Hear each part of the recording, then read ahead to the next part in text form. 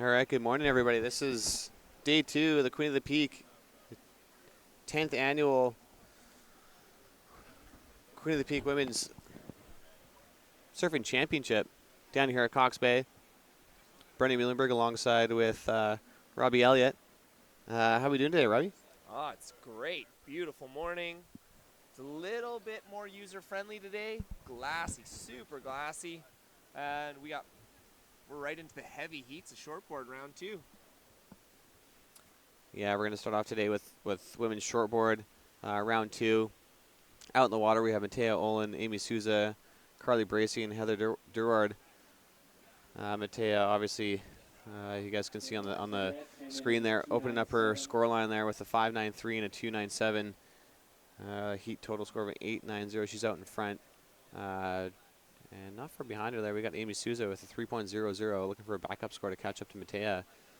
Matea staying a little busy here. We got a different day here for swell there, Robbie. It's dropped off a little bit here. Definitely not as big as yesterday. Yesterday there was some challenging conditions there for the girls, but today it looks pretty nice. A little bit smaller, beautiful groomed faces here. So looking like we're gonna have some pretty good day of competition today. Yeah, I'd have to assume that all the ladies that made it through to day 2 are breathing a little bit of a sigh of relief after the war zone that they went in yesterday. We had a bit of live action there with Carly Bracey just kind of doing a little bit of an up and out there, but surfer in yellow, Heather Durward with a nice little tap off the top, riding that one out with confidence. That will improve her score line, but yeah, I see the feeling down on the beach. Like I said, there's kind of been a collective exhale of everybody being like, thank gosh we do not have to paddle that again. Yeah, that was pretty aggressive yesterday. You know, we saw some of those set waves breaking pretty much 2 kilometers out into the middle of the bay there. Made things a little bit challenging there for the girls yesterday. But we did see some pretty high scoring rides there. We earlier on in the shortboard qualifying rounds, we saw the likes of Dominga Tokarek post a heat total score of a 15.57, I believe. Pretty much dominating that round there. So, you know, the waves were pretty massive yesterday, but if you were able to capitalize on those set waves, you were able to post some pretty big scores. So, things were definitely a little challenging yesterday, but surfers were definitely rewarded if they could get on one of those bigger waves. Yeah, like you said, you didn't see a ton of those kind of performances, so the ones that did happen really did stand out. Some really, really impressive stuff, especially in the longboards. I mean, man, having a longboard through a gauntlet of whitewash like that is a feat unto its own. And then I think you might have been gone by that point, but Dominga's second heat as well, she had the same thing. She just went in and absolutely smoked everybody in her heat. It was pretty wild. I think I was speaking to her down on the beach, and a surfer of her caliber, you'd expect her to be seeded, but she's actually been out of the competition for the last 6 years, and this was her first competition back. So she was actually pretty stoked because she said that she could get a few heats under her belt rather than starting in the later rounds. And I dare say that she's put the rest of the field on notice that she's here and she's back and she's ready to compete. So super excited for her. She's a great addition to the competition. Yeah, you know, that goes to show just kind of getting those early contest jitters out of the way and able to bang off a couple of heats there and kind of get your feet comfortable on your board there and kind of shake off those cobwebs that have kind of been forming all year long until this contest kind of hits the bay here. So yeah, it could be playing in Dominga's favor there. We we got a lot of the top seeded surfers surfing today. I'm sure they were kind of frothing at the mouth there watching the waves rolling yesterday. It's had some pretty epic conditions, and I mean today they're probably thanking the surf gods out there. Not that crazy of a paddle out today. Waves are a little smaller today. It shouldn't get much smaller. Look like we have like a 3 foot at 10-second predominant west swell. Here we go back to live action. We got Amy Souza on her backhand. Unfortunately, the wave just kind of rolling out from underneath her. But yeah, look for hopefully the swell kind of sticks around all day long, and then tomorrow for finals day it's supposed to pick up again. So nice little break for the girls today. Yeah, it's even there. Still, the waves are so contestable this morning. I've seen a couple of really good sets roll through. There's still that occasional, shoulder high to maybe even head high pulse out there. So, it's going to be interesting. Dino's heat strategy is going to come into play here. It's going to be, do you wait for the set wave, or do you try and get busy on the inside here? But we saw Mattea right at the beginning there knocking that 5.93, which was a solid 2-hit combination, and that I think that was about a mid-range set wave. So obviously the judges are going to set the scale a little bit lower today due to the fact that they're going to see such talented surfers in the water. So we'll see once we start to get some of those patented Mattea Olen combinations that I'm sure we're going to see scores a whole lot higher than a 5.93, Dino. Yeah, it's kind of watching this contest for so many years. It's seeing Mattea up in the later rounds. It's pretty much a given every single year. Kind of one of the favorites now when you look at the Queen of the Peak.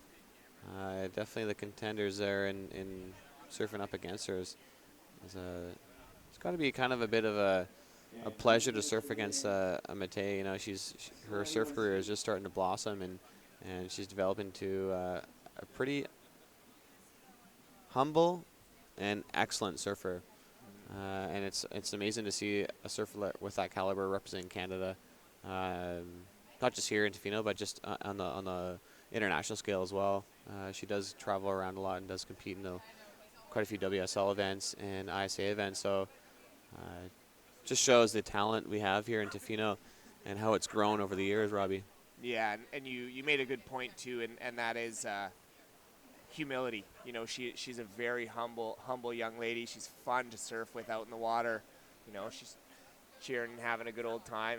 And again, that's a testament to this competition, a testament to Tofino surf culture, is you just have so many phenomenal talents out here, but we're all just good people. It's good people to share the water with. And again, that's not a given in this life. So, the most talented are not always the best people around. So we're pretty stoked to call Mattea our own here in Tofino. And again, like we always say, she's pretty much a lock for the later rounds.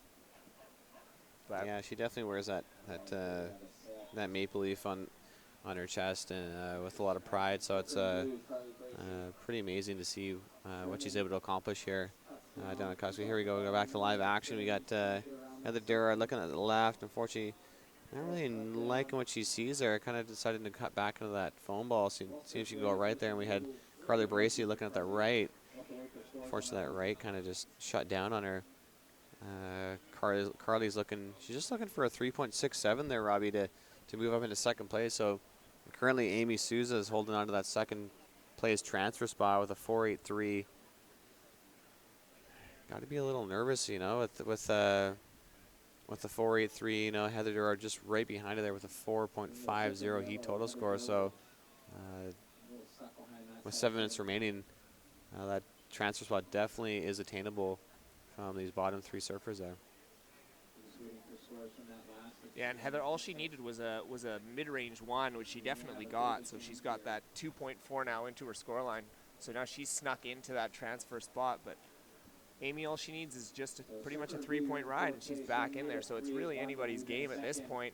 And surprisingly, Mattea hasn't separated herself too far from the pack just yet. I'm sure she's waiting for that wave that she knows she's looking for, and when she does, she's going to tee off on it. But right now, she's still only sitting about a 5.41 away from Heather Durard. Amy Souza, all she needs is a 2.91, and Carly, all she needs is a 3.81 to get to that transfer spot. So it's really just anybody's game with 6 minutes left here, Dino. Yeah, that transfer spot's always so exciting to watch, and you got 2 other surfers that are trying to battle to get that advancing position there, and yeah, it's exciting stuff there. Mattea dropped to 5.93 and has a backup of a 2.97. Definitely, probably wanting to replace that 2.97. She does have a pretty good score under her score line. And looking pretty comfortable out there. I mean, she's sitting in the back, kind of waiting and looking for these set waves there. And, Heather's just right behind her. She's chasing a 5.41. Let's see if these surfers can capitalize on some of these sets. Definitely a little bit smaller there, so you kind of got to change your bit of tactic there. Those set waves do look like they stand up on the outside.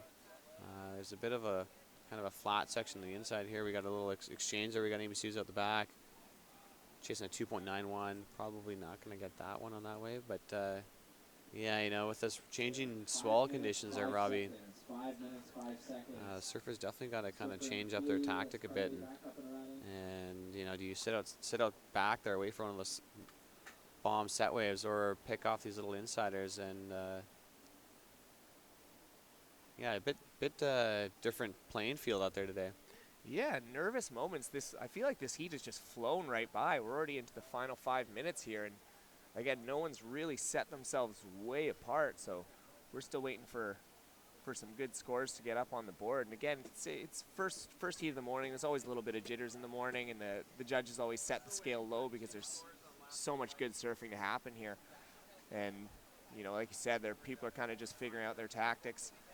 As we head into live action, we got a paddler here in our surfer in red, Matea and Olen, with a nice little hack off the top, eyeing down this left-hander. Another little jam, trying to kind of pump her way through to this next section, and just a nice little finish off the top, riding out with a bit of confidence. That was 3 solid turns. That's definitely going to factor into her scoreline. It's going to improve on her total.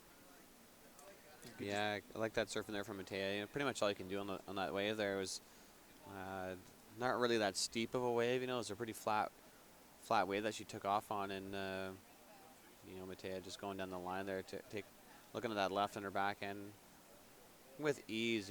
Just moving around, getting comfortable. We got 4 minutes remaining in this. Just under 4 minutes remaining left in the heat. She probably knows that she's got a pretty decent score on that first wave there, and with that last ride of hers, she knows she's going to get another decent score. So yeah, nice little wave selection there from Matea. Yeah, and did well to do a lot more than that wave really offered her, that's for sure. As we're starting to see Cox Bay wake up a little bit this morning, as a few sets are starting to roll through, which we love to see.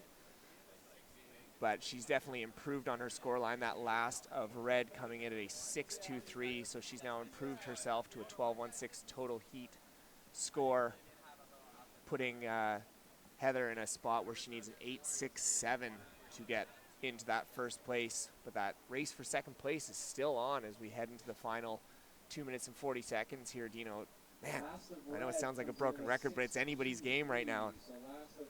Yeah, Amy chasing that 2.91 is pretty attainable out here.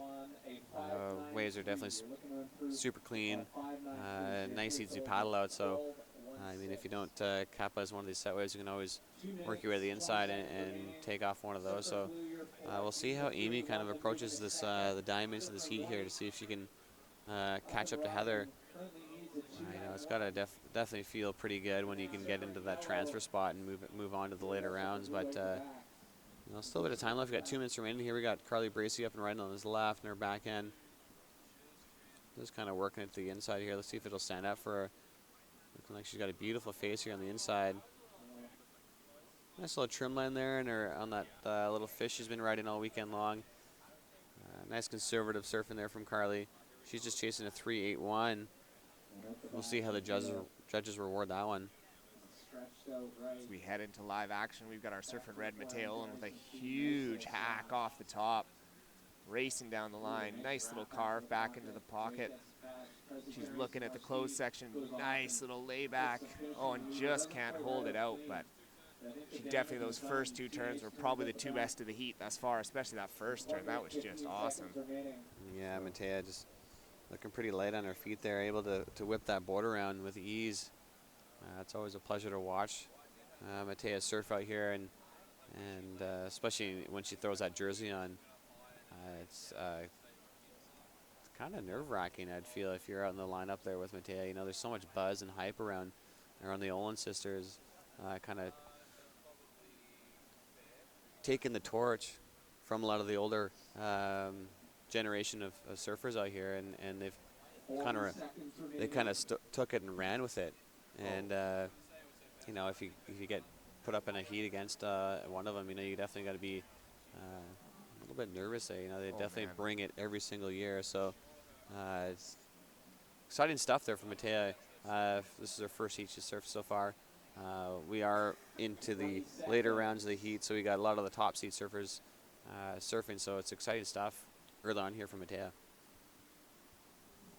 When I thought there we might have had a situation change, but our surfer in white just coming up short with a 2.87, so she was 0.03 short of jumping into that transfer spot, which just goes to show you how fleeting that spot can be. Yeah, Amy's probably going to be disappointed with that last wave. Judges just not giving her the nudge there to move up into second place. Amy with a heat total score of 5.87, looking like she's probably going to fall a little short there, unfortunately. But pretty good surfing there from the girls early on here in the first heat of round 2 of the women's shortboard. So excited to see how this bank, Robbie, starts to cooperate here down at Cox Bay. We saw it just kind of on fire all day yesterday, and today, you know, there's a little bit of a smaller swell, but still we have beautiful groomed lines rolling in, and there's still tons of swell out there. So it's going to be an exciting day 2 here, Robbie, for swell. Yeah, it's going to be great, and I think it's going to be a really conducive for both divisions. I think, you know, I bet you all the longboarders right now are just licking their lips looking at these waves. You know, they had really good turtle roll practice yesterday, and while we did see some phenomenal waves, we saw a lot of work put in by these ladies. But like you said, there's just beautiful groom lines coming in here, and there's still a decent about 4.5 foot at 10 seconds swell out there. So there's going to be plenty of waves today, plenty on offer, and we are going to see the cream rise to the top, my friend, as we head into our next shortboard round. Surfer in red, our last year's champion in the longboard division, Leah Dawson. In white, local legend Lou Rogers. In yellow, Monica Thatcher. And in blue, Aline Carriere. Hopefully that was sort of almost right. Aline Carriere. Carriere. Could be French. I'd say it depends how French she is. If it's French, it's Carriere. And it would be Aline. Maybe? Yeah, agree to disagree. I mean, I don't know. Yeah. Yeah, it's exciting to see Leah Dawson back here up in the beaches here at Tofino. Saw a few years ago, you know, on the patented poster there, and pretty much became the slogan here, the Queen of the Peak this year. Leah's beautiful little sole arch there in her longboard, right up on the nose. So, yeah, it's exciting to see lots of the returnees come back to competition up here in Tofino. And it's just awesome to see this contest grow and just kind of just gain steam as it goes on, Robbie. I mean, 10 years of this contest, it's pretty impressive to see all the caliber of surfers that are not just coming out to compete for Tofino, but nationwide and also North American-wide and worldwide. Yeah, it's insane.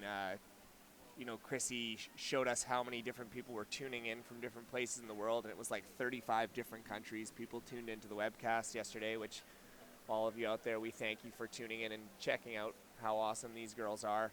But yeah, like you said, we've got such an international field at this point that it's, you know, it's not just the usual Tofino ladies that you see in the lineup that are ripping like crazy. They're getting some international notoriety, and again, credit to Chrissy and Mike and Jay and the crew that's got this thing going. I mean, and look at the prize packs now. You know, shortboard $3,000, longboard $3,000, and I'm pretty sure Aftana surfboard as well, is it not? Something along those lines. But even the Princess of the Peak is $500. $500 for Princess of the Peak. It's not a bad, not a bad little paycheck there for the Groms. No, what would I do with $500 when I was that young? Oh my God! It's gotta be one of the first prize packs for a Grom category out here in Tofino in quite a while there. That's pretty impressive there. $500, not a bad little weekend here at Cox Bay, and throwing it down in front of your friends and family. And if you're able to walk away with that cash money, it's cash is always nice. The bragging rights is always a little bit better. You got a full year of throwing it in your friends and competitors' faces here. But we got take it back to live action. Leah Dawson popping her way into this one here. Nice little float off that little foam section there. Little tap off the top. Unfortunately, that one just kind of closes out in front of her. But Leah Dawson just kind of getting a little busy here. We got 60 minutes remaining left in the heat. Nice little wave selection from Leah, kind of just feeling out this lineup here.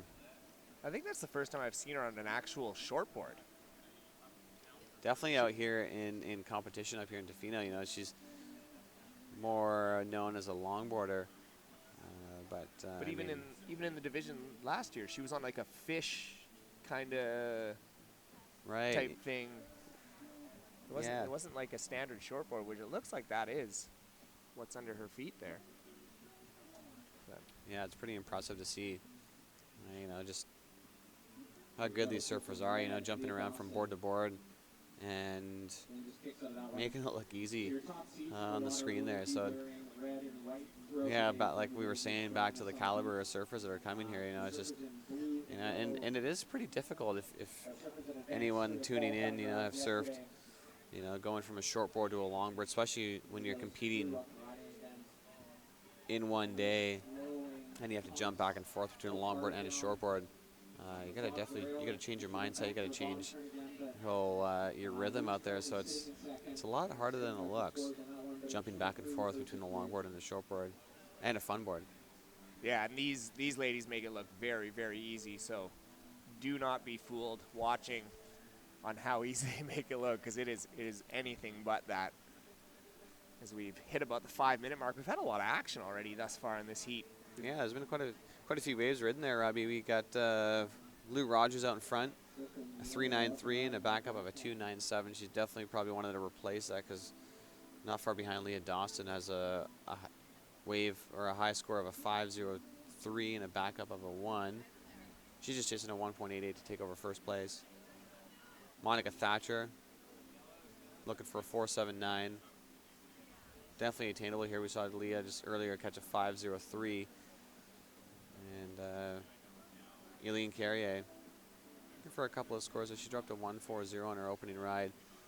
Probably just trying to get a little comfortable there, especially in round 2. When you see those big names get up on the heat board, a little bit of excitement, maybe a little bit of anxious nerves there, especially with the top seeds. It's can be pretty nerve-wracking when you get paired up with one of those top seeds in your heat.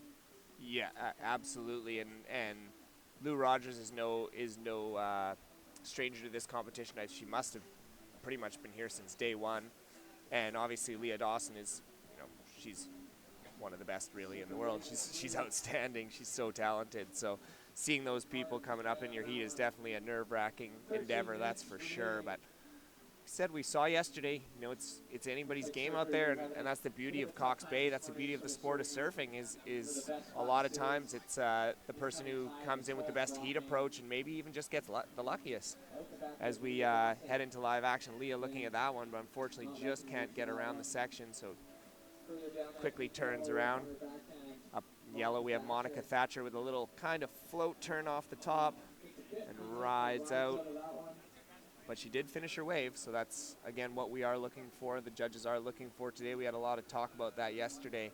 It's going to be it's different today in the fact that rather than going into a huge section and trying not to get smashed, today it's more about technique. Can I stay in the wave and show that I'm riding out with confidence? And we know head judge Shannon Brown has made no qualms about it. Like, that's what he is looking for. He wants to see you ride out with confidence, stomp those tricks, and show that you're in complete control. Yeah, that's where you're gonna get your those scores rewarded. Just showing that commitment can be a little daunting, when you see a little end section or coming at you, and sometimes you just want to kind of throw something big and impress the judges, but it's almost better to kind of settle down, take a breath, conserve that energy, and just stick to the basics, focus on linking turns together and focus on finishing off those waves because as we've seen with these scores dropping this morning, as these surfers finish off their waves, they're definitely getting better scores than the ones that fall on those last maneuvers. So yeah, whenever I see an end section come up, sometimes I just want to smash it and and you get a piece of humble pie there from Shannon. If you're ever out in the water with him, he'll come at you and tell you, settle down, just relax. That end section's there for a reason, and focus on the basics. Know exactly where you're gonna hit it and try to ride out with style. So eyes on the beach, Dino. Eyes on the beach. Exactly. So yeah, we're definitely seeing those scores get rewarded as you finish off those waves. So for competitors maybe tuning into this live feed, might have thrown you a little hint there of what the judges are looking for. So maybe throw that down in your repertoire and bring it later today. What a beautiful day we got here today, Robbie. Man, it is cool, it is crisp, but it is so nice. It is unbelievably nice. Like, this is almost like pristine summer weather, but 15 degrees too cold. Yeah, it's definitely a little on the cold side here in the morning here. But once that sun gets over the hill there behind us and starts to shine down here on the bay, it's going to get nice and warm, which is going to be pretty fantastic. We're going to get probably a high of 16, I think it was going to say today, and going to feel like summertime out here. But yeah, what a beautiful little weekend we've had here. Yesterday we lucked out with some beautiful weather and some amazing swell. Find that the swell always tends to show up here for the Queen of the Peak. Yeah. Oh yeah. It's outrageous comparatively to all the other surf comps that we've generally had here, outside of course, the Christmas Classic, which was always pumping. They did such a good job. They're so smart. Like putting the competition at the end of September, early October, it's just such a smart call because you're rolling the dice whenever you do a competition, especially with such a short window of 3 days, but it just never disappoints. We never don't get solid waves here, and again, credit to the organizers of when they put this on. It's just, you want to see the proper queen. You want to see the proper queen, and no one wants to see people chop hopping in 6-inch waves, which is what I do most of the summertime. Yeah, it's definitely a pretty amazing time of year to have a surf contest. Here we go back to live action. We have Lou Rogers, your heat leader. A couple little taps off the top there. We got 8 minutes and 34 seconds remaining. Here we got Leah Dawson on the screen. Beautiful ramping cutback there. Nice little tap off the top there to finish off that wave. Leah Dawson just searching for a 188 to move up into first place, and it's probably going to look like she's going to replace her 1 and move up into first. So stand by for results on that last ride, but Leah Dawson just making it look easy, and I mean, Lou had a nice little wave behind there. It didn't really offer up too much. Leah definitely got the better of that exchange. As we see these scores start to drop here, Robbie, Leah Dawson dropping a 6.53 on her last ride, moving her up into first place. Yeah, that we just caught the tail end of that, but that wrapping cutback, that was just fantastic. And then especially going right back up into the lip and riding out with confidence again, like that's just picture perfect of what the judges are looking for here, and she was rewarded with the highest heat score the highest wave score of the heat so far. So with 7:30 remaining, Leah has put herself into a pretty comfortable first place position here with a 2-wave total of an 11.56. We have Lou Rogers sitting in second with a 6.90, and our surfer in yellow, Monica Thatcher, is just looking for a 5.24, which is out there. And our surfer in blue, Aline Carrier, is looking for a 5.51. So 1, 2 are sitting pretty comfortably, but not quite comfortably enough, I would say, at this point. Yeah, and can't get too comfortable until you hear that buzzer, that horn sound.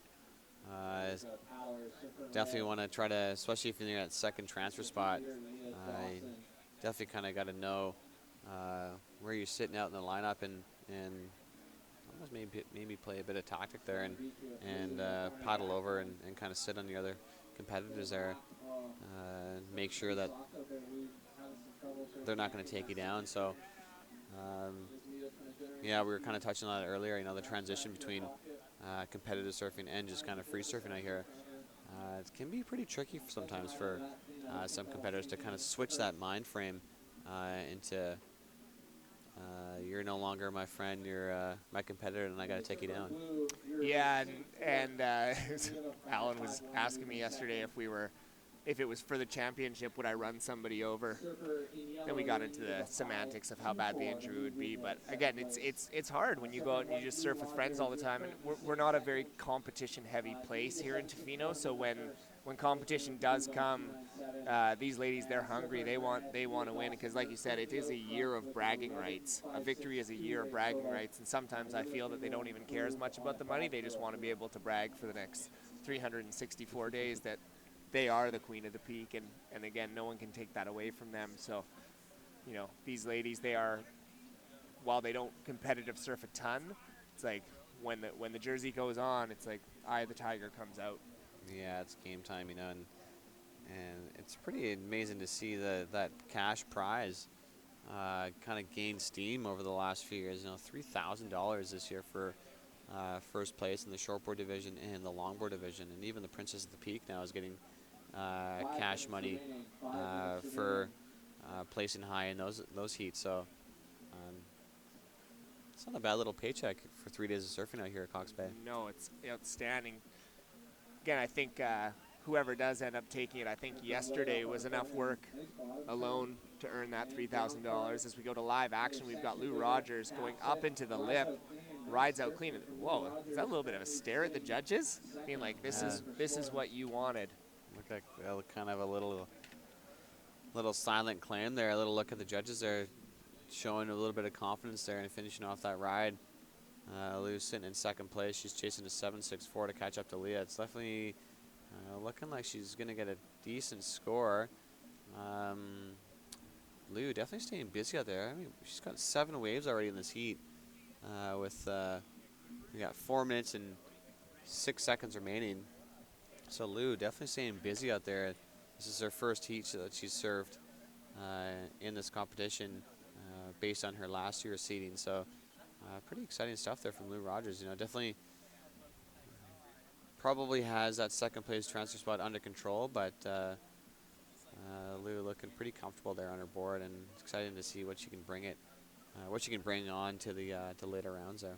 Yeah, and I even though there's no shout out written here, I'm very sure she wants to shout out to her wonderful, supportive husband, Aaron, and her lovely 2 daughters, Sophia and Tully.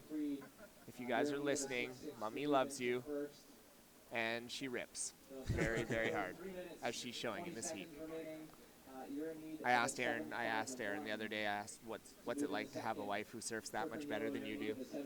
He took it with confidence. He was like, no, it's great. It's good. As we go to live action, she's going for more. That's wave number 8 for our surfer in white, Lou Rogers. She's averaging about a wave every 2 minutes right now. Here we go. We got Monica Thatcher jumping out of the nose there on her shortboard. Cheater 5. She's looking for a 7.24 to move up into second place to catch up to Lou. So we'll see where that cheater 5 goes. Unfortunately, couldn't ride out of that one and fell out behind the wave. The waves today aren't super powerful as we saw yesterday. So you're definitely going to have to kind of stick close to that foam ball where all that power, or the power suction there in a wave, and just to develop and generate some speed so you can kind of start packing on those critical maneuvers there that'll get you a good score. So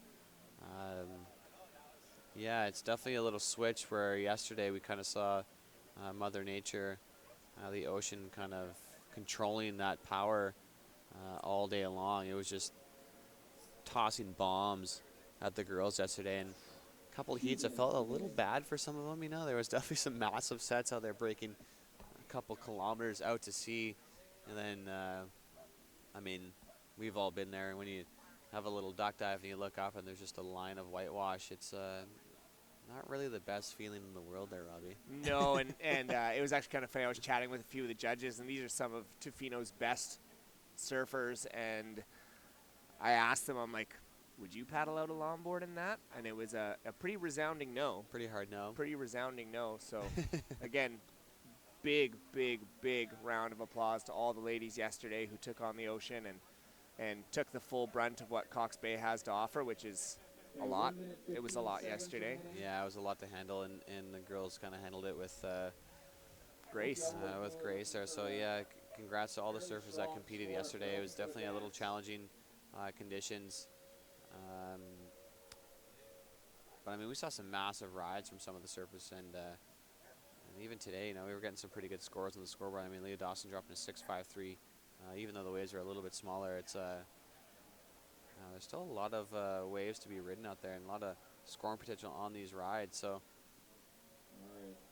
see how these surfers today shift gears from kind of holding on for dear life and praying to God that they'll get a good set wave, where today it's a little bit more strategy out there, you know, playing the lineup a bit more, finding which bank's going to start producing. So I'm excited to see who can kind of bring their A game out there and bring it to the competitors. I mean, we're in the later rounds today, Robbie, so we're definitely going to see a lot higher of caliber of surfing today.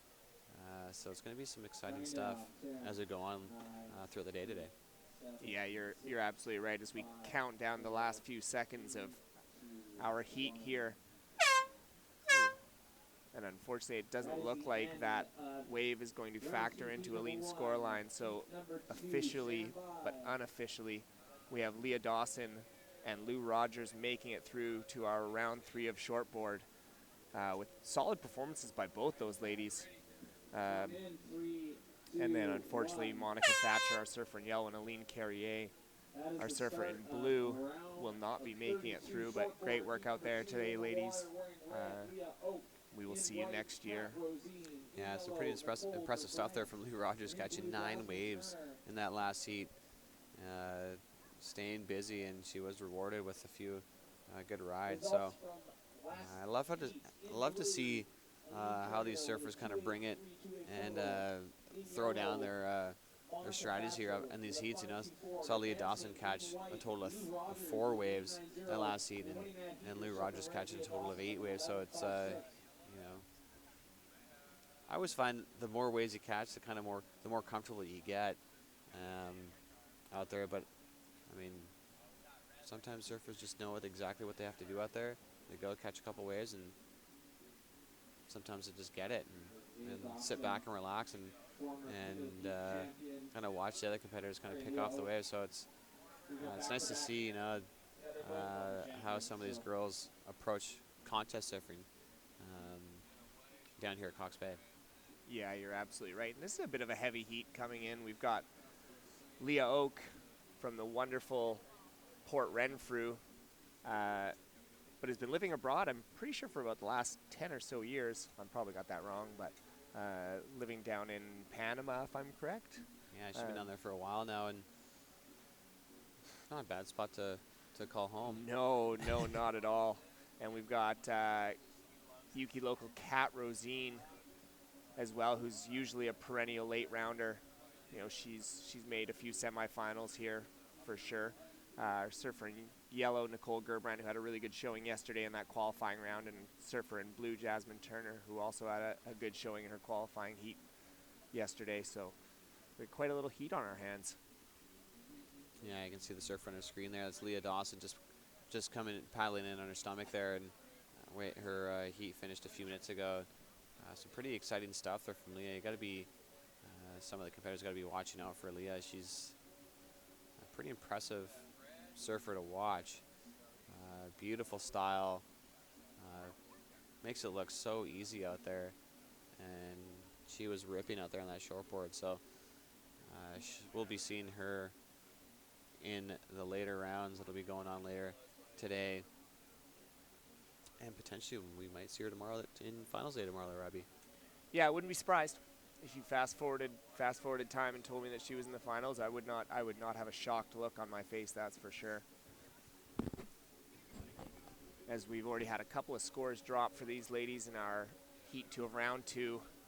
Our surfer in red, Leah Oak, locking in a 4.33, and here she is again, live action, pumping down the line, doing a nice little patented layback gouge. We've seen Leah do that turn before. There's very few on this planet that do that turn as well as she does.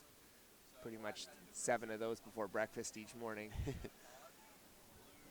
Yeah, Leah, no stranger here to the Queen of the Peak. Has been coming here for quite a number of years, and she has won it in the past. And yeah, Leah with that patented little gouge there. Usually, always tossing tons of spray on those turns. So we'll see how she gets rewarded on that last ride. It's looking like it's going to be coming in kind of close to her first wave there, Robbie. Looked like she dropped a 4.00 on that last ride. Didn't really have to do much when you're throwing turns like that to get a decent score. No, and again, what we've been talking about is the judges seeing you ride out of those turns with confidence, and she did just that. Unfortunately, she couldn't stick that second little kind of off the lip that she went for there, but because it would have probably gone into that 6-7 range had she been able to. But it was a real good first turn for Leah, and the judges are rewarding her because of that. So a little bit of a situation update as we hit about the 5-minute mark here of round 2, heat 2 of the women's shortboard Queen of the Peak.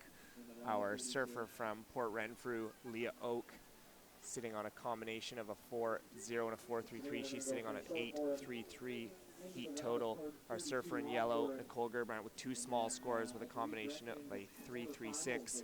Kat Rosine with a 2.67 on a combination of 2 small scores as well. She'll be looking to replace both of those. And our surfer in blue, Jasmine Turner, with a 1.33. As we just had our live action, Nicole Gerbrandt, surfer in yellow, unfortunately just coming unstuck there. Didn't look like that wave had a ton to offer for her, so she's going to race back out there and look for another one pretty darn quick here. Yeah, there's still a lot of time left here. We got just under 15 minutes remaining. And lots of waves rolling through here at Cox Bay. Some pretty beautiful conditions here. Nice mellow paddle out. I'm sure the surfers are kind of walking out of the beach and kind of praying or thanking the ocean there for kind of slowing down a bit. A little challenging conditions today. It's a little smaller and a little less power on those faces there, Robbie, but these surfers are still able to pick off some of these set waves and roll through. I mean, we see Leah Oak here. She's already dropped a 4.33 and a 4.00 on her couple of opening rides here. So there's definitely waves out there, as we have on screen here. Surfer in yellow, Nicole Gerbrandt, having a look at this one. She's got a 2.43 looking to replace a 0.93. Unfortunately, that wave just kind of flattening out in front of her, but she's chasing a 5.91 to move up into first place to catch up to Leah. Looks like we got some sets on the horizon here, Dino. You can see surfer in white, Kat Rosine, just scrambling to get herself into position for one of these waves. Yeah, you'd be feeling pretty confident there if you can find yourself in position for one of these set waves. They're offering up tons of scoring potential, but that's trying to find that right spot and right corner is sometimes pretty tricky there when you got 20 minutes out there, a lot of nerves running through the body there, and just making sure that you're catching waves is kind of #1 priority. But yeah, being able to pick off one of these set waves would be pretty awesome. We have Jasmine Turner there just kind of scratching into that one. Unfortunately, couldn't quite make her way into that. Probably a good decision to not go for that one. That wave didn't really offer up too much potential there. So, I mean, with 13 minutes remaining, there's still tons of time left for Jasmine and Kat to get back in this thing. Well, I think, just looking out there, I think Kat's onto something, because there's a really nice right-hander that is just running down the beach. A few sets have come through there that have looked really, really nice. Definitely the biggest sets I've seen so far today. So I see Kat moving down on that peak. And I think it might be a good decision for her, because there's some really, really scoreable rides. I think she also saw Leah Oak down on that peak as well. So she saw what she was doing and was like, I'm going to get a little piece of that. Yeah, that's not a bad little tactic there. If you see one of your competitors kind of ripping and catching tons of waves, you got to be thinking, got to be in the wrong spot. You know, if they're catching all those waves, some of those waves are going to factor into their score line. So I should probably paddle over there and get a few scores under my score line, because I mean, we saw Lou Rogers catch 8 waves in her last heat, but then we saw Leah Dawson only catching 4 waves and being able to move on. So a lot of it's wave selection. I find if you're staying a little busy, kind of can throw those nerves out the window and surf a little bit more loose. Caution to the wind. You know, but I mean, everyone out there has a strategy. That's why they're the top seed. So, and that's why we're in the booth. And that's why we're in the booth. You know. We'll have our own commentators competition after this. We could make a little special category there. Get the judges and the volunteer staff out there. I mean, I'm not a betting man, not but the judges. Yeah, a few heavy judges up here, but live action. Leah Oak there. Couple little direction changes there, not too much. Unfortunately, that wave just kind of faded out for Leah. She's got a couple of good scores under her belt. She's got a 4.33 and a 4.00. That's why she's up in first place with an 8.33. Here we go, and on the screen there we had Jasmine Turner trying to muscle her way into that one. Unfortunately, just couldn't quite get ahead of that that wave there. I mean, yeah, Robbie, these waves are a little bit soft, on the softer side today. It's going to be interesting to see how these girls play these banks, especially as the tide starts to switch later on during the day. Yeah, it's definitely going to take a lot more heat strategy today than it did yesterday, where yesterday was a little bit more like, please just get yourself out the back and hope you're in the right spot for a solid set wave. Where today is going to be a lot more about strategy, getting yourself on the right peak, getting yourself on the right wave, and really being choosy, because some of these waves just aren't offering up the scoring potential that are going to get you through. So it'll be interesting to see. This is where that heat strategy is going to really come into play for these ladies, and so far it looks like our surfer in red, Leah Oak, has, you know, that all the years of competing for her has really come in handy, because she's just got into 4 waves, but all of them have been the highest waves of the heat thus far. All 4 of her waves, the 4 highest scoring waves. So, I mean, we're seeing experience really come into play here as we see a couple of really nice rights just rolling down the beach. Yeah, it's going to be interesting. Oh, there we go. We have Kat Rosine on her back, and a beautiful tap off the top there. We got Jasmine turning her screen, having a look at this left. A couple of nice little pumps are moving down the line here. Nice little turn there. Right now clean. Jasmine Turner, but Kat Rosine on that right earlier with a huge snap off the top there. Let's see what the judges throw down for that one. It was probably one of the more critical maneuvers we've seen so far in this heat. And all she's needing is a 3.1 there, and I dare say that the judges are probably going to like that to the tune of, I would say, probably a little more than a 3.1. Yeah, you know, Kat was staying a little patient out there, waiting for one of those waves to roll through, and it's looking like that she's going to get that score that she needed. Score is starting to funnel in here from the judges there, looking like Kat dropped a 4.37 on that last maneuver. We're seeing some of the best waves of the morning thus far, just rolling through way down on the bank. We've got Leah Oak up and riding, driving down the line, throwing it up into the coping. Unfortunately, that thing ran away from her a little bit, but she still did do a little damage on that little off the top there. Yeah, Leah Oak looking pretty loose there on her board.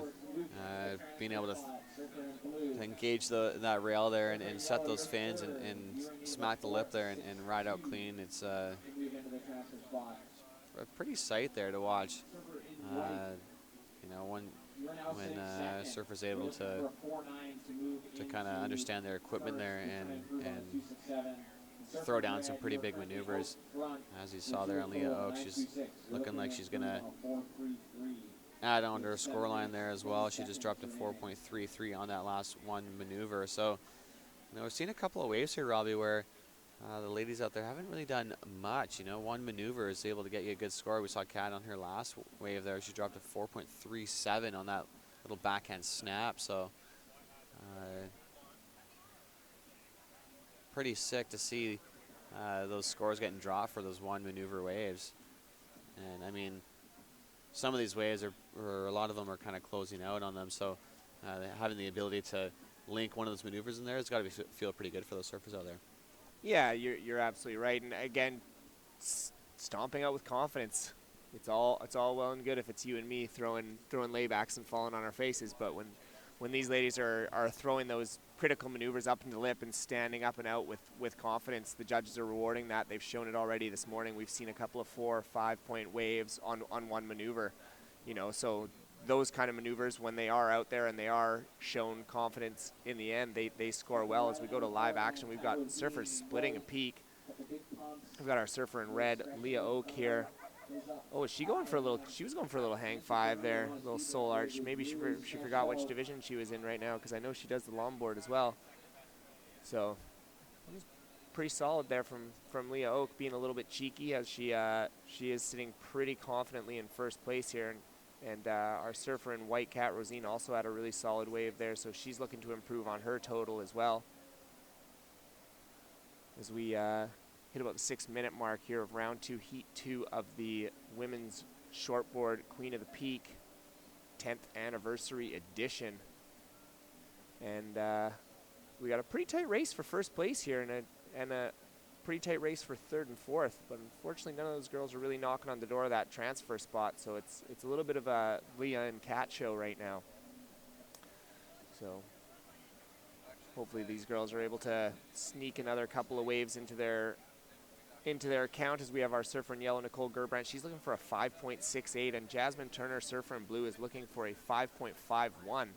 So neither of those scores are unattainable. We saw scores of that caliber in the last heat, so it's definitely happening, and with 5 minutes to go in this heat. Yeah, we can see out the back there's some lines approaching here. Robbie, you know, Leah and Kat are at the moment in that first and second place position. Nicole not that far behind. I mean, a 5.68. She's going to have to do something big here. I mean, we've seen Leah throw a couple of big turns, and Kat with that nice little backhand snap post a couple of 4s. So Nicole's got to come out swinging here if she's wants to catch that 5.68. Or if she can play it cool, she can get a couple of smaller scores that'll add up to that 5.68 that'll push her on ahead. So a couple of different options there for Nicole with 4 minutes and 50 seconds remaining left on the clock.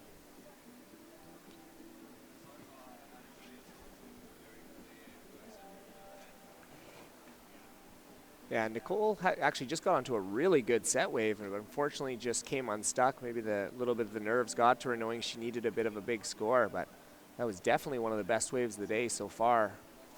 That Queen Peak from yesterday is starting to light up a little bit now, as we've seen all of our surfers slide over to that right-hander, where before they were kind of split between the right and the left there, but they're all kind of paddling over to that right-hander now, because it's given up some pretty solid scoring potential as we see more waves coming in here, Dino. I mean, even if the waves are a little bit smaller and a little less consequential, man, the consistency is definitely still there.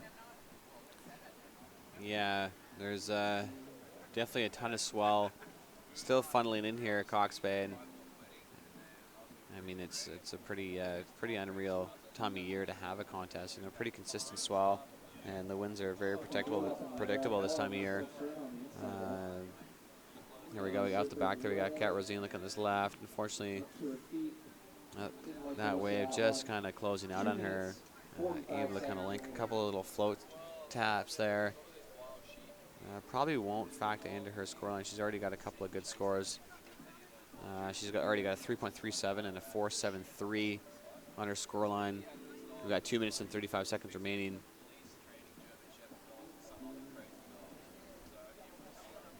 But yeah, we got some beautiful swell today, and you know, looking at the report there, we were kind of wondering to see how this swell was going to produce, and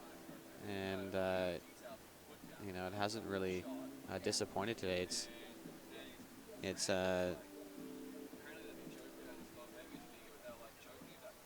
it hasn't really disappointed. There's been tons of swell funneling into the bay here, and you know, just as we were saying, these set waves, how they're gonna react on these little sandbanks here. They've done nothing but produce. So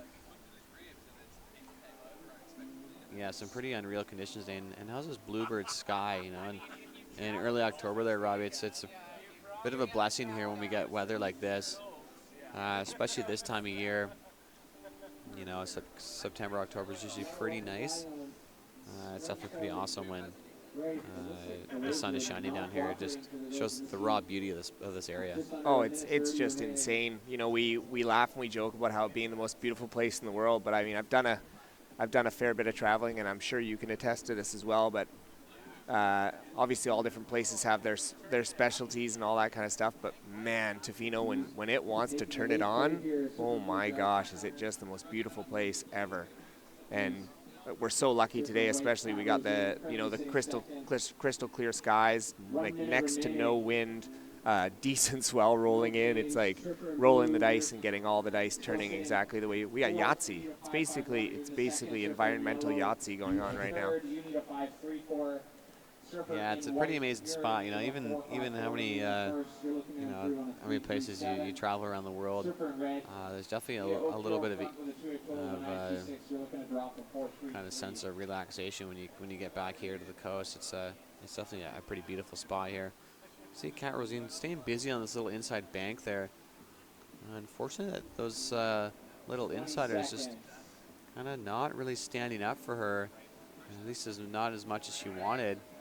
There we go. We got that set out the back there. We got Leah Oak up and riding. A beautiful snap off the top there from Leah Oak in the dying seconds of the heat here. She's already in first place, looking to kind of pack on the points there. Pretty impressive stuff from Leah Oak. That's your Surfer in Red. That's the end of Heat 2. We'll be moving on to Heat 3 of the women's shortboard. So don't go away. We're going to take a quick commercial break. We'll see you guys back in a little bit. Heat number 3.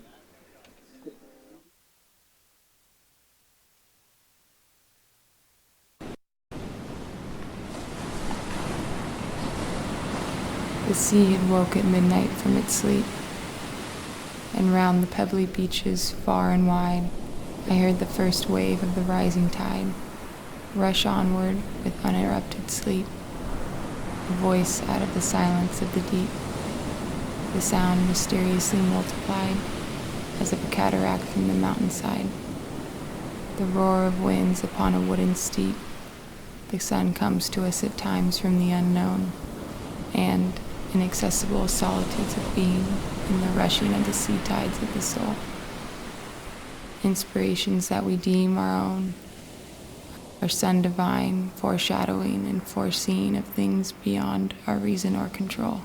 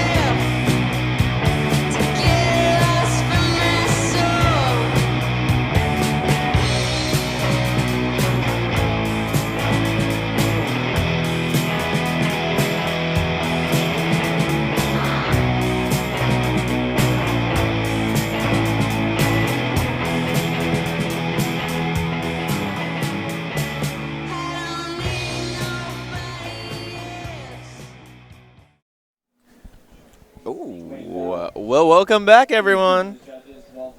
That's a loud mic. It's loud in the morning. How you doing, Robbie? Oh, I'm fantastic. Fantastic. Beautiful day. Back on the mic with my pal, Alan Pearson, the Papa himself. Yeah, it feels good to be back in the seat. Yeah, saw a really good heat there. Saw Leah Oak and Kat Rosine put on quite a show there.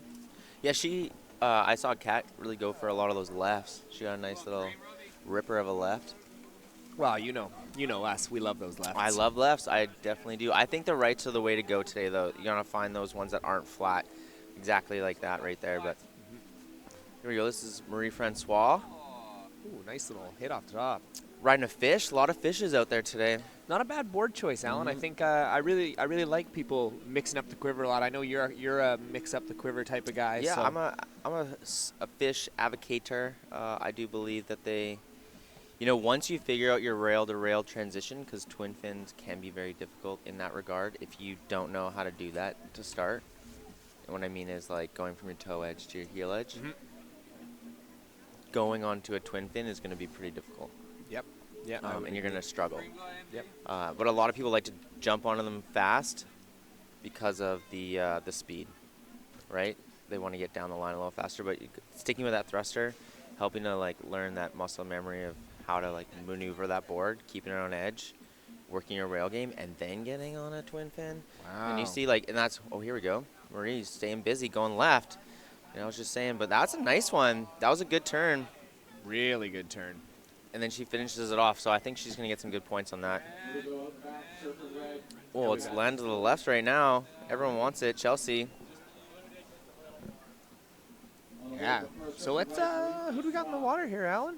All right, so in white, we have Marie Francois. Oh, 1 second. This is Dawn, local legend, 10-year Queen of the Peak, nailing it, putting her like little stamp on this heat already off the bat. That was her first wave.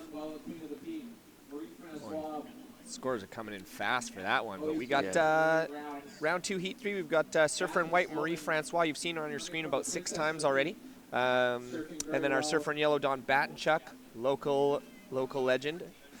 Surfer in blue, Chelsea Fair, and perennial princess of the peak, graduating into the queen status. Yep. In red, Jasmine Slowman. Can't wait to see her get a couple waves under her belt. She is an extremely talented young lady.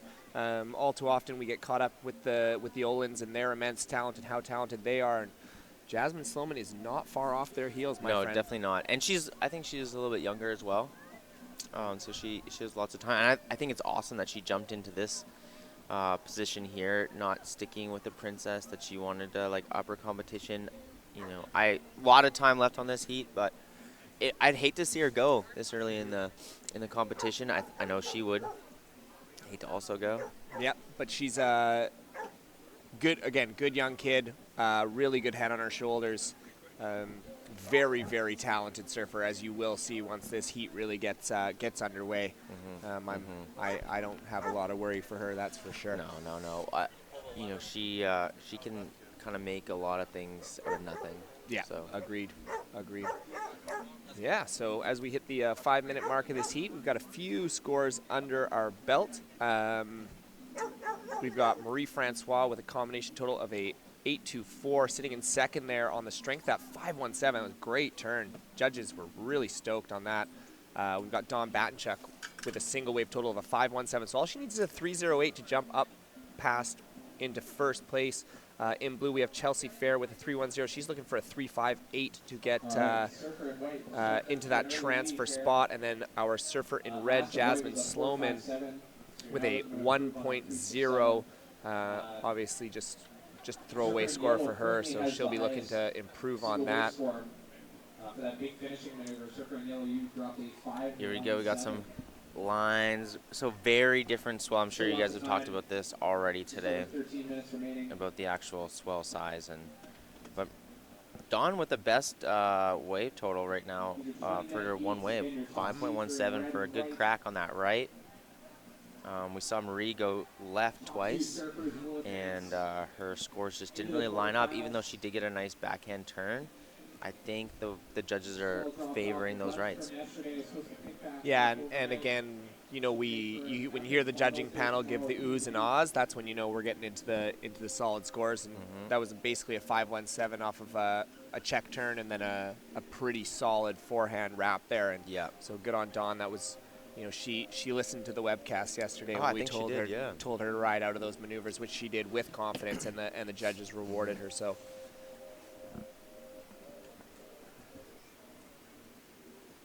Not as much paddling. Not as No, much paddling today. no, that's for sure. So you were just down on the beach, Alan? What's the Yeah. vibes down there? It's really good. I was just talking actually to Lou Rogers, and she's stoked, really happy. She just killed her heat, and I talked to Jasmine Turner as well. A little bit of some ideas of like where to be, what to look for, and I felt very honored. You know, people were asking me like my opinions on things, and I was like, wow, I just normally give them up here because no one can say I don't want to listen.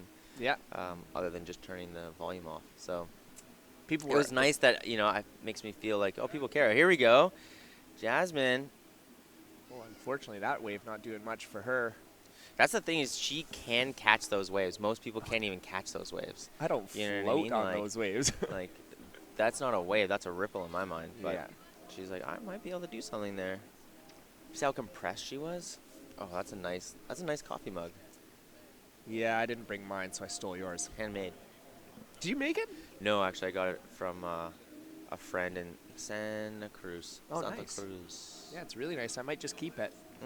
Okay. Oh, as we got some lines approaching here. Do we got any little wedges, Got though? her. There we go. Little wedge, little corner. This is Marie. She's going to put a stamp on her first place spot right now. Give that tap. Finish it. That's like literally to a T all you have to do. Magic. Like later on, that won't get you through, but today, in that, you know, like you just need to get those scores like building up, and already she's already building on her score there. Yeah, and they're rewarding her as well. Oh, as yeah. the scores start to roll in here. Yep. For the last Oh, Marie and Francois. here we And go. up in live action, we've got Jasmine Slowman with a nice little off the top here. Hopefully she can get around the section. Whack. Oh, and a really good layback. Oh, that was solid. Really good turn from Jasmine Slowman. Just like we've been talking about. We knew she wouldn't let us down. Oh, she's not going to let us down. No, so that'll be improving on. She has basically 2 throwaway scores at this point, so that's gonna be real nice. I think that might. Oh, look at that! I think that did just put her. It's gonna put her up into like maybe the highest wave score here. Let's take a look. Let's break it down. Break it down. Here we go. Replay though. We got Marie Francois. Yeah, and just like you said here, Alan, just kind of working her way through. You know, waiting, kind of biding her time until she can get that section to really, you know, unload. So again, she's kind of chop hopping through, or like just pumping through these sections, sees the section up into the lip, gets that board over top of the lip, and rides out with confidence. So that was really good surfing by Marie Francois. It looks like we have scores rolling in for the last of Jasmine Slowman with a 6.33 for that 2-turn combination. That really, really quality surfing from the teenager. Yeah. The- Well, Marie up again, really kind of going for it. That's yeah, 6.33 is no something to shake a fist at for sure. Oh, there you go, Jasmine. I think that might be a good call though. She had a 1. That'll throw away that 1. That could put her into the top spot. Yeah, all she's needing here is a 2.38, so that little off the top, and nice little competitor dodge that she did there, very confidently as well. Absolutely, yeah. I mean, look at that. Puts her in stand up, turn, 3.5. Stand up, turn, don't run over somebody, and you get a good score. Yeah, well, sometimes you got to run them over. Don't go down this road Don't again. go down We've this already- road, We've already talked we've about already this talked, morning. you're right, We- you're right. Brett, Dino and I talked about this morning. Oh, We already talked about it. I'm just trying to. How do you make the phone So, never turn off? On the power of 2 really quick successive waves for Jasmine Slowman, she has leapfrogged the entire field. So now she's got herself into first place with a combination heat total of a 9.93. Currently in second, we have Marie Francois with an 8.70. She's looking for a 5.37 to get herself up into that first place position. Our surfer in yellow, sitting on that really quality 5.17, is just looking for a 3.54 to get herself into that second spot, into that transfer spot. And our surfer in blue, Chelsea Fair, on the combination of two small scores. She's still looking for a 7.11, but there is no question those scores are out there. So it's Yes, really those are good scores coming through. yeah, it's really tight at the top three there. Definitely Dawn sitting in a good position with that 5.17. She's kind of got the higher of the two between her and Marie Francois. But with 7.5 minutes remaining here, we still got some action happening. Well, I'm excited. I'm just stoked to see Jasmine kind of get right into that. That's going to build her confidence off of the day, being nice and patient, and then dropping a 6, which did the other heats even get a 6? No, I think she has the highest score of the day so far. I Highest think wave. Leah Dawson had a 6. Leah, oh yeah, she's just under. Sorry, just under Leah Dawson, Yeah. world famous surfer, Yeah. Just and beat Matea's. Oh, well, got in between Matea's score as well. So, okay, makes sense. Makes sense. That's well placed. yeah, as we got a little bit of lull in the action, but there's definitely been pretty consistent waves out here. Yeah, just trying to figure out how do you make your phone never lock, like never close down. Do you know? Oh, I do know how to do that, actually. Okay, well, thank you. You're so savvy. Oh, you pay attention to that, and I will talk about beautiful lines coming through. Nice little wedges. The beats never stop down here, so come on.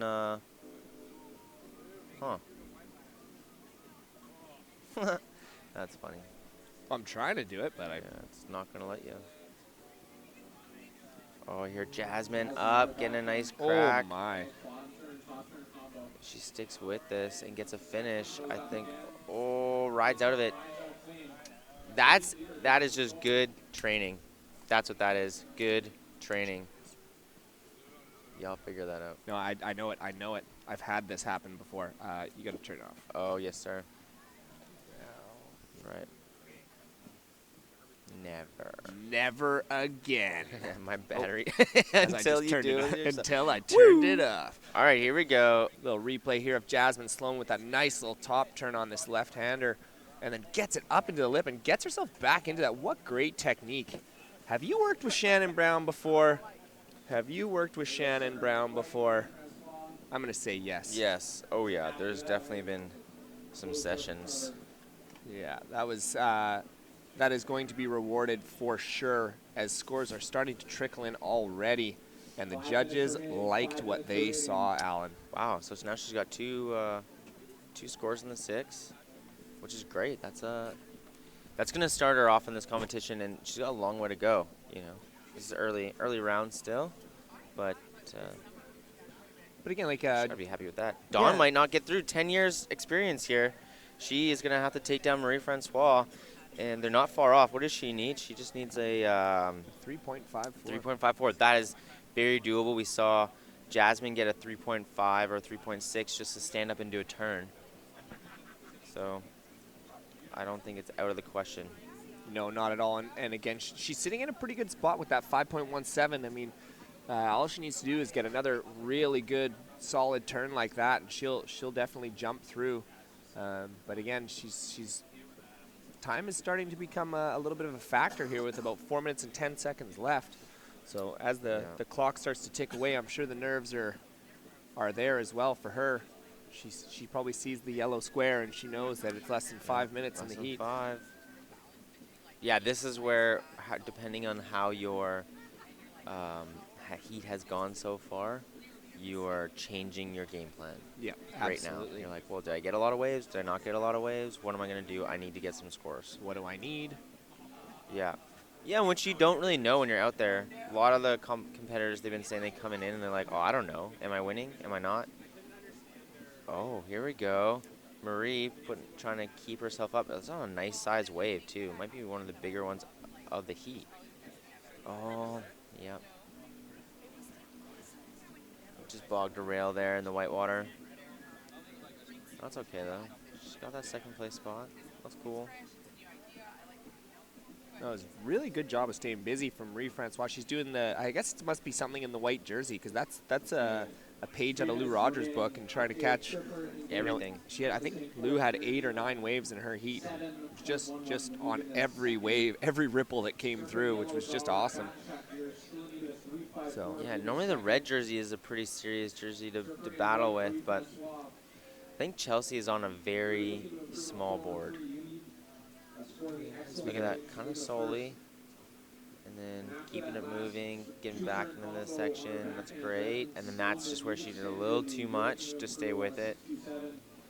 And sometimes that's where the fish won't help you out. Right in that spot where you're kind of like getting jumbled around by the whitewater. It's really hard to get it where you see some of these shortboards. They just get it. Here we go, up and riding. We've got local Dawn. Batinchuk. Okay. That could be a 3. That could be close. That could be close. I don't know if it's going to put her into taking the spot, the second place spot there. Whoa, look at that. 3.5. It's coming in. She needs a 3.54. So right on the cusp. Oh, yeah. It's just not going to be enough. I think it needed to be a little more open face, maybe a little more critical, and it would have got her there. But unfortunately, she just got a 3.0, so she's still in need of that 3.54. But there's still a little bit of time left, and if you look out on the horizon, Alan, I see some ripples in the water, which means that there are going to be some waves that are going to come through and give her an opportunity to get herself into that second place transfer spot and get herself into the third round here. All the girls are scrambling. Look at that. Look at that. Trying to get themselves into positions for these waves. Quite a roy. As we got about 1 minute and 20 seconds left. We had our surfer in blue Chelsea Fair paddle for that one, but just couldn't get over the top. And then the second one of the set seems to be the bigger ones, feeling a little bit better. But the first one looks like it's going to be great, and then you're kind of behind the ball. This swell has been, oddly enough, kind of predictable, which I didn't think Cox Bay we really get very often. Is like, this is just a smaller version of yesterday. Yeah. Like it's the same. It's working the exact same. So that was a good storm. Alan, I dare say that on the horizon here, we have looks like the best sets the entire day. Oh, and Dawn is working it. Oh, here she goes. This is it. Cheeky whitewater takeoff. Nice little hack. Oh, my gosh. She's just needing to ride out of this one with a little bit of confidence. Straighten out. Unfortunately, just couldn't get a second turn, so it'll be interesting to see. It was a little more of an open-faced turn on that one and a little more wave time. But this is where judging is going to come down to this is where your job's hard, basically, as a judge, because we saw Marie Francois get a great couple waves. Who's going to say who's better? And that's the buzzer right there? It is. Yeah, as we count. That is a buzzer. Where is that going to line up? Oh, they only gave her a 2.93 for that. Yeah, so bit of a smaller wave. Bit of a smaller wave here, and she got that kind of little hack in there. But unfortunately, just couldn't get it back up into the coping there, which really might have stomped it for her, but unfortunately was not able to do so. So that's a heartbreaker. You know, 10 years on here, been part of the Queen of the Peak. But we'll be right back with the Heat 5 just after these messages. In heat number 5, wearing red, Sanoa Olen. In white, Ali Bernardi. And in blue,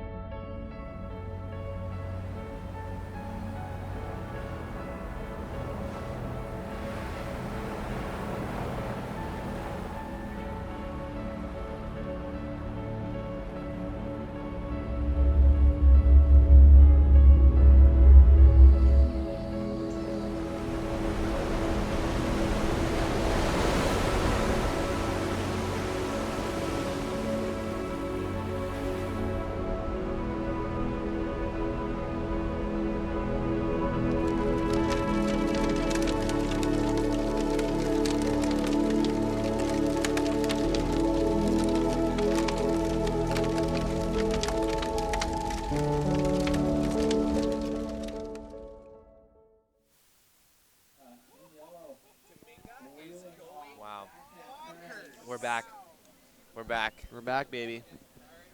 And just while the messages were playing around there, Dominga just did something huge. I actually didn't get to see it, but I heard it was everyone's freaking out. Yeah, you can hear the judges up here and the beach starting to blow up there. Dominga just got a screamer of a right there.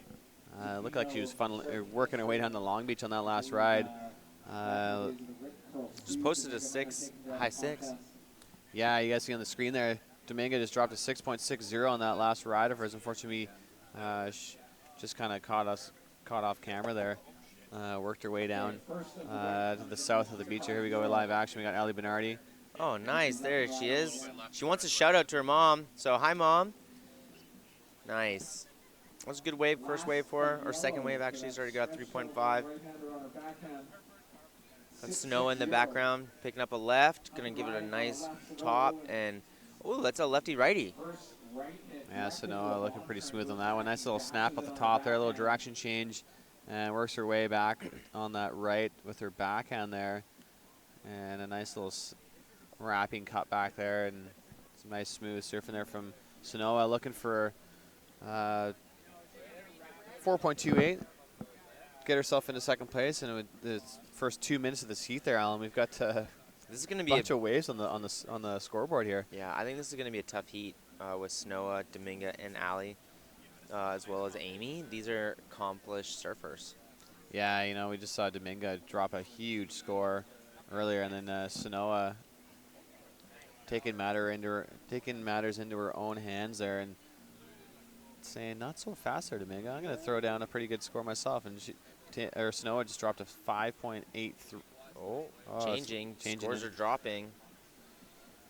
Looking like she dropped coming in at a 6. We're still getting a couple scores dropped from the judges here, but it's looking like it's going to be in the 6 range there for Sanoa. So wow, with that 6, Sanoa jumps up into second place there. Yeah, one of the judges even gave her a 6.8. Wow. Yeah, you know, there's a couple of nice snaps there, and she dropped in on her on that left, a beautiful snap, and then I love how she cut back and try to work that right there, and nice little wrapping cut back there on her backhand. Nice clean surfing there from Sanoa. Oh, here we go. On her right, good size wave. Yeah, this is where she's strongest on her backhand. A couple of nice snaps there. And then she'll finish it. Nice little track turn to generate some speed there. Beautiful finish there from Sanoa. Wow. I think that's going to put her up in the top spot there. That might even be the best wave. Yeah, she's definitely going to replace that 1.23 that she got earlier. Wow, one of the judges gave her a 9. Wow. Oh, changing. Live changing, never mind. 8.5, that's serious though. So the highest wave score so far, 7.6, going to Sanoa. And, you know, I'm sure Sanoa and Matea go home. Oh, yeah, look at that. Yeah, that beautiful snaps are from Sanoa. I found just watching her over the years, you know, her backhand seems to be her strong suit. And look at how she was able to finish off this wave. They're throwing her whole body into that turn there and riding out with comfort and control. Showing to the judges that she means business here, and you know, with that 7.60, that's a pretty big statement there. The highest wave score we've seen all morning long from Sanoa. So we'll see how Dominga can answer back. I mean, Dominga dropped a 6.60 on her opening ride. Yeah, it's definitely head-to-head right now. Yeah, you know, and there's a lot of waves out there. We were kind of chatting about this yesterday, Alan, just kind of as the swell was dropping, a little nervous that it was going to be a little small for the shortboarders, but I mean, this bank right in front of the judges tower, there just doesn't seem to disappoint. No, it's definitely offering up great opportunities. I was surfing this bank right after the competition yesterday, and tons of lefts, rights. Sanoa's always busy. Looking that flying down the line. Oh, turn of the day, ladies and gentlemen. Oh, will she ride out? Oh my gosh. There we go. Snow putting on a clinic there. The beautiful wrapping cutback, throwing tons of spray on that one turn, and then with a cheeky little layback. Got a little caught in that foam ball, but was able to ride out of that last little maneuver there for Sanoa. Man, Looks she's like she's going to getting. improve on her 7.60, which we haven't seen many opportunities to get up into that excellent range, but Sanoa demonstrating her skills and ability here down at Cox Bay. Here, walk us through this repel, and this was some Okay, pretty amazing here it surfing is. here from Sanoa. Pump right up, staying up in that high line, not letting that wave get ahead of her. Now she sets up that bottom turn, arm comes around and cranks it. Just like she's like cranking a nut right there. Oh my gosh. Sets this up again, whack. Throws that backhand down, so flexible to like be able to, and powerful to be able to stand back up again. Yeah, That's like Sanoa. crazy. Yeah, it was pretty awesome to see. You know, that opening turn. I believe that's where a majority of those points came from. Just setting that board on rail and just linking a huge wrapping cutback, and then that little cheeky layback at the end there, a little bonus section. Some pretty awesome surfing there from Snow with 12 minutes and 30 seconds remaining. She just dropped an 8.33 on that last ride there, Alan. Yeah, I can guarantee you, doesn't even matter what happens, and she's up again. Yeah, Snow is staying busy out here. She's already caught 4 waves, trying to, flex her muscles here at the Queen of the Peak, letting everyone know that she means business out here. Yeah, she actually, wants that $3,000. Oh, yeah, I'm sure she just wants to beat her sister. Yeah, they've got a pretty intense, good fun rivalry. Yeah. Rivalry. Pretty intense little sibling rivalry we've got generating here over the years. Dominguez in this wave, kind of stole it from someone who couldn't get into it, and nice and flowy. I think she's also on a fish, waiting for it to stand up for her a bit. Yeah, Dominguez still working her way to the inside here. If it'll give her a bonus section on the inside, Dominguez. Oh, a little tap off the top there. That's okay. She's still in second. Yeah, I like that ride there from Dominguez. I mean, she dropped to 6.60. She's just looking to replace a 1.00. Definitely going to replace that one. Nothing too critical on that wave. Dominguez did ride that thing is pretty much right to the beach. But I mean, you gotta, after seeing some of those waves that Sanoa was digging herself into, you gotta be thinking, you gotta kind of bring your A game out here if you want to take down those Olen sisters. But here we go. We got Sanoa on her backhand here. Replay of her last wave. Beautiful little snap there. Another snap, unfortunately, just kind of losing her balance there and going down. It was pretty impressive there with Sanoa dropping a 8.33 earlier. And here we go. We got Dominguez on this left. It was a pretty long ride there, Alan. She dropped a 4.60 on this wave. I like how she was able to stick high on this wave, generate a ton of speed, even in that flat section there. Trying to stay in that pocket, and this little cheeky bonus section on the inside.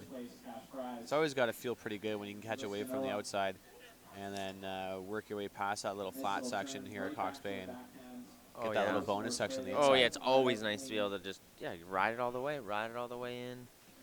Here we go. Boom. So good at, compressing and exploding out of that compression. Yeah, Sanoa is just kind of cat-like reflexes there. Here's some princesses coming up, supporting their friends here. This is like the new contingent over here. They're about to take over the Queen of the Peak. I think most of these ladies are still in the Princess, but they're not far behind. Yeah, that's the kind of the future there, the Slowman sisters, and yeah, it's pretty amazing to see how where those princesses kind of developed over time. It's pretty wild to say. Just a few years ago, Sanoa was one of those princesses of the peak, and now we can see her in this heat just dropping 8s and 7s, and it's kind of scary where these princesses are heading. And it's definitely a pretty amazing little community out here that those Groms have kind of developed, and I know this all-female contest definitely helps that. Oh yeah, if you're in this contest, like Dawn Badenchuk's been in this contest every single year it's been on, and she just got taken out by, you know, one of Jasmine Slowman earlier, and she just came up for the first time from the Princess. So it's going to be a tough one. You're not going to get an easy run up. You got to dig deep because these girls are training every day. Some of them aren't even going to school. They're doing homeschooling just to surf every morning. That's not a bad little program, you know, and I mean having this on your doorstep, it's like, you know, it's kind of silly not to. You got to take advantage. Yeah, exactly. You know, and having the older generation, you know, with the Pete DeVrieses and the Breweiler family, you know, and Noah and Cohen and the boys kind of busting down the door and making a living off free surfing out here. You know, it's kind of set the scale for a lot of these Grammies kind of growing up out here, that it is possible to make a living off of doing what you love, and we can definitely see it as these Groms just start to get better and better and better. I mean, you look at Matea's board now, it's just littered with stickers now, and there's not very much room left. You know, definitely one of the big sensations coming out of Tofino. So it's exciting where this whole surf community has kind of gone over the past couple of years. I mean, Ellen, you know firsthand, you know, from working in that industry for years and living up here in Tofino for years. It's yeah, it's pretty amazing to see just the growth and the development and how popular surfing is now. Absolutely, surfing seems to have kind of gotten itself on a world scale. The Olympics is definitely helping with that, and I think after the 2020 Olympics, people will look at this sport differently. Here we go. There's Dominga. Still waiting on a nice wave from Ali. I see her surf with her boyfriend Michael Darling all the time, and she shreds. Yeah, she's definitely gotten better over the years, you know, and I mean, when you're going out with you know, surfing around good caliber surfers, you know, it's only a matter of time before you get better, and yeah, you know, Ali started off strong here. She dropped a 3.50 and it's got a backup of 2.23, but I mean, we've seen her in years past drop some decent scores here and move on farther in this contest. So we'll see if Ali can kind of pick off some of these set waves here. We have her here on screen having a look at this left here. Oh, let's see what she can do on this wave here. There we go, just kind of riding on this little wave here. Having a look at this end section there, Ali. Okay, nice cut back. I think she's going to better a 3.5. And she might start chipping away at needing a 7.17 to get into that transfer spot, but yeah, that's a big jump. A 7.17 or sorry, 7.71. That's it's not an easy feat. That's one of the best waves of the heat, basically, is what it's saying. Yeah, you know, and I mean, you can make it a little easier. You can get a couple of 4s to throw on your scroll line to add up to that 8.10, but yeah, it's going to be pretty tough, you know, and Dominga just kind of made it a little bit more difficult here. She dropped a 5.07 on her last ride, so now Ali is needing an 8.10 to move up into second place. And I mean, she's going to have to kind of throw down everything she's got to drop that score, but these are big scores that are getting thrown down, though, Sanoa and Dominga. Yeah, these are some of the biggest scores we've seen kind of all morning here. And I mean, the conditions have definitely dropped quite a bit since yesterday, but I mean, Sanoa dropping that 8.33. That was some pretty impressive surfing there from Sanoa. Oh my gosh, yeah. I mean, that is just, I'm feeling like that's just going to be what's to come here. Oof.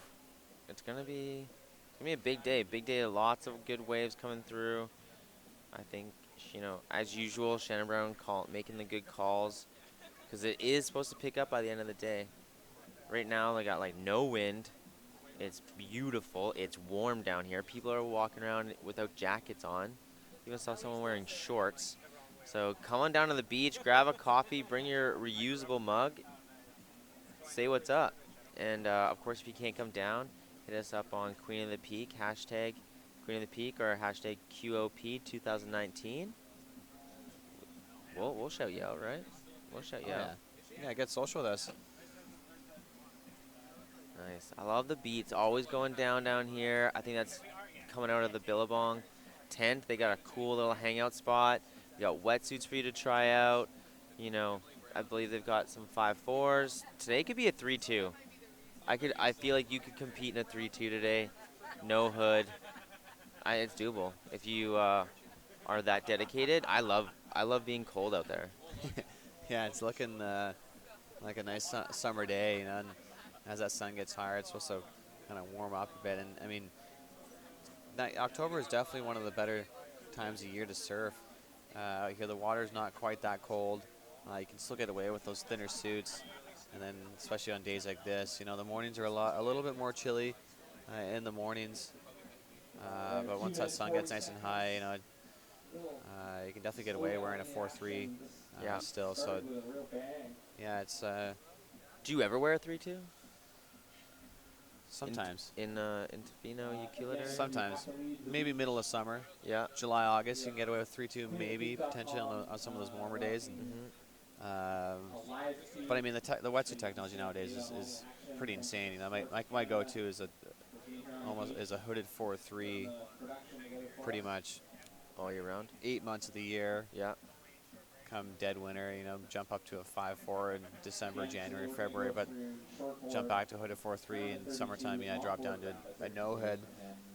But I find that the past few years there, Alan, the water's been getting warmer, and you can get away wearing a 3.2 out here now.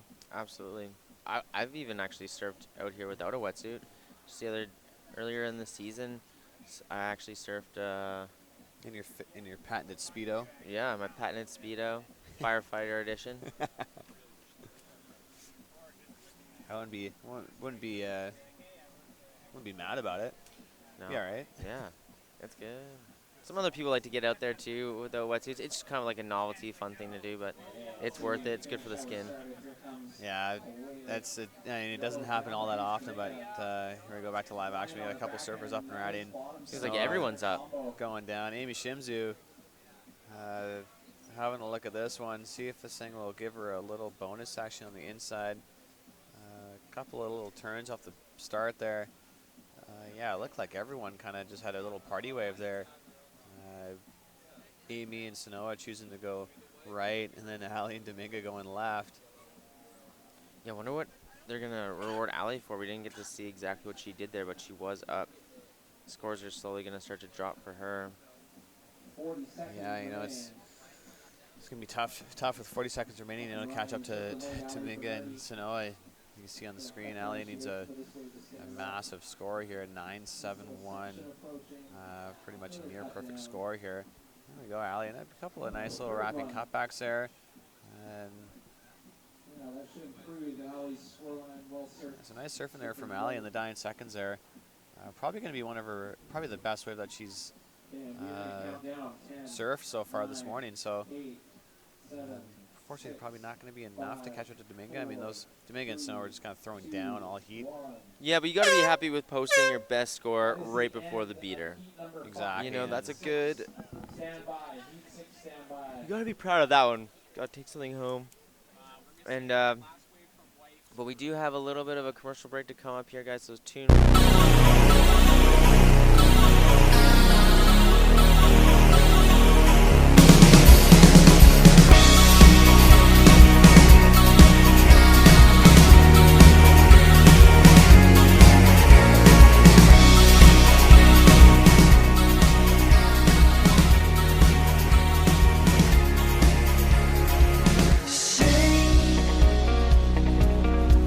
Turn my world to color.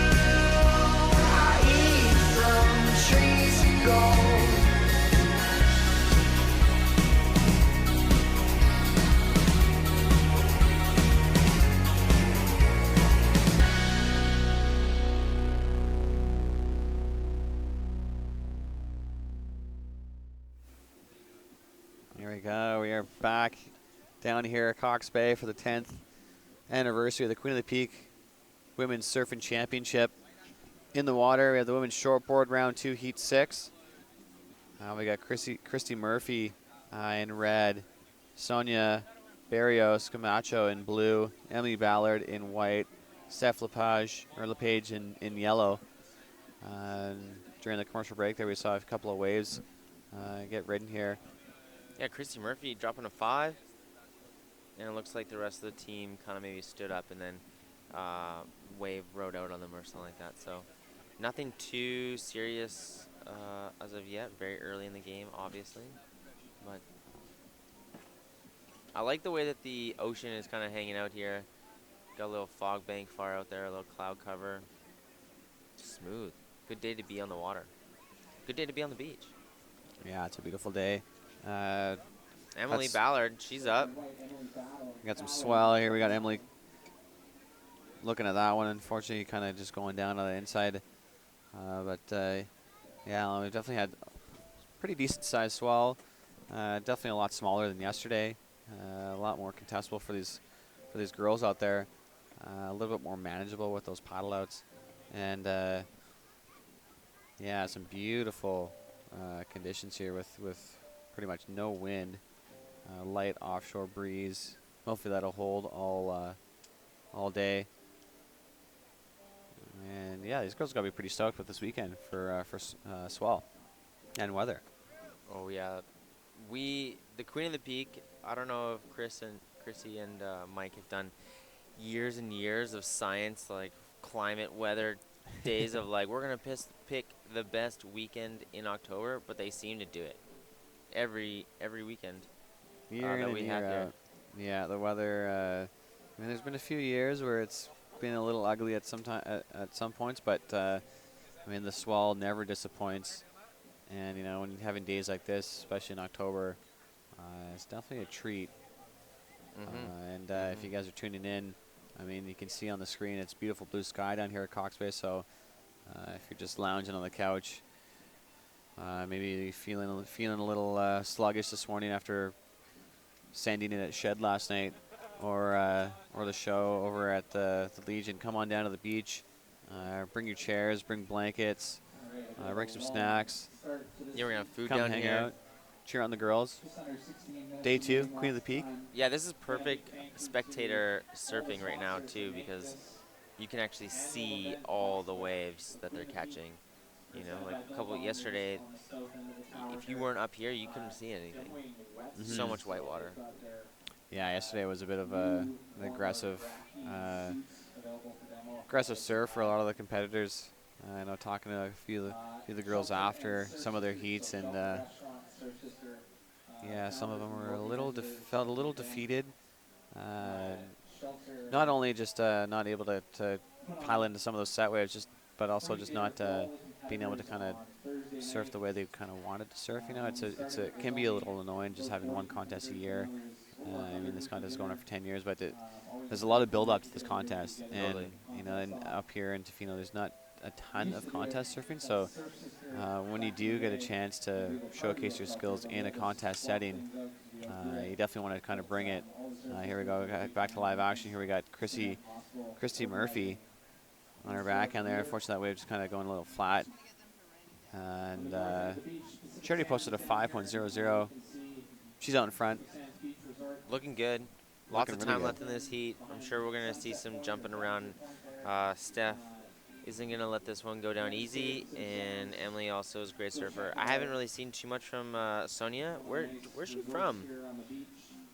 I believe Sonia's from, I want to say Mexico. Sayulita, Puerto Vallarta, Mexico.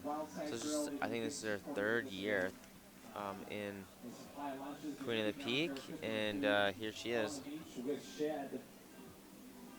By donation, I believe that suggested donations where all the money is going to go to the Care Network. So this contest. Oh, here we go. Nice. Not for profit, and we've raised money for all right. Sonia, that was a good little wave that Sonia just like posted there. the flurry. So it's very much set surfing. They need to pick these sets off and take advantage of the corners that they get offered out here. Nice faces coming down.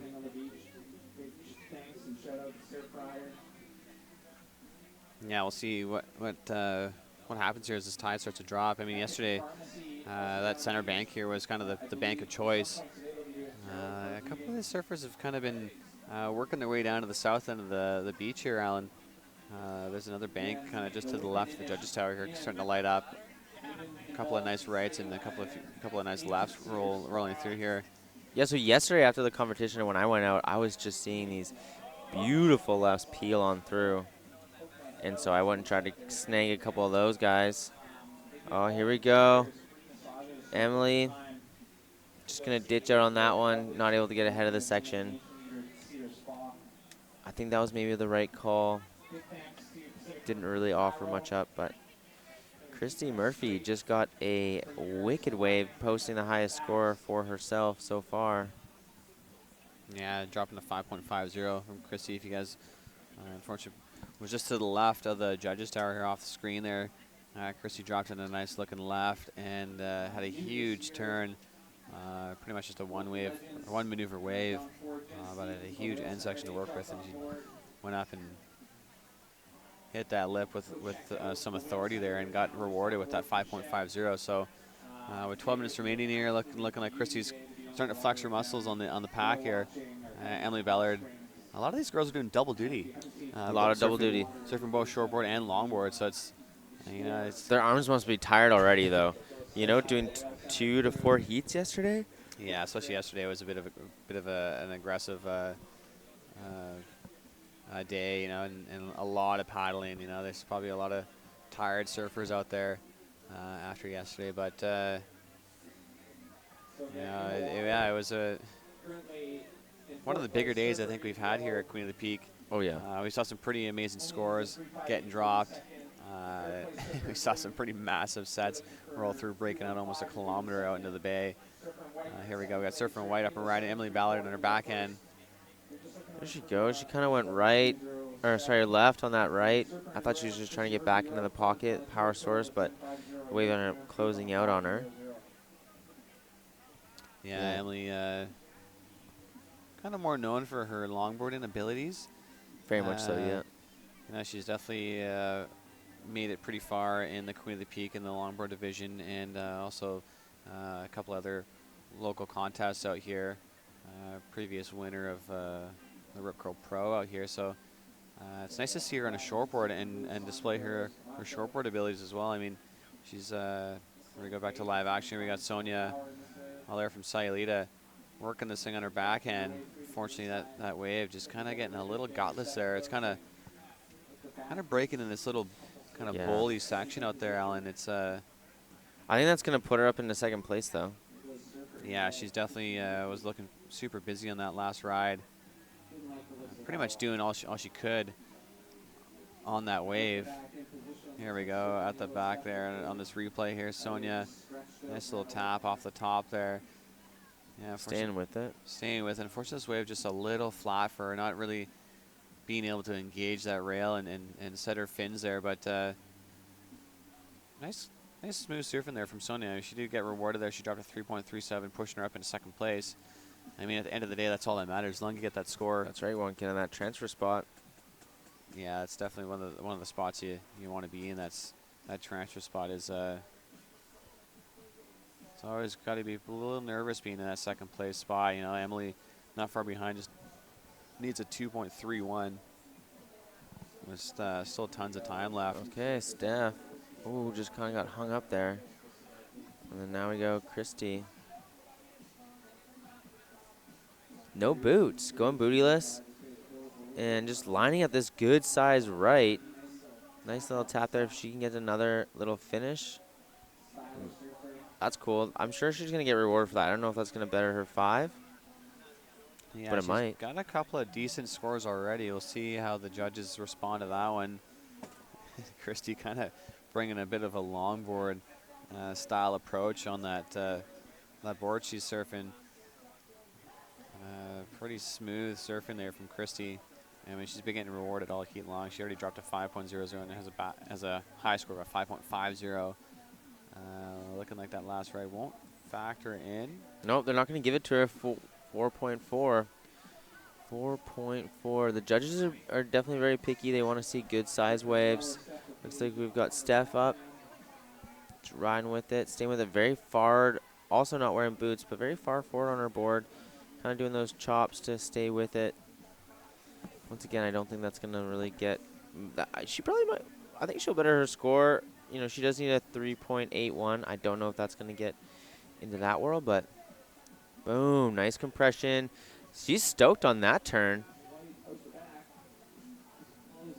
Yeah, Chrissy, I love that, finishing off that wave, you know, tapping off the top there, getting low, riding out with confidence there, and kicking out of that one. I mean, she's already, again, you know, probably won't factor into her scoreline. She's already got a couple of decent scores, and Sonia not far behind. Sonia's needing a big score here. Sonia needs a 7.14 to catch up to Christy.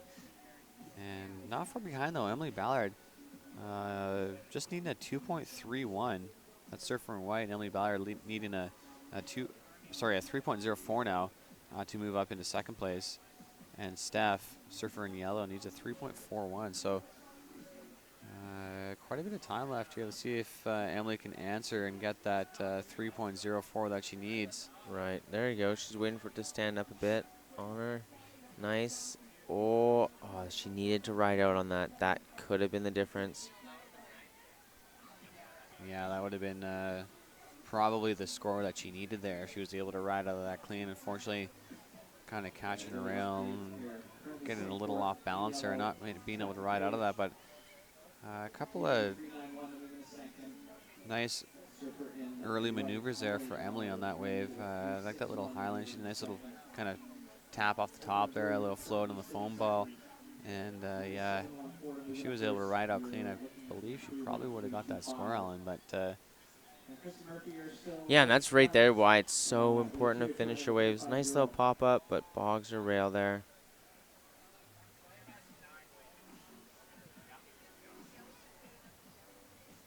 we got 6 minutes remaining. Heat 6, round 2. This is day 2 here down at Cox Bay for the Queen of the Peak Women's Surfing Championship, presented by Billabong. I mean, couldn't ask for a better day. Sun is shining. Beautiful waves rolling in. The vibes are starting to come alive down here at the beach. Yeah, pretty unreal day 2 here. Oh, this is picture perfect Tofino. Beautiful, beautiful. Clear skies. Clear skies. Yeah, it's a great day to hang out at the beach. It's the weekend. You know, if you don't got to work, come and play with us. You know, it's a great day to be just kicking on the beach. We got people already hanging out in beach chairs. Toques on. Kicking it. Kicking it. That's what that's why I like hanging out here. Because I was like, you want to come and do this? I'm like, yeah, I'll come and hang on the beach for 3 days. Sounds good to me. Yeah, it's not a bad gig, you know, being able to call this your office for 3 days and watch surfing, let alone talk about it. It's pretty awesome. Here we got Steph up and riding, deciding to kick out of that one. I mean, that thing did still rolling there, and except these faces, it looks like it's kind of breaking in that little kind of mid-tide. She's gonna dig for this one. Hole here at Cox Bay. I mean, a lot of these waves, I mean, more of the set waves are kind of standing up and linking to the inside, but yeah, hopefully as this tide starts to drop, it will be a bit more prominent on that low tide bank. There we go. Sonia really trying to up her score because Emily is hunting her down, and Emily right now is sitting out the back. These nice set waves coming through, and she might be in position to take advantage of this. Last set wave. She's not even looking at it. She's not even into it. Not big enough. 4 minutes. I don't know if she knows that she's in third right now. Yeah, Emily just needing a 3.64 to move up into second place. She's been in this competition a lot, you know, with I think she's won a couple different competitions as well.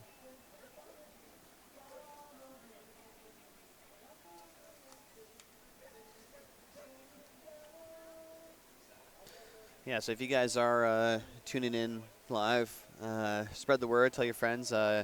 Feel free to come down to the beach if you have the chance, if you can skip out of work, or if you got a break, come down here and support the girls. If you guys are coming down to the beach, there is a free shuttle dropping people off here at all the beaches here in Tofino. Obviously, we recommend riding your bike or carpooling. Parking is limited down here. But if you do decide to drive, there's parking at the Maltby Road parking lot. And or overflow at Tourism Tofino. Tourism Tofino, yeah, the new info center across the road there. You're welcome to park there. Cox Bay Beach Resort there, the public parking lot. And if you guys are coming down, don't park at Long Beach Lodge or the Sands. Oh, they'll tow your car. Well, they'll tell you, car. Unless you're giving them money. If you stay in the resort, you can park there. This just in, actually. I don't know if we did this yesterday, but Emily Ballard, she wants to give a shout out to her mom and dad for always supporting her in her dreams. For her dreams. Wow. Well, we gotta, Beautiful. thank all the moms and dads out there that are helping these people getting out there surfing, putting in the time. This is great. Thanks, Mom. Thanks, Dad. Yeah, tons of support from the fam. Emily's always frothing, and the love and support that she gets from her friends and families, and also the community.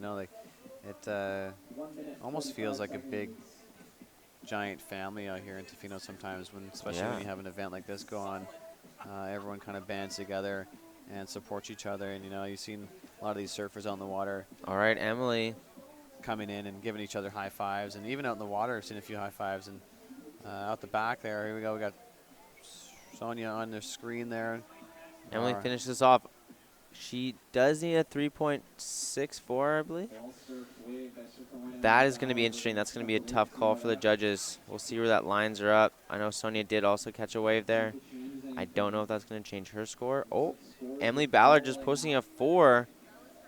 Jumping her into second place. Feel like that shout out to Mom and Dad just gave her some extra energy. Yeah, with a minute left in the heat. Emily Ballard throwing down a 4. Impressive stuff there, potentially knocking out Sonia. And Sonia's got to be a little... well, she traveled really far to come here, Yeah, all the way from Sayulita. And she now needs a 3.75 to take down Emily for second place.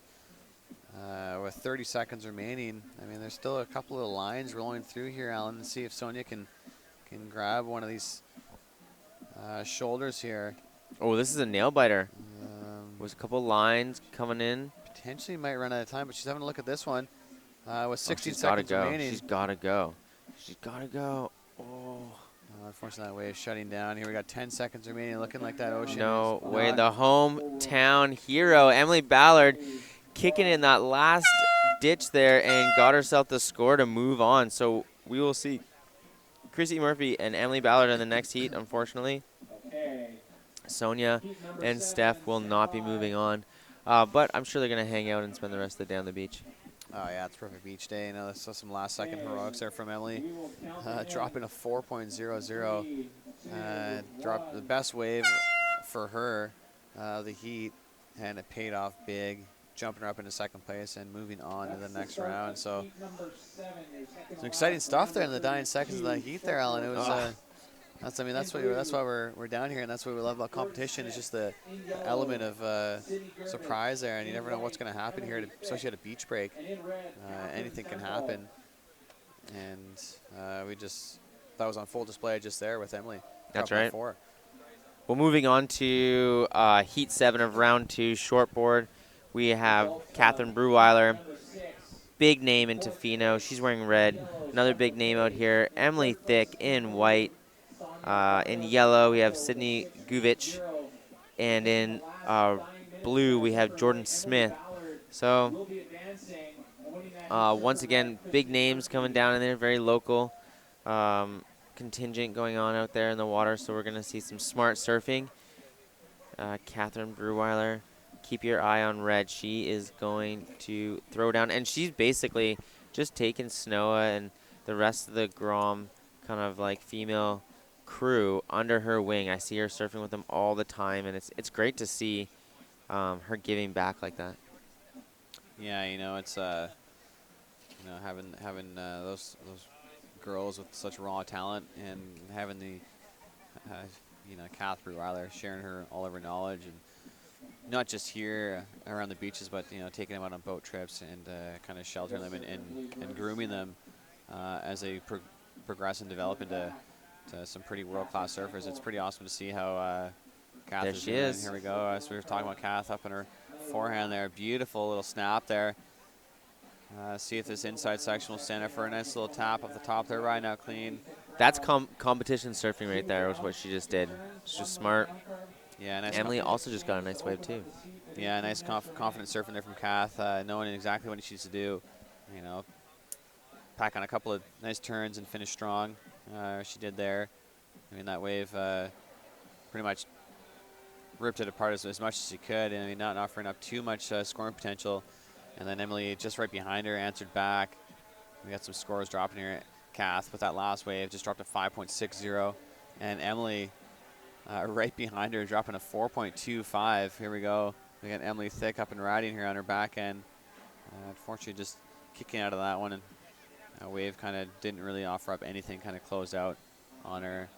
And then we got Jordan Smith surfing blue, dropping a 3.65 off the bat. So a couple of waves are off the bat there, Alan. Yeah, that was a good flurry. Like to see that. It's great. Keeps the judges' heads on a swivel and our cameras as well. So you guys hoping you're at the edge of your seat right now in Heat 7, Round 2, shortboard. First, top 2 advance. Is that going to go straight into the quarterfinals? Is that the next round, quarterfinals? Oof. Yeah, I believe so. We're moving on to the quarters. And then look at that paddle. Smooth, sticking with it. Nice turn. Kath, nice little roundhouse, caught back on her backhand. A little tap off the top there. I mean, here we got surfer in blue at the back, Jordan Smith. Nice. She's also staying with it too, so.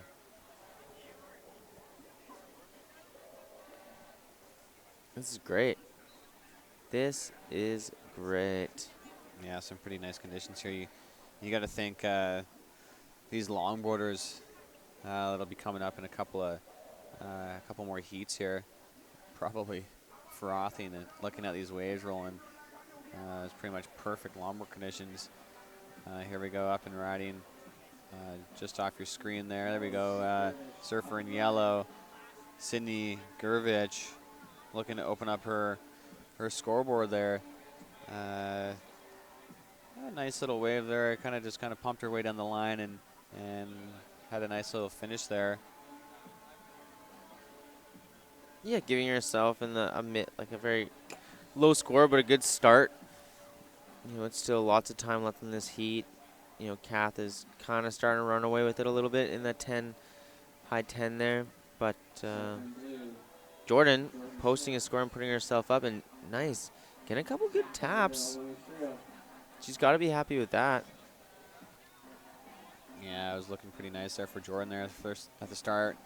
A couple of nice snap, kind of check turns at the start there, and unfortunately just kind of going down at the end there, but definitely going to increase her scoreline with that last wave. She's already dropped a 3.43. Looking like she's going to better that 3.43 and dropping a 3.67. That's moved her up into second place. There we go on screen. You got Emily in third with a 5.00 heat total score. She needs a 3.11 to move up into second place. I mean, Kath, in her for opening ride, dropped a 5.77, and she backed that up with a 4.83. She's your heat leader, surfing red. Pretty much every single year that she competes in this event, almost a guaranteed finalist. Yeah, she's missed a couple of years. I think due to some other competitions. Yeah, I believe she missed 1 year a couple years ago because she was competing over at the internationals sup stand-up paddleboard competition. Oh, that's right. That's right. And but every other year that this contest has been going on, Kath has been a part of it. Here we go, Kath on her backhand. A little snap, a little jam there into the lip. Nice wrapping cutback. She's gonna get a little bonus section on the inside here, Alan. See if she can get around that section, and she does. Whack. Nice Get out of little it tap clean. there. Beautiful surfing there from Kath. She knows Nice. what she's got to do. Yeah, it's a nice strong surfing there from Kath, being able to get up on that, get up high on that wave there and ride out clean. It's not easy, you know. Even though the waves are a little bit smaller, it's almost harder to surf when the waves get smaller, just because there's that kind of lack in power. So you really gotta work for that score. I mean, Yeah, Kath- everything needs to be dialed, right? Like if you put too much weight on one side, the board just sinks. Yeah, There's you no know, surface tension in the water anymore. There's a bit of a local and veteran competition knowledge there from Kath. Here we go. We got Jordan Smith on her forehand. Ooh, nice little turn there. Yeah, it was beautiful. Staying with Wrapping it. cutback. Here we go. Another one. Oh, getting low. Good job. I think they're going to count that. Yeah, it could be one of her better rides there. She had a couple of nice turns at the start. Jordan Smith, surfer in blue. She's got a 3.43 and a high score of a 3.67. She needs a pretty big score to catch up to Kath. Kath dropping a 5.43 and a 5.77. Last of blue, definitely going to increase her score line here as we Queen of take the you Peak through this replay here. We got Jordan Smith dropping a 3.80 on this last wave there, Alan. Yeah, she's just slowly kind of building through this heat, which I think is a great move for her. And the judges are rewarding her with, you know, pretty solid scores. She's keeping herself in that second place position, the transfer spot. You know, Emily Thick, though, is not going to go down without a fight. She can be a buzzer beater as well. So looks like Jordan's actually not from around here. Looks like she hails all the way from Costa Rica. That's what she calls her home break. This is her first year in this competition. And she's from Ontario, actually. So world traveler, it looks like, you know, all over Canada and down into the warmer waters of southern areas. Here we go, Kath up and riding there on forehand, setting that rail and jamming that turn right off the bat there. Linking together another turn and finishing off with that nice little float there. Alan, that's got to be one of her better waves that we've seen. That first turn doing a bit of damage there. I think we're going to see that going to the 6 range, maybe 7. Yeah, we'll see where that lands. I mean, she's already got a 5.77 and a 5.43, putting her up into first place with 11.20.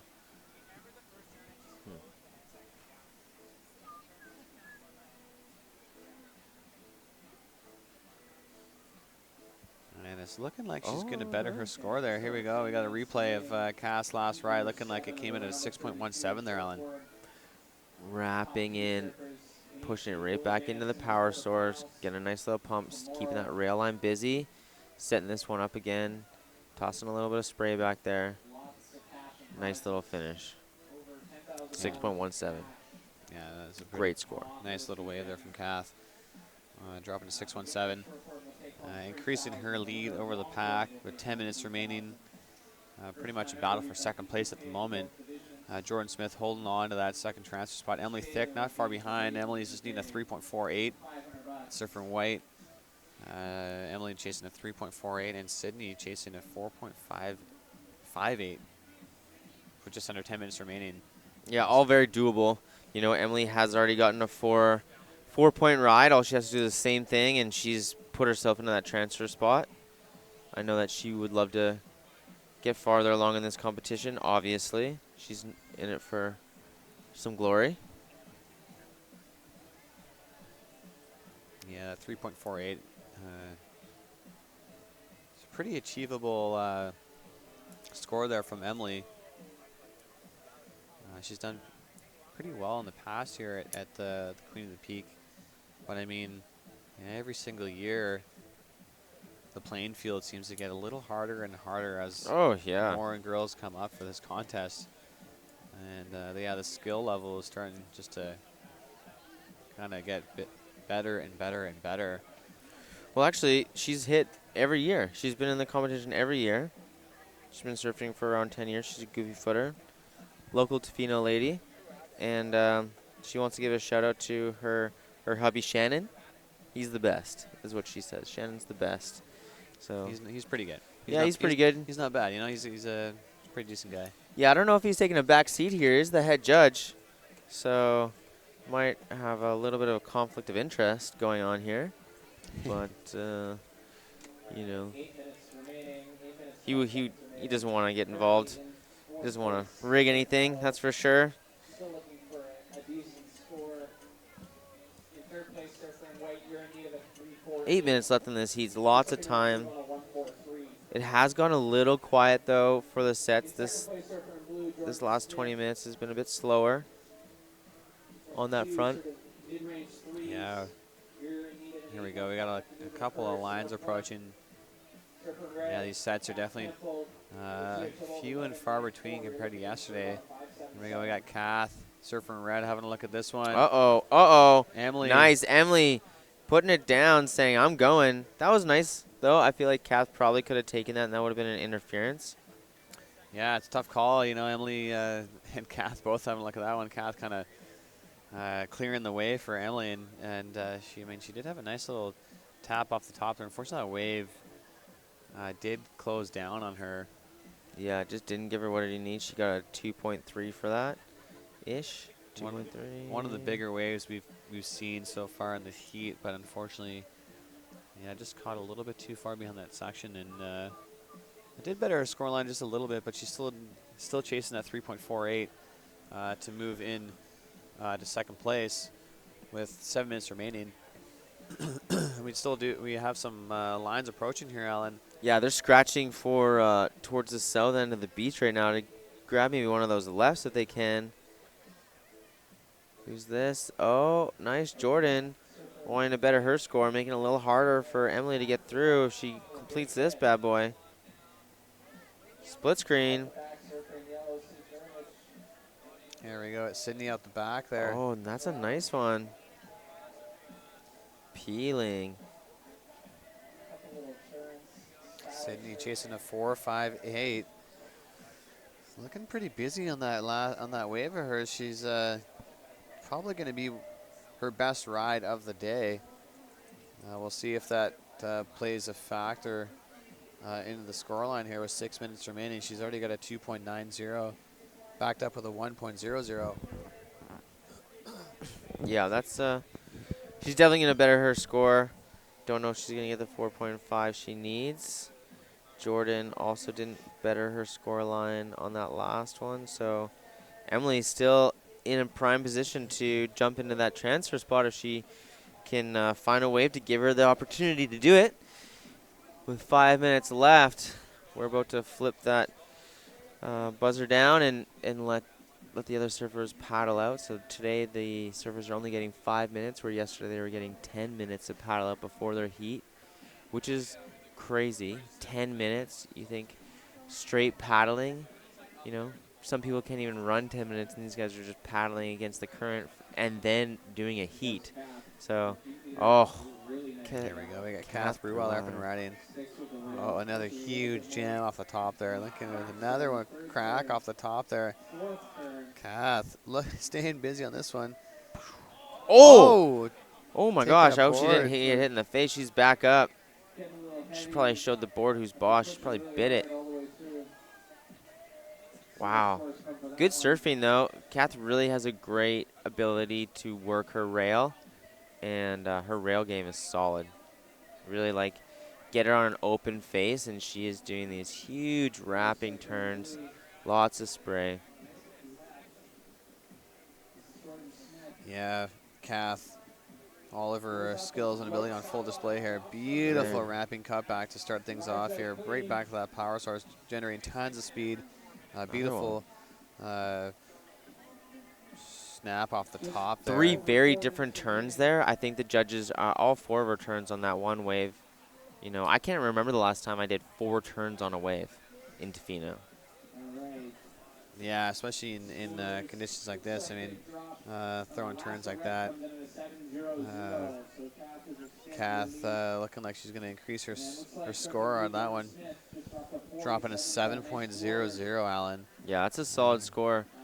You know, I might, looking at, I guess, like Snow's wave and what she did on that.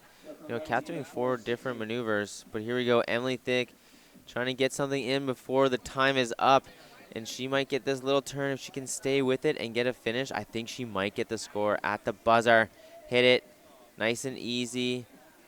I like that cautious. Cautious. She doesn't need, she does need a 4.68 though. With that 3 minutes left. Sure. Yeah, we got 3 minutes remaining. Yeah, I'm still chasing a 4.68. She's already got a 4.00 and a 3.40. I'll see if that Ocean will come alive and offer up some scoring potential there for Em. I know she's pretty fired up here to move ahead and do well this year, as all the surfers are. The last thing you want is to wait another year to compete out here. So still a bit of time left here. We got 2 minutes and 30 seconds. I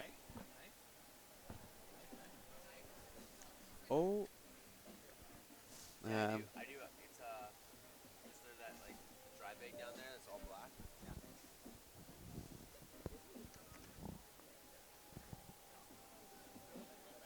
Here we go. We got 2 minutes and 10 seconds remaining. Situation still standing. Kath out front. Surfer in red. I mean, it's a no-brainer that she's out in front, putting on a clinic on some of these rights, rolling through. Kath's abilities, even in these small kind of difficult conditions, on full display. Here we go. We got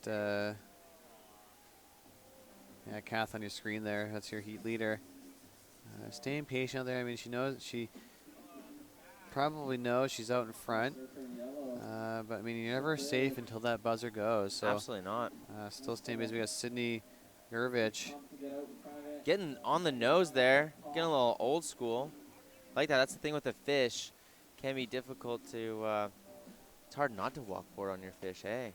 So, Emily Thick posted a 3.4 on that last wave. Still needing a 4.68 because Jordan Smith decided to better her last wave there at 4.87, giving her the best wave of the heat. So she's coming in strong. With this minute left, I can see Shannon. He's sitting a little nervous. He wants, obviously, his lady to get on through. Only 2 can, though, so that's the difficult part about this. Kath has really put down her stamp and said, I'm moving on. And that's why she does have the red jersey. She's been through this round already and in previous heats, or sorry, previous competitions. Yeah, she's almost a guaranteed finalist here at the Queen of the Peak. You know, dropping scores like she has There's so a lot far. of guaranteed finalists, though. You think about it. There's Yeah. more than 4. This year is going to be pretty tough, especially as we get closer to finals day. You know, going in the quarterfinals and semifinals. Here we go, Kath, up and running, your heat leader. Nice little snap there and kicking out with 10 seconds remaining. But yeah, it's not going to be it's not getting any easier as you move on during the contest here, and count them down there, looking like Kath Breweiler and Jordan Smith taking down that heat there. So don't go away. We'll be back live action here down at Cox Bay right after this short commercial break.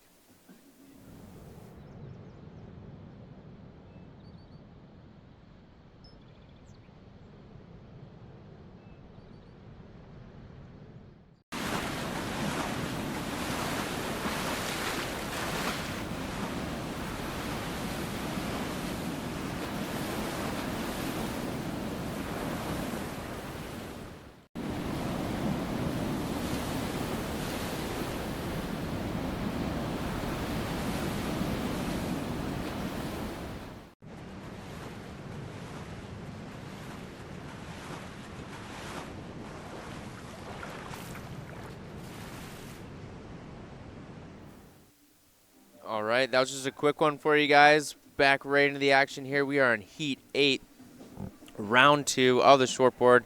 In red in this heat, we have Bethany Zelko.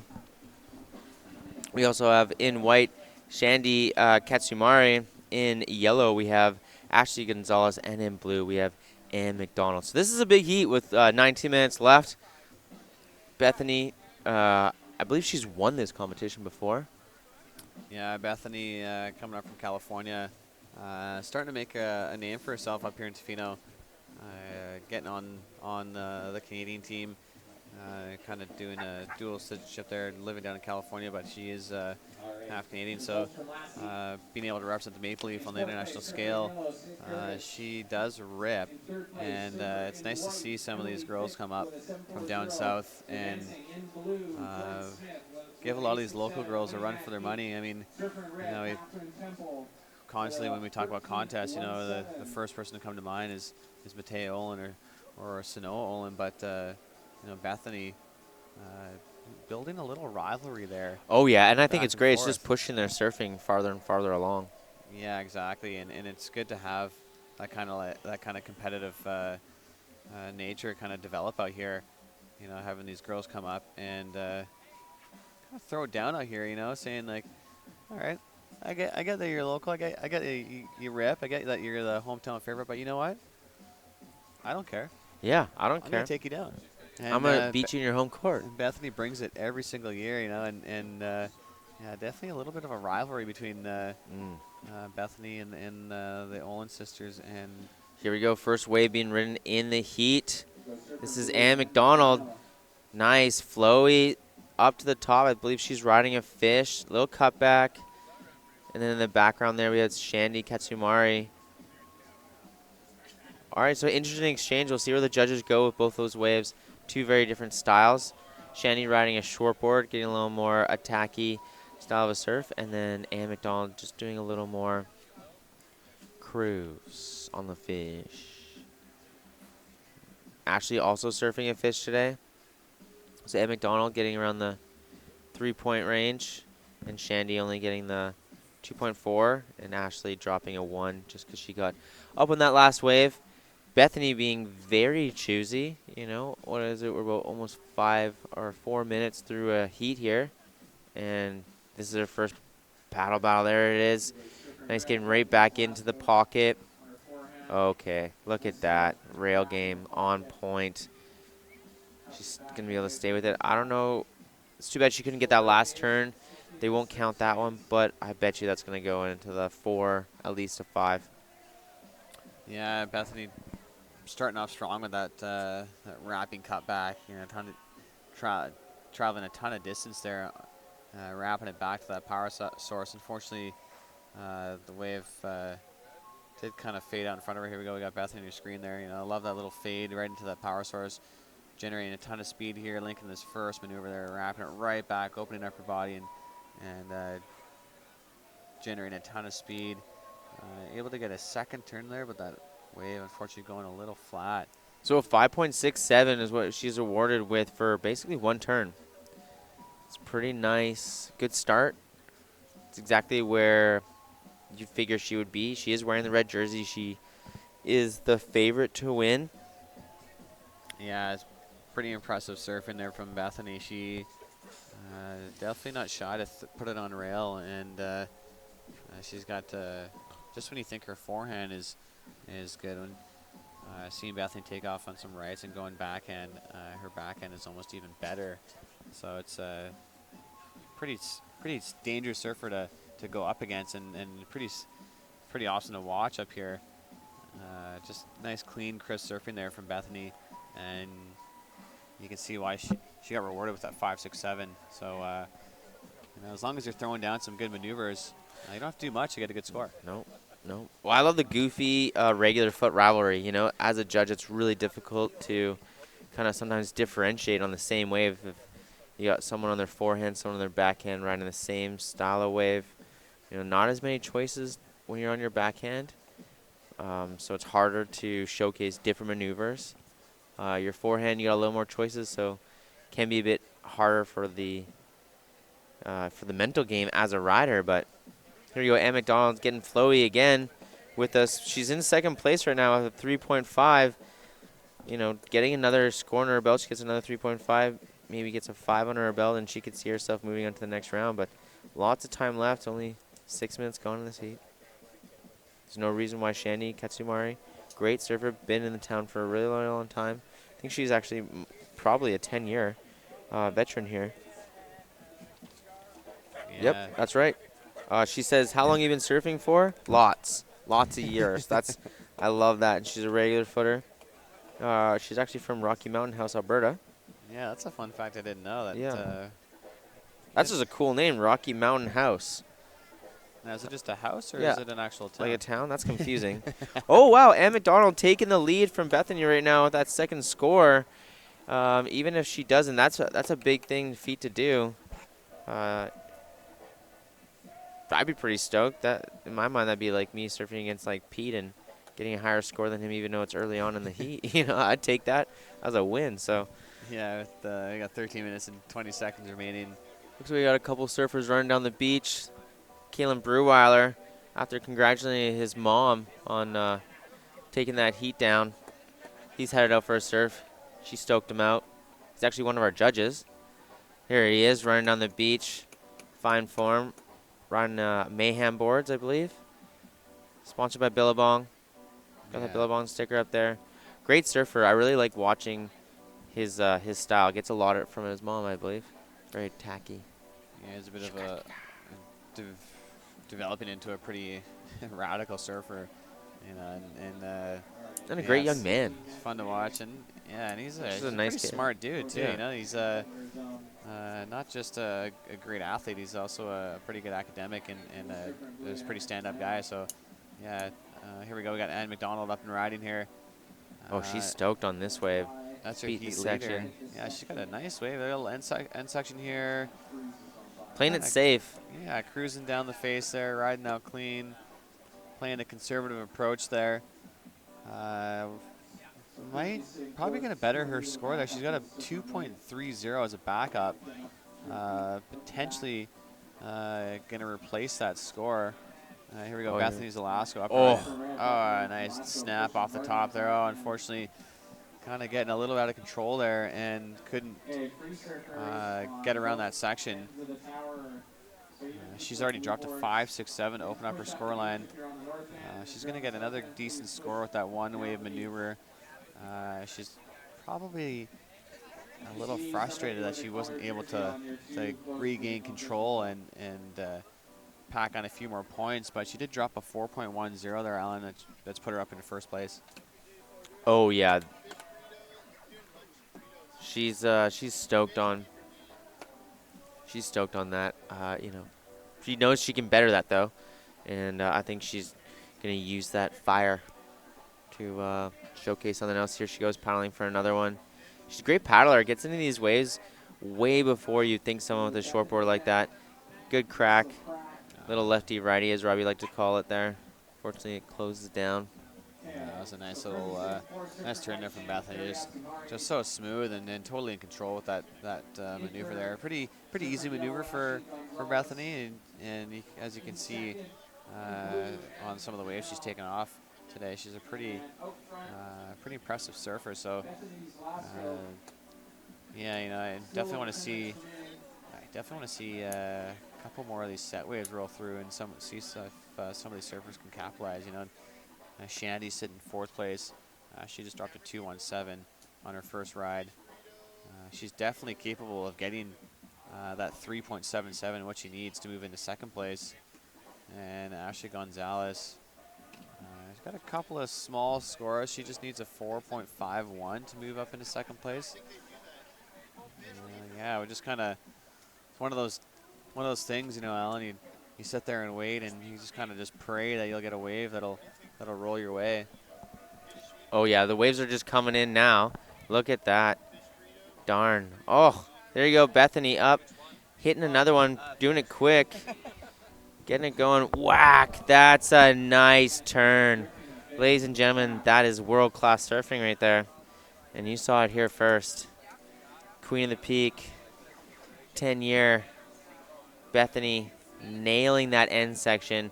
That feels good, and just you can see in her body language, she's paddling back out. She is happy with that. One turn, once again, looking like she's going to get close to a 6 on that, bettering her score. And McDonald's still sitting in second place, though, but let's watch this replay. Seeing her kicking in. With a bit of swagger on this one, hey? Dropping in, highlining this, generating a ton of speed, and building up a ton of power there, and just drifting that tail and tossing us some spray. So, you know, Bethany dropping that 5.97. Previous champion, Bethany Zalasko, the Queen of the Peak, hoping that she can get back onto the podium again. Still a lot of surfing to be had in the next couple of days, but I mean, with those turns like that, she's looking like she's coming back and with a vengeance and trying to get to that podium. It's still a bit of money, you know, even for you know, first place. Obviously, you want to take down that first place spot with a total of $3,000 going to first place, but then even in second place, you know, you get a hefty check of $1,500. And third place, $750, and fourth place, $375. That's not a bad little paycheck there for. True, and there's the wave of the day. So today we have a wave of the day, $500 cash money, as our Christy Montgomery likes to say, to the best wave ridden today. And I believe I heard some of the judges talk already about a Sanoa's wave.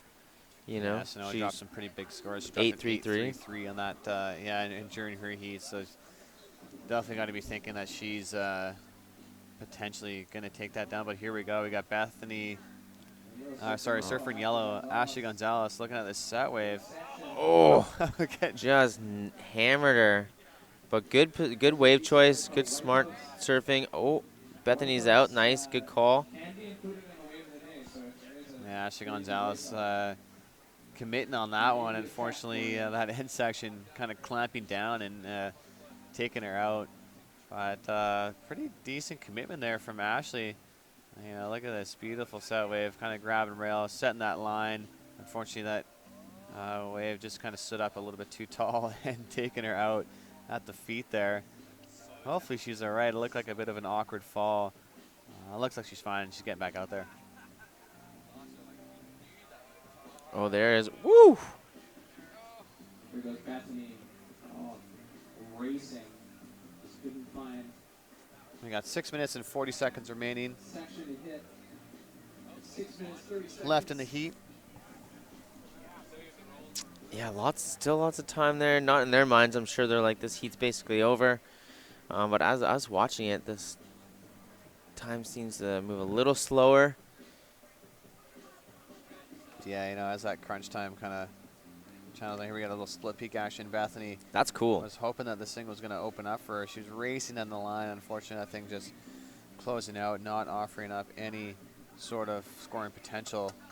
I want to see an air this year. Last year, I don't believe anyone completed an air, but the year before that, Hannah Scott taking boosting off that infamous photo I believe Kyler Voss took. Just that beautiful shot. Hannah getting some air, and you can see the beautiful sunshine, rays of sunshine underneath her board. That was pretty impressive stuff there. I think one of the first airs we've seen here at the contest. Yeah, it was huge. It was huge.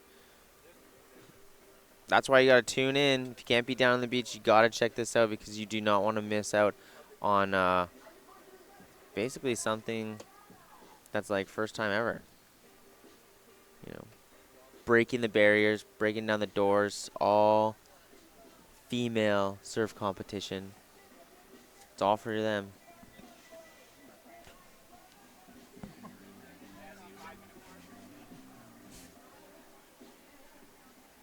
All right, 5 minutes remaining. 5 minutes left. Looks like Surfer in blue. the yellow has been issued by the head judge, Shannon Brown, letting the surfers know there's only 5 minutes left in this heat. And yeah, looking like Bethany. tight one. Kind of run away with this one, but yeah, between second, third, and fourth, it's anyone's game still. Ann McDonald sitting pretty in that second spot with a 5.93, and Shanny just needs a 2.81. We've started to see Alan, that bank kind of come alive here on this lower tide. Mm-hmm. And there's still a lot of time left here for Shandy to pick off one of these waves and get one of those. Get a 2.81. Yeah, definitely in her wheelhouse. She can easily take that down if she wants. You know, but if you think about it, looking at the scores Bethany has posted versus Snowa and Matea, you know, she's going to have to step up her game. Her highest score is under a 6, and I do believe that Snowa and Matea both, their lowest score was way higher than a 6. I think they're around a 7. So, you know, if you match those up right now, those girls are going on to the next round. So hopefully, I wonder when they're going to match up. Maybe in the quarters, maybe in the semis. I hope it's not too soon. Ann McDonald just doing some good classic surfing to get herself into that second place spot. You know, she didn't do anything crazy radical, just consistent. Just consistent. Oh, is it getting hot out here? Is it just me? I don't know. It's warm though. If you're coming down to the beach, you might not even need a jacket. I see people jackets around their hips. A lot of people are surfing without boots. I find that interesting. Maybe it's just like the feeling, you know, with the toes. Feeling the toes in the wax. I kind of got passed out there, Robbie Ferguson. One of the judges there just gave me a little rub down. Whew. Yeah. Nice and limber now. I almost fell asleep there. That's cute. We got 2 minutes and 50 seconds remaining. Bethany running away with this one here at 11.64 heat total score. We got Ann McDonald. You know, she's got a couple of decent scores. Holding on to that second place, but I mean, yeah. Shandy. All she needs is a 2.81. She can do it. She can do it. Oh, Bethany's up. She's not done yet. Okay, there we go. Nice little turn on the backside. Cranking another one. Staying in the power. And then a quick little tap to finish. Ooh, I wonder where the judges are going to place that. Maybe a bit better of the 6. 6.25. Yeah, we'll see. I mean, she had a couple of maneuvers on that last ride there. We saw a couple of her scores. Look at that. That 5.97, that was just a one maneuver wave, and I know this last wave for Bethany looking like she's going to get rewarded here. That beautiful snap off the top that opened up her wave there. She just dropped to 6.50 on this last ride there, Ellen. And, I mean, look at that beautiful, clean, crisp surfing there in that last turn. I think kind of sealed the deal. It did. On that 6.50. Some pretty impressive surfing there from Bethany.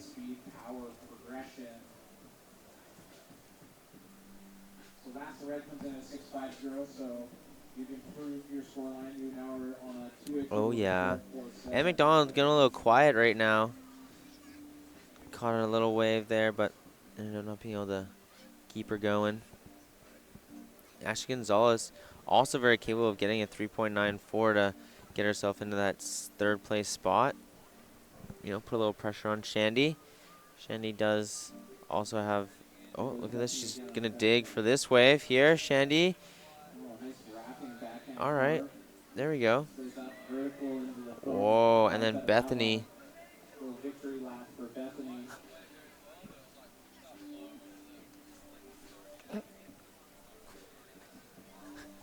Bethany, is she coming in? Guess there's only 30 seconds left, really. So yeah, she's done. She said, "I've done my job." Posting a 5.8. Oh, here we go, Ashley. Ooh, that board flipped up and almost took her rib out. I hope she's okay. Is there a medic on the beach? Yeah, going down a little hard there. Ashley Gonzalez with 10 seconds remaining. Gonna shake this one off. Unfortunately, looking like she's not gonna get the score that she needed. In the dying seconds of the heat here, we got looking like Bethany's Alaska and Ann McDonald are taking down that wave. But here we go, last of yellow. Ash Gonzalez Setting it up here. Yeah, right she was on. chasing that 3.84. Went for the buzzer beater. Unfortunately, just couldn't quite link anything Of scoring potential in that last wave and going down kind of hard. So hopefully she's all right after falling on that rail. But don't go away. We were done with the shortboards, and we were going to be moving on to the longboards after this short commercial break. So don't go away. See you soon.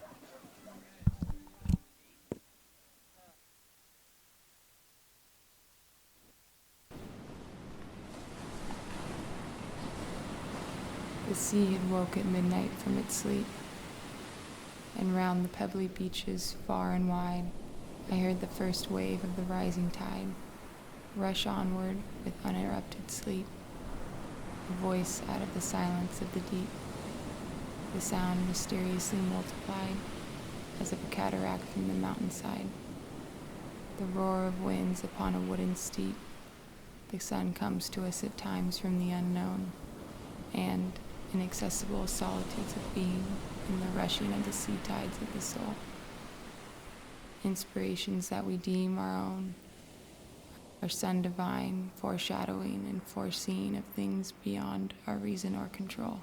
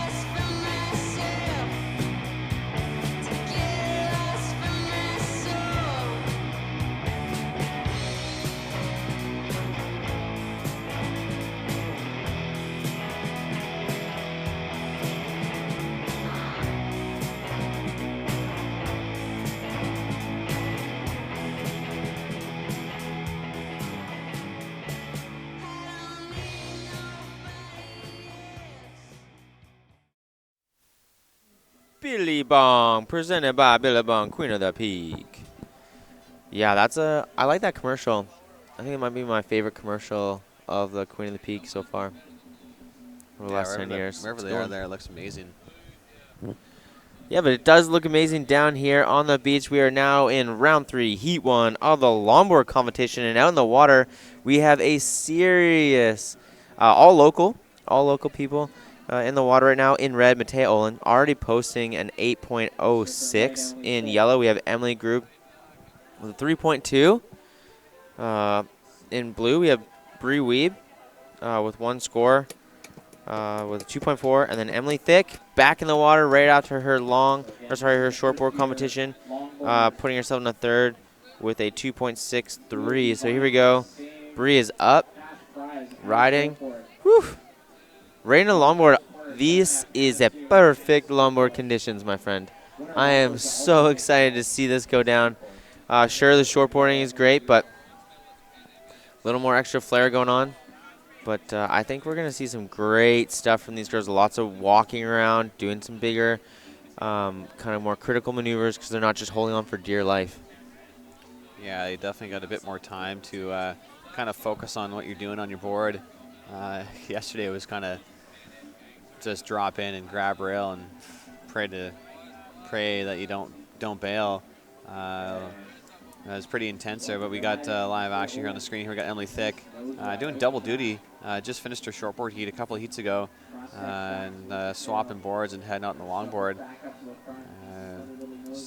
Getting a little busy here in the early minutes of the heat, getting her feet comfy on that board of hers, and she's already got a 2.63 total score.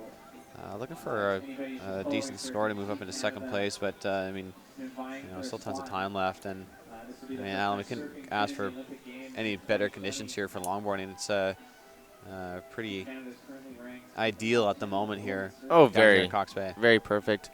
Very perfect conditions to be out here on a longboard or just out here in general, but these girls are stoked. I heard a lot of them talking down on the break there. Oh, can't wait to get out there. So Emily group already posting a nice 7.67. Here we go. Bree's up. She's gonna be busy. I think it's gonna be a bit of a fight for second place spot, and maybe even first. I don't know. Matea definitely, obviously the favorite, wearing that red jersey. Very capable of getting to the nose, but so is Emily, and so is both Emilys actually. So and Bree. Yeah, it's a pretty amazing little culture that's kind of developed out here. The longboard division has grown substantially out here. It's huge, 64 We riders. got 64 longboarders this year, outnumbering the shortboarders, which is I don't remember the last time that that's ever happened. So, you know, I girls feel are like starting the to next years are gonna have to get a bit smaller. Like Chrissy's like, this cannot grow anymore. Here we go, replay. Emily getting up there, giving a little toe tap, but unfortunately not able to finish it. I think she's gonna run over that photographer.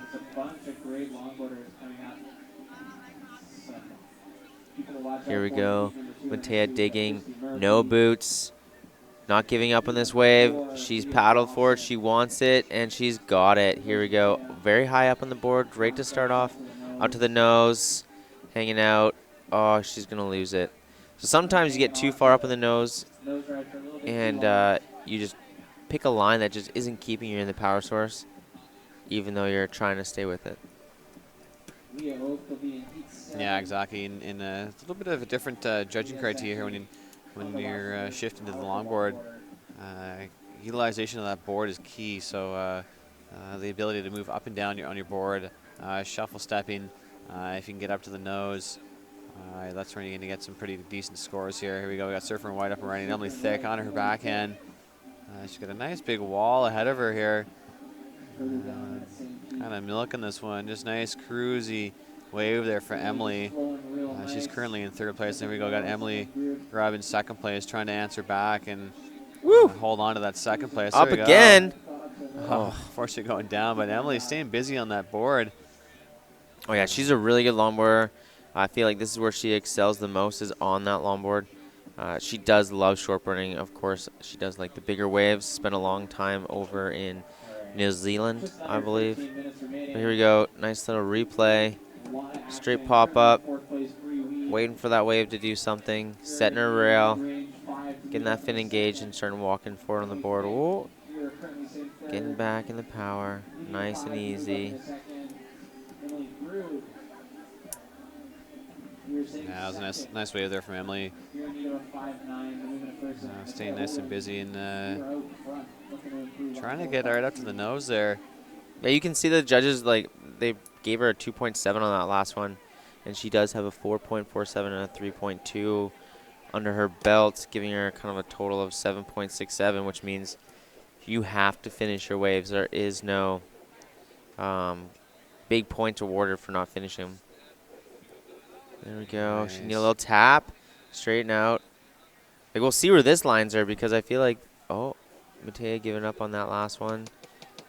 Everything's in view right now, just so accessible. Yeah, we got that peak right in front of the judges' tower here. Kind of just been the wave of choice here all morning. And yeah, these longboard waves that are funneling in here. We got Surfer in red and Surfer in white.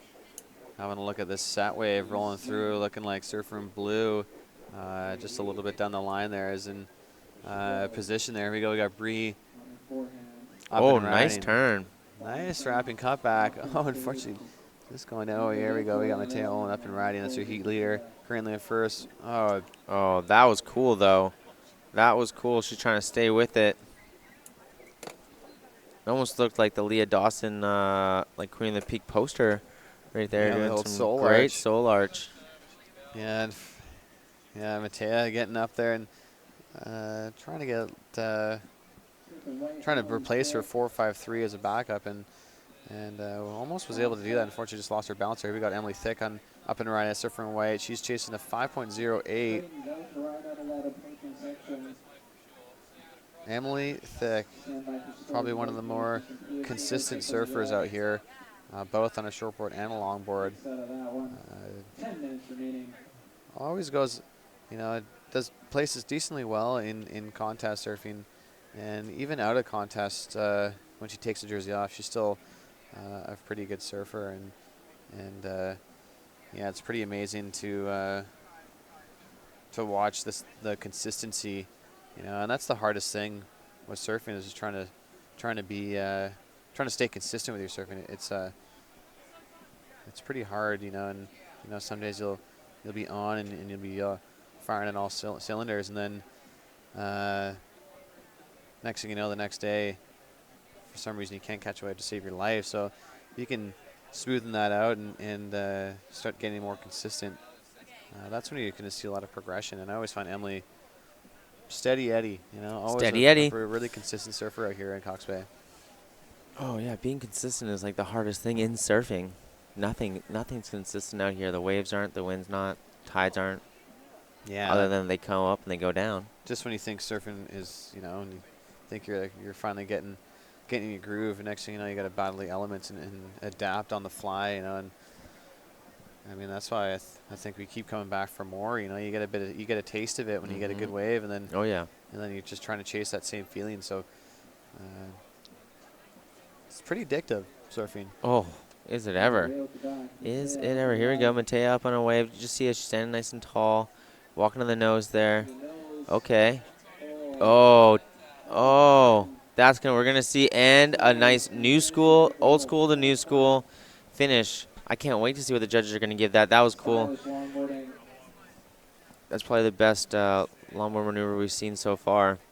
Yeah, that was pretty impressive stuff there from Matea, having the ability to run all the way up the nose and just hang both feet off there and kind of hang out there, not just for a brief second. She hung out there for quite a few seconds. Yeah. And able to ride out of that clean and finishing off with a nice little snap.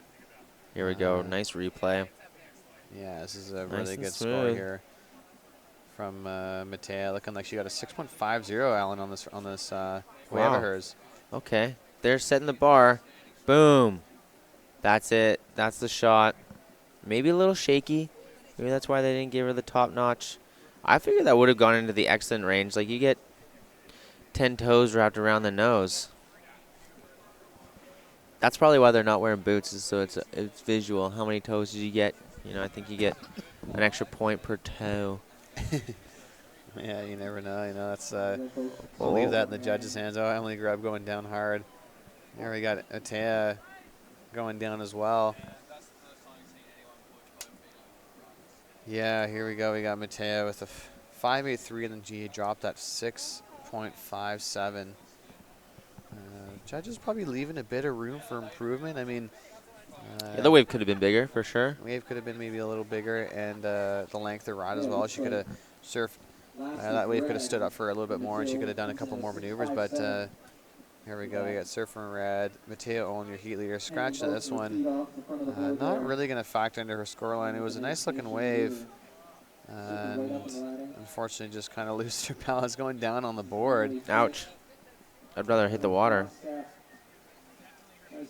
There you go. Emily Thick once again just being consistent, trying to work her way up. But to get a 4.14 to advance herself into that transfer spot, she's going to need to really do something extraordinary. Here we go. We got Surfer Blue Bree. Weave up and riding. Yeah, she's hunting down a 5.28 to put herself into that transfer spot, but she can better a 2.3 or 2.4 is going to help her out. Anyways, all this time left. We've got 6 minutes left. Here we go. That's Emily Thick just playing it cool. Chilling. I like that. She makes it look so effortless. She's just floating. Yeah, I like that little direction change there. Deciding to cut back and go right. And just riding to that one nice and clean. So she's playing snakes and ladders while she's on there just S-ing around. Yeah, she's looking for looking like she's going to improve her scoreline. Emily dropping a 3.87 on that last ride. She's now chasing a 3.81 to move up into second place. Emily still holding on to second place. That's Surfer in yellow on your screen there. She has a heat total score of a 7.67. Yeah. Trying to better a 3.2, easily done. But here we go, Matea up, showing that she can get to that nose. You know, I think a really good, smart way to surf this competition is not to watch Matea. You know, if you watch what she's doing, it's going to get in your head because she can do things on longboards that not a lot of people can do out here. Yeah, you know, you got to get out there. You got 20 minutes. Stick to your game plan. That's the last thing you want is to get in your head and kind of throw you off. And she's the highest accomplished longboarder in Canada, isn't she? With that third that she got not too long ago? Yeah, she's got a third place finish down at the Pan Ams. And the year before that, actually winning the Pan Ams. She won it? 2 years ago. 2 years ago. I believe Matea got a gold medal in the Pan Ams, and then last year she got a bronze. Wow. Above her age group, I think, too, wasn't it? The Pan, yeah, it was pretty amazing stuff. Yeah, she was the youngest surfer in the field, and you know the fact that she can get on the podium at an international scale, and it's a battle of the Emilys right now, and Emily Grub, doing a great job. Woo! Nice. Definitely going to better her 3.2, I believe. But she didn't finish that way well, so it's not going to get as high as she would if she just finished that little tap-taparoo. There we go, Matea up again. Just making it look like she's making morning coffee. Chilling. Half asleep. Do it. Beautiful cut back there from Matea. Able to get it back out to the nose again. And it's got a nice section there and able to finish off. Wow. Quick, fancy footwork. That's going to be a massive score there from Matea. Probably one of the highest scores of the day that we've seen, especially on the longboard. So we'll see what the judges kind of score that. It's insane how easily it is for her to run up and down the board and get up to the nose. And even once you're up at the nose, you know, it's hard enough to get up there, but to hang out there for a few seconds, it's pretty impressive stuff. Oh yeah, it feels good. And able to shuffle back there and link it into a turn. I mean, just watching longboarding, it's almost like watching the ballet. You know, it's just so easy to watch. Here we go. We got a replay of Matea's last ride there. She just dropped a 7.57.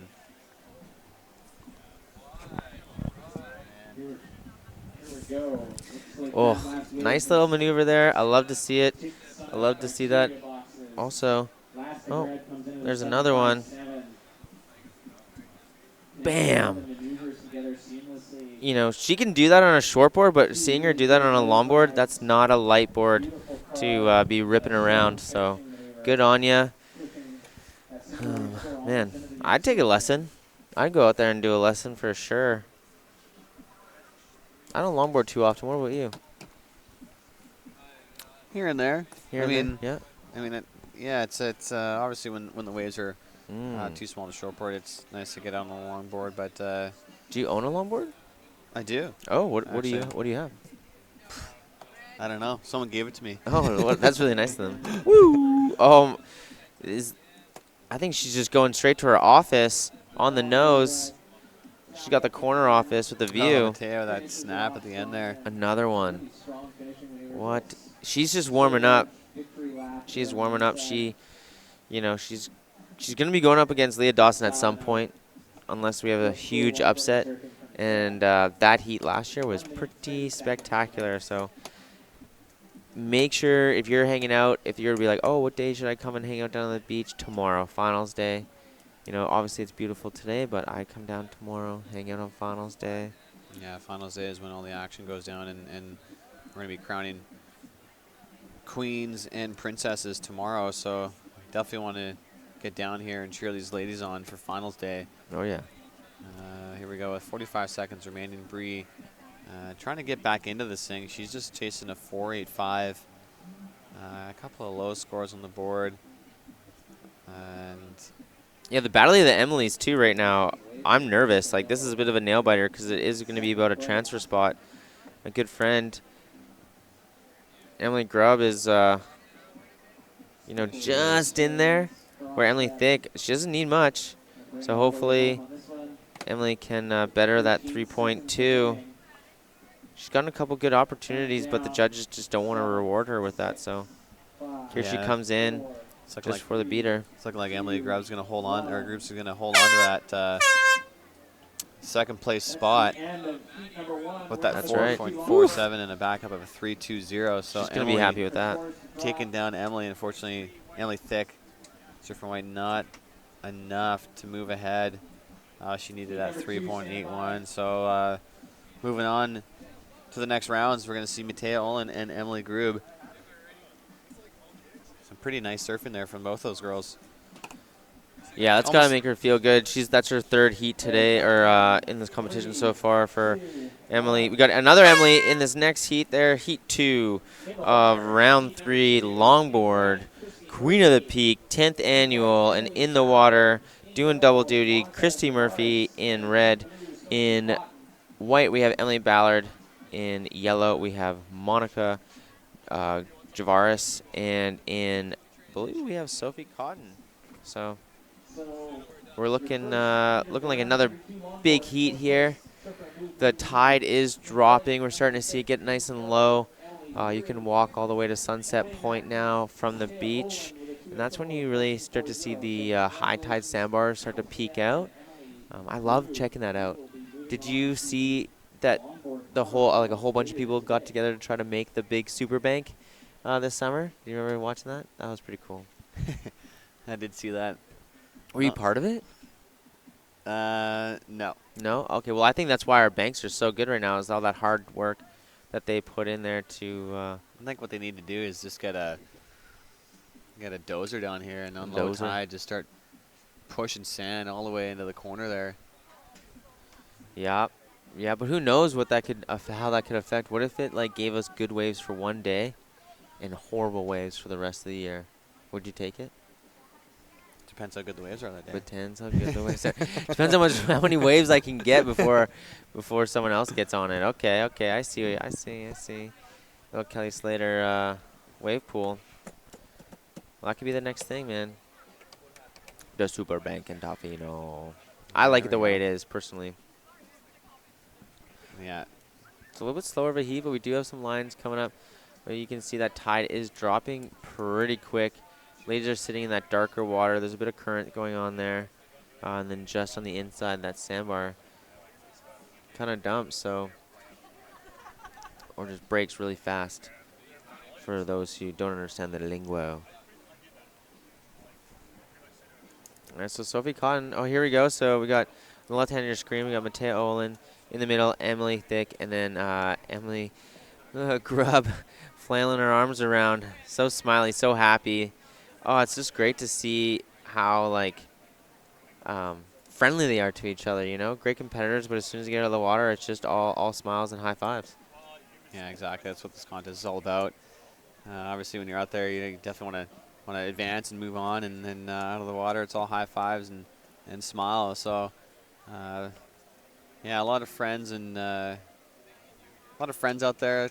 These girls see each other on the daily, out in the water together, surfing against each other all year long. So it's here we go. They got to be fired up. Here we got Chrissy Murphy. We saw her doing double duty today. No, still going. This is. Oh. Okay. Okay, we saw. Oh, she's still going. We saw a little bit of this. Kind of gave Matea in the 5-6 range. See where this goes. She finished that off nice. Wow, Christy Murphy.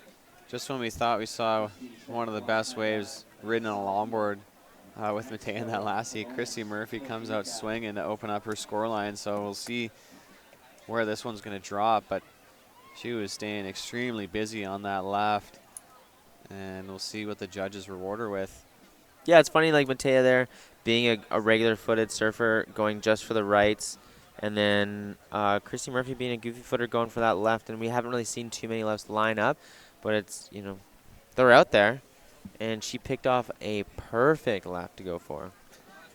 Yeah, Christy's putting on a bit of a clinic there on that board. Just dropped to 7.17.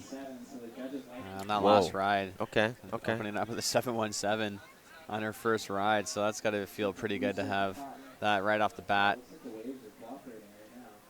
It's some pretty epic conditions here for longboarding. Just beautiful, nicely groomed faces here, and still tons of swell there, Alan.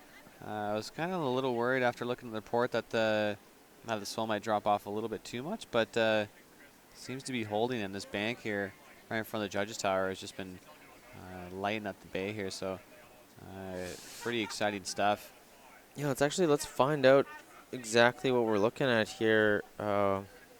Maybe we'll give you what they're saying the forecast is supposed to be, and then we'll take a little look at the buoy just so everyone knows what's going on out there. So we've got a primary swell today. 3.5 at 9 seconds, west-southwest, with a secondary swell of 1.4 at 13. That's right now with straight offshore, gentle 7 to 10 kilometers an hour, straight east, but looking like it's going to hold steady, but I think we're going to get a little bit more south swell kind of pulsing in, and especially tomorrow, we're going to see it get a little bit bigger. Perfect for finals day, 4.5, 11 seconds, west-southwest, with a nice little south swell coming in as well. Nothing to shake a fist at, that's for sure. That is a good surfing. If I saw that, I'm out there. So here we go. What a turn! That was cool. I didn't know a longboard could turn like that. Yeah, Christy Murphy staying busy here, running up in there. Nice little cross step. Nose ride there, going down at the end. Doing a lot of work there, Christy Murphy. She's already dropped 717 on her opening ride, so we'll see where this falls into her score line.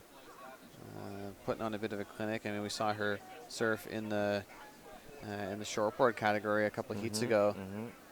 A lot of surfers out here doing double duty, so it's a lot of surfing for these girls today, especially if you keep advancing as well. You know, there's not too much time to kind of rest in between your shortboard and longboard heat. So fuel up, throw back a nice cold Tofino brew, get you all fired up, and head back out there for your heat. Oh yeah, get that into you. The cool thing today is that the tide, this is very rare actually to be happening. Almost like never happens really. It's only a 3-foot tide change, so it's high tide at 7 in the morning, and it's just been dropping this whole time, but only down to 6 feet. And it's going to be all the way down at 12:29. So we're getting close to bottoming out, but you know, that's a high tide, 6 feet. And then on the switch, we're only jumping up another 4 feet. So I think that we're pretty lucky. It helps to keep our banks a little more consistent here. It's not going to change so much that they're going to have to totally change in a whole new area. And that's, I think, why we've been seeing such great waves on this front bank here. It's been very shallow tides. Normally we have more of like a 10-foot tide switch. Here we go. We got Emily Ballard racing down there, trying to get up onto the nose, but can't really. Nice, doing some more progressive maneuvers, cutting back into that section. Oh, just couldn't finish off her wave. And you know, I can't say it enough. Robbie and I, and Brennan and I have all been saying, finish your waves. It's something you got to do in your regular surfing. If you don't do it, just picking it up right now is not going to be easy. You know, good habits. As Coach Brown always says, perfect practice makes perfect. Oof, perfect practice makes perfect. Yeah, so having the ability to finish off your waves. I mean, we've been seeing that all contest long, you know. You can do all you want on the wave, but if you're not able to finish off your waves, it's going to separate your score from a good score to a potential excellent score. So, yeah, having the ability to stay calm and cool and finish off your waves and kind of center your body over your board and ride out clean. That's what the judges want to see, and then then you'll get rewarded. Here we go. You're gonna get rewarded. Here we go. We got a little set out the back there, Alan. Rolling through here. Good size set. Question is, is that the wave that you want to jump onto, or is it the insiders? Can be a bit of a crapshoot.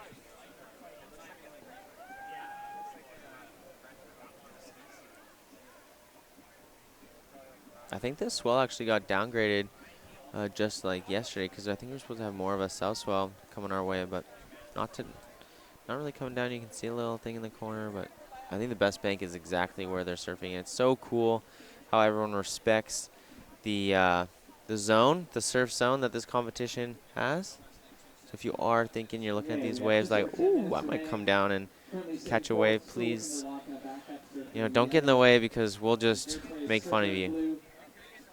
Yeah, it's a bit of a treat when you can surf out here in the lineup with only 3 other surfers out there, or 4 surfers out there, when it doesn't really happen that often, especially as the surf industry out here in Tofino is kind of blown up here and kind of taking the town by storm.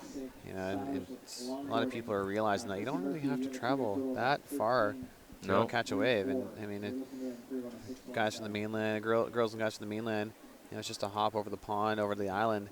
And we do have waves all year round. So here we go, back to live action. Emily Ballard. Don't give up on it. Oh, she would have got ahead of that. Darn.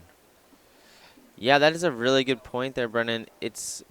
We have good waves. The surfing world is definitely blowing up, but for good reason. The community out here, the culture out here is some of the best. I have been lucky enough to travel around, and I'm so happy when I come home to hang out with my friends to surf these waves, even though they're not world-class waves. The people in this community, obviously that's why this event is going on, basically. And I'd say we could rival a lot of other surf towns in just coolness, just fun place to hang out, beauty. Yeah, there's this good sense of pride and a good vibe around town.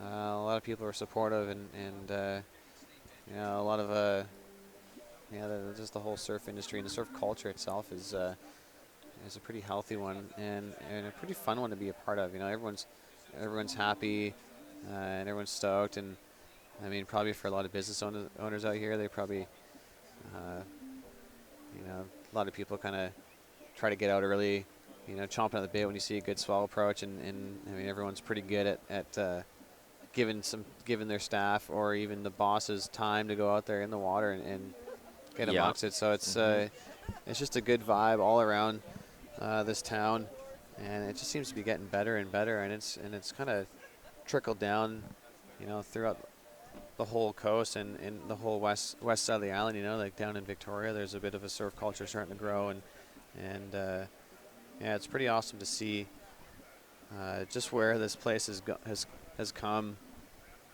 As long as I've been here, I mean, I've been coming here since I was a kid. Didn't even realize or know what surfing was when I was a grom, growing up at Sprout Lake, and now pretty much whenever you drive that highway, almost every second car has a board on the roof. Oh yeah. Coming out, check out the ocean, whether it's on a surfboard, on a boat. People just want to get closer to nature, and we've got handfuls of it, boatloads even. No pun intended. No pun intended, but here we go. Sophie Cotton up on a ride. This is a good shaping left. Oh, and then we've got our nose rider over here, Chrissy. Wow, Christy, sorry. I almost don't even know what to say right now. She's been finding these left that no one else is finding and doing some great critical maneuvers, keeping the judges busy, basically, is what she's doing. It's kind of just sit back and watch the show there, Alan. Yeah. Christy Murphy putting on a bit of a clinic out there. She's got a 13.34 heat total. Got a couple of good scores here on her opening ride. She dropped a 7.17. She's got a backup score of a 6.17. Looking like she's going to drop another score. It doesn't look like it's going to actually factor into her score line. Still a really good score. Dropping a 5.75. Oh, yeah. That's crazy. That's it? Way out in front there. Christy Murphy and Emily Ballard trying to hold on to that second place spot. Sophie not far behind her, though, with 6 minutes remaining. Sophie's just chasing a 3.87 to move up into second place. Pretty much a battle for second place.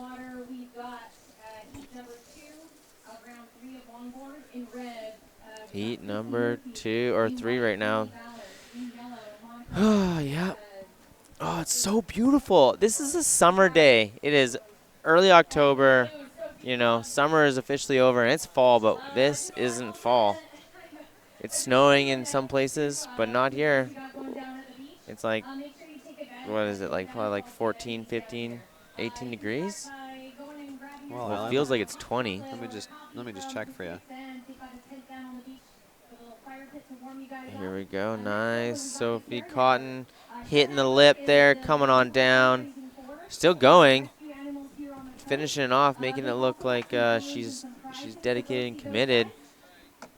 Oh, nice little cutty there for Emily, but unfortunately the wave kind of closes out for her. So, man, it's very tricky. You got to pick the right waves out here, and you know, we can see that Christy Murphy is doing that. She is. Is that Ben Murphy's sister? We don't have any information on Christy. She left it blank. So Mysterious. mysterious, I like it. yeah. It'd be funny though if they were a brother and sister. Yeah, she's yeah, definitely tightening the screws on their competitors out there. It's making it pretty tough to catch up to Christy. I mean, Emily, she's only dropping some high threes.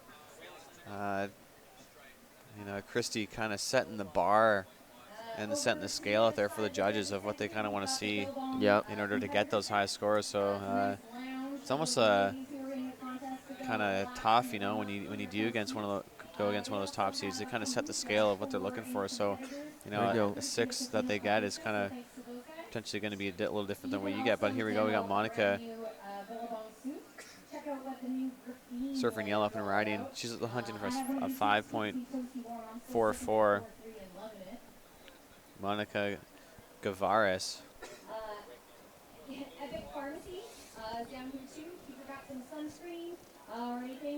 It's going to factor in her score on there. She just dropped a 2.77 on that last ride. Here we go. We got Surfer in red up and riding. Nice little fading cut back there. Shuffling up to the nose. Unfortunately, that wave just kind of running out from underneath her. With 3 minutes and 12 seconds remaining. Pretty much just having fun out there. You know, Christy's running away with this one. Emily's got to do something get a near perfect score here to catch up to her, but pretty much just a battle for second place here. Not much separating second and third. I mean, Emily Bauer with a 7.43 and Sophie Cotton with a 7.00 with 2 minutes and 47 seconds remaining.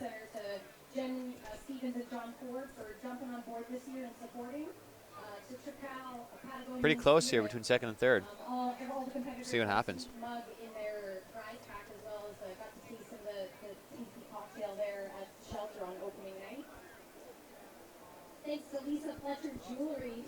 Yeah, we should give a little shout out to our sponsors here. Lisa Fletcher Jewelry and Shelter Restaurant, of course, Billabong, Wildside Grill, Surfside Grill, Tofino Whale Center. They jumped on this year. First time. Oh, here we go. Live action. Emily flying down the line, trying to get up there, close to the nose. And then getting a little new school, doing some turns here. Nice, that's what you want to do. Oh, here we go, yeah. Back to the sponsors here. Pacific Sands helping us out. Aptana Surf, giving away a surfboard. Tofino Brew Co., Nixon, Rhino Coffee House, Long Beach Surf Shop, Lisa Fletcher, Epic Pharmacy, Clarity, and Merge. Pilot House Media helping out. It's a good group of people. It takes a big group of people to get this many things all going on, and it's a huge event. 3-day event is no small feat. You can support the event by, you know, coming down, hanging out, or buying the merch. It's pretty much the only way we can keep this thing going. So wear it, talk about it, share it, come on down, make it a whole event with your friends.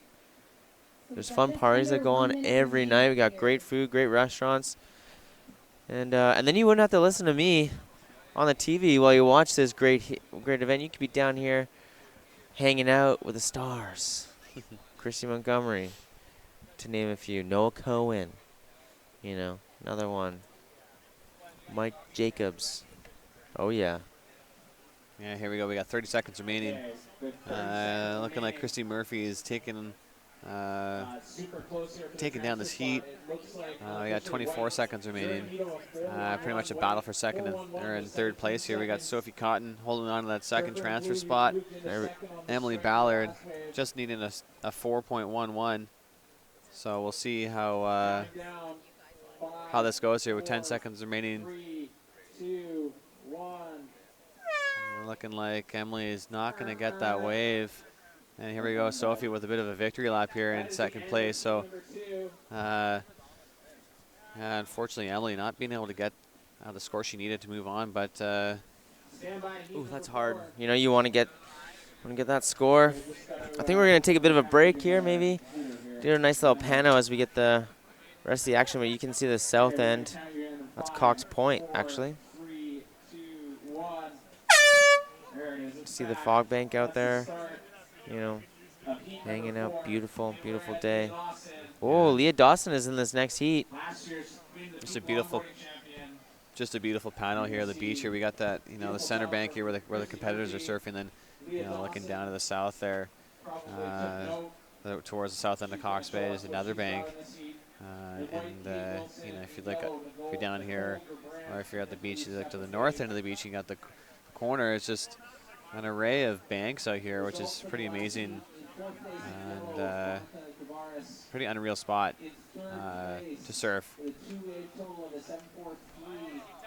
Oh, wow, look at that. That's Kate Wilson just giving her. Oh, unfortunately, she couldn't finish that off. That's too bad. But that was cool. That was cool. Whoa. So, I guess we'll just get right into it here, guys. It is Heat 4 in round 3. Up riding right now is Leah Dawson in red, previous winner. Just keeping it chill. I don't think that's Leah Dawson. I'm going to be honest with you. I think this is a little bit of a mix-up. That's okay. We'll find out exactly who's up in this heat for you guys. I'm going to maybe get... Brennan's going to get on the job there and find out who we have out in the water, because...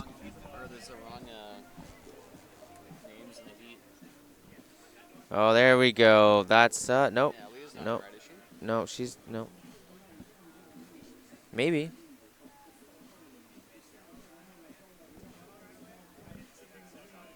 Stand by.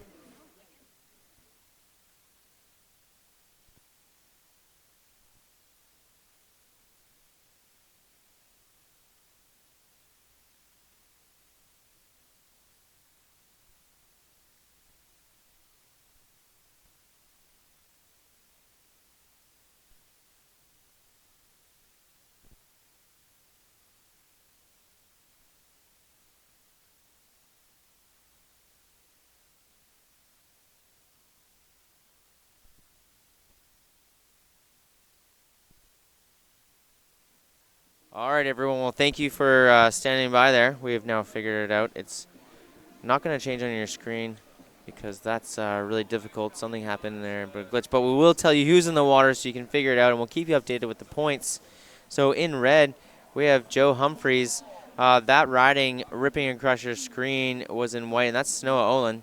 In yellow, we have Mia Daniels, and in blue, we have Lori Boudreau. Yeah, pretty good heat here for this the longboarders here.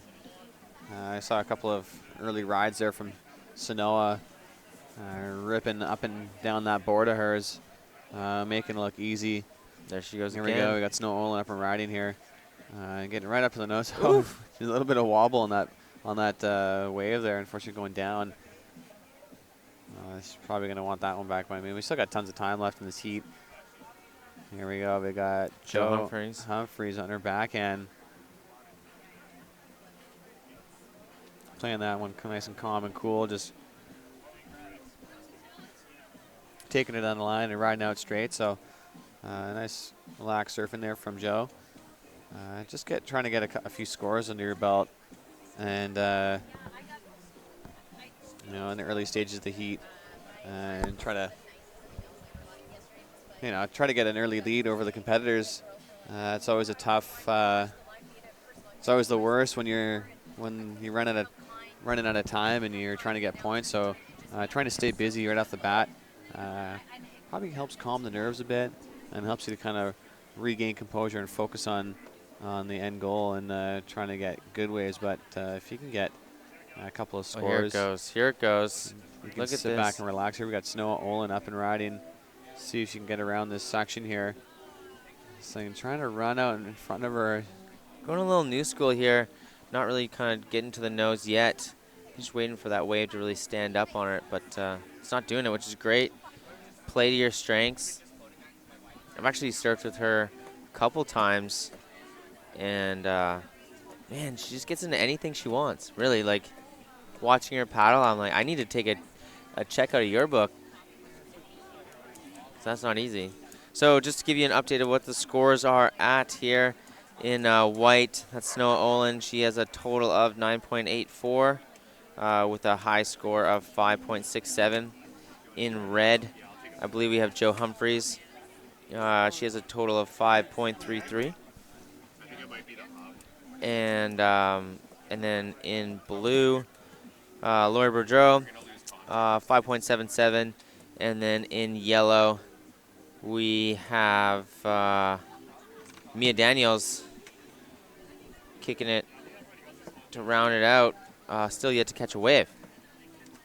Yeah, still a bunch of time left. We've got 14 minutes and 20 seconds. So if you guys tuning in on the webcast here, there's a bit of a glitch here with the names on your screen there. We're doing this on the fly. You know, this isn't like a huge production. We're on a beach in a remote town. So Kate and the staff, Leah and Nicole, will actually be surfing in the next heat. Currently out in the water, surfer in red, Joe Humphreys, surfer in white, Snow Olen, surfer in yellow, Mia Daniels, and surfer in blue, Lori Boudreau. So if you guys are wondering and looking at the screen there and a little confused about who's out in the water, again, Joe Humphreys in red, Snow Olen in white, Mia Daniels in yellow, Lori Boudreau in blue. Just keeping you guys on your toes back at home. Yeah, there we go. I think we have someone maybe that's a white or yellow. I can't see. It's hard to see. Oh, there it is, white. That's Sanoa getting to the nose on her backhand. Oh, wipe out. I don't think I've said that yet. I can't even believe I didn't even do a wipeout yesterday. It's a good song, though. Here we go. Joe, up and riding. What is it again? The song? Wipeout. Oh, no, that's tequila. That's tequila. Another great song. Yeah, another great song. Yeah. Did you ever watch that little thing on Instagram? That guy doing, what was it? America's Got Talent and sang the tequila song? No. Oh, I missed. I got to look that up. Get home, YouTube that. I will. If you guys are looking for a laugh, just YouTube the tequila song, America's Got Talent. It's a bit of a classic. It's trending. It's trending. You know what else is trending? What? Hashtag QOP 2019, baby. Oh, yeah, it's big. We've seen some great photos coming in. So thank you guys for doing that. Look at this set rolling. Woof.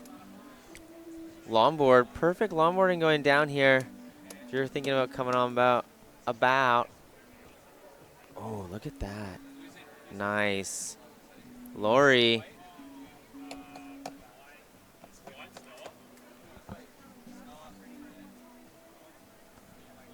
You know what? I would just come down here to hang out on the beach and listen to the tunes. Whoever's DJing today is on point. With this sunshine, it's like pina colada, you know? I just feel like I'm on vacation. Yeah, it's I just feel like I'm on vacation. Pretty ideal day today. The sun is shining. down in the sun there. We're supposed to get up to about 15 degrees today, so that's a pretty nice little fall day here in Tofino. Beautiful day to be out in the water, either on a boat or in a wetsuit.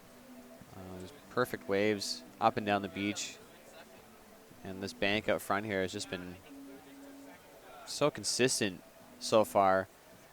And they've shown with a lot of these surfers just capitalizing on these waves. And these longboards got to be pretty fired up. It's pretty ideal conditions here. We got Jill Humphreys up and riding.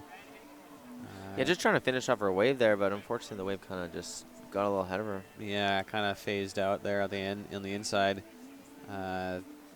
Joe's still looking for a couple of big scores. We'll update you with some scores here. So situation out in the water. Oh, there we go. We got Sanoa Olen with a 9.84 heat total score. She's currently out in front. Lori Boudreau, there we go on your screen there. Technical difficulties are fixed. We're back, baby. Lori Boudreau is currently in second place. With What a great team. 7.54. Oh, sorry. And no, it's okay. Hey, you don't never have to be sorry. Oh, well. You know? And surfer in red, Jill Humphreys in third with a 5.33. She's currently chasing a 4.62 to move up into second place. A lot of time left, though. 10 minutes and 15 seconds remaining. Here we go. We got surfer in yellow on your screen. Mia Daniels up and riding. She's chasing a 5.88. She did really well yesterday. She in all of her heats, she did some great scores. Very consistent. You know, I'm surprised to see her in that last place spot right now. Yeah, it was a beautiful, beautiful wave there from Mia. I might change the situation here. Definitely going to help her scoreline. She was waiting to back up that 1.67 that she posted. Yeah, the judges really want to see some pretty radical longboarding right now. You know, just going down the line today is not going to get you posted big scores. So, got to see that.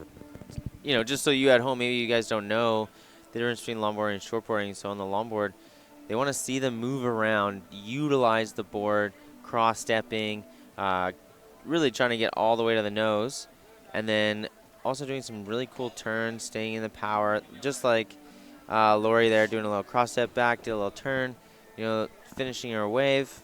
That's going to do, I don't know if that's going to help with her scoreline. She has basically two waves scored the exact same with 3.77, keep her in that second place.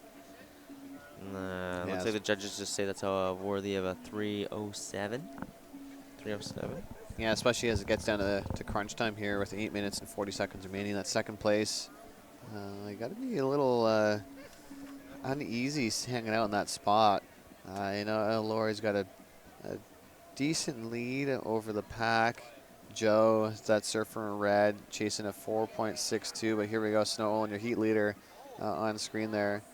Running up to the nose there, being able to get a couple of toes off the end there. Riding out clean and kicking out. Damage is done, and she's feeling pretty confident with that one. She's got a couple of decent scores already. 5.67 is her highest score and a backup of a 4.17. It's looking like she's gonna drop her low score and replace it with wait for a few scores to drop here. Looking like a 5.65. Just shy of her last best wave, so they're saying that very comparable waves. Yeah, it really does seem to be a fight for second place, you know, in the heats. But they're very close, second and third, even fourth. They haven't been running away. No one's really running away on the heats except for the first place. Yeah, so definitely making a statement here, letting the rest of the competitors know that Was Sanoa surfing with her fin forward right now? She leashless? Oh no, she's got a leash, but she's just having fun. I'm confused. Yeah, we'll see if she can pull this one off here with 7 minutes remaining. I mean, with that lead over the rest of your competitors, why not? Maybe might as well try something new and throw it in the repertoire bag and maybe save some of that for the finals day. I want to see what she's going to do. She's going to need to bring it. There's a lot of pretty heavy contestants out there in this longboard category, so is she going to do that? Her competitors must be like, what is she doing? What is she doing? Is she going to do a pop shove it? Is she going to do a spinorama? Why is she paddling with her board backwards? Like, are we that bad? Here we got Like, that cannot, she must be doing some mind games here, but Lori answering, saying, you know, you do whatever you want. You know, I'll come for your spot. Yeah, Lori picking up a ton of speed there. Shuffling up to the nose, unfortunately. Just kind of getting clipped by that whitewash in the end. She's still in second place. I mean, that 4.17 and the 3.77 is helping her out there to hold that spot. We got 5 minutes and 50 seconds remaining. Let's see what Mia and Joe can do here to answer back and try to take down, try to move on and then try to advance here. We got Lori and Sanoa kind of holding on to first and second place at the moment. Man, how awesome are these? Oh, there it is. Nice one, Joe. And then we also got Mia Daniels on a wave. This is excitement. Split screen. All right, and actually, woo, Mia finding a screamer. Hold on to it. Oh, unfortunately, I don't know what that's going to get scored, but hopefully she gets some good points. Yeah, this little split peak action there from Joe and Mia. Both chasing a decent score to catch up to Lori. We'll see. What do you think got the better exchange there, Alan? I don't know. The wave looked sick that Mia had, but Joe did some nice little turns. So we'll see what the judges think. To be honest, I think I'm going to have to say Joe on that one. And that's right. Joe took it. Joe took it. Yeah, like Joe dropped to 3.7 or 3.53 it looks like, and Mia coming up with a 2.75. So not enough to help them out and move them into that second place spot. But we got 4 minutes and 30 seconds remaining. So we got a little bump on the horizon potentially. Yeah. We got Surfer in blue. Having a look at this one. Here we go. We got a little pooch. scenes down here at the beach. Oh, yeah. And here comes that wave we were talking about.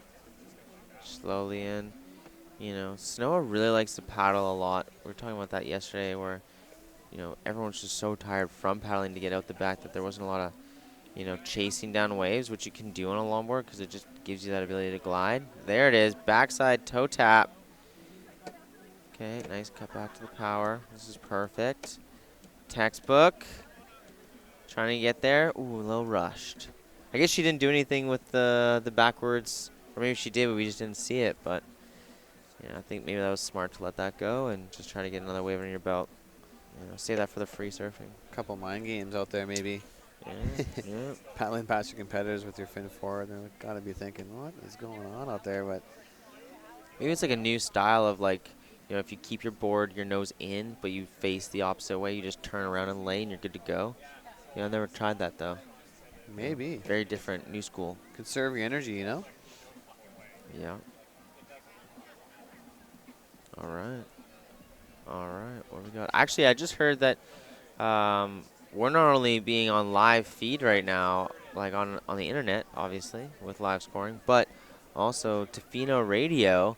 Cam Dennison is hooking us up and playing some clips on the radio. So we're like live on multiple channels, you know, in the airwaves. There you go. The ladies. Just when you thought you couldn't get rid of us. No, that's right. We're everywhere. Oh, turn on your radio. We're there too. We're like the wind, brother. At your back. Behind your ear, everywhere, under your feet. We'll be the wind beneath your wings. Great song. Great song. I think, yeah. It's beautiful. Voice of an angel. Make a mountain lion purr with that voice. Oh, yeah. Oh. All right, well, we got some excitement going on in the booth. People are having fun out here. There's lots of laughter. You got to get your tookish down here. You'd be silly if you're in Tofino and you won't make a stop by. Obviously, you can take the free shuttle. You could bike, walk. Heck, you could park at South Chesterman and walk on over. It's so low tide right now. Yeah, it's a pretty amazing day, and yeah, if you guys are at home, I mean, kind of don't have an excuse unless you're at work. Get down to the beach here. It's a beautiful sunny day. I got some of the best female surfers here in the area, out in the water.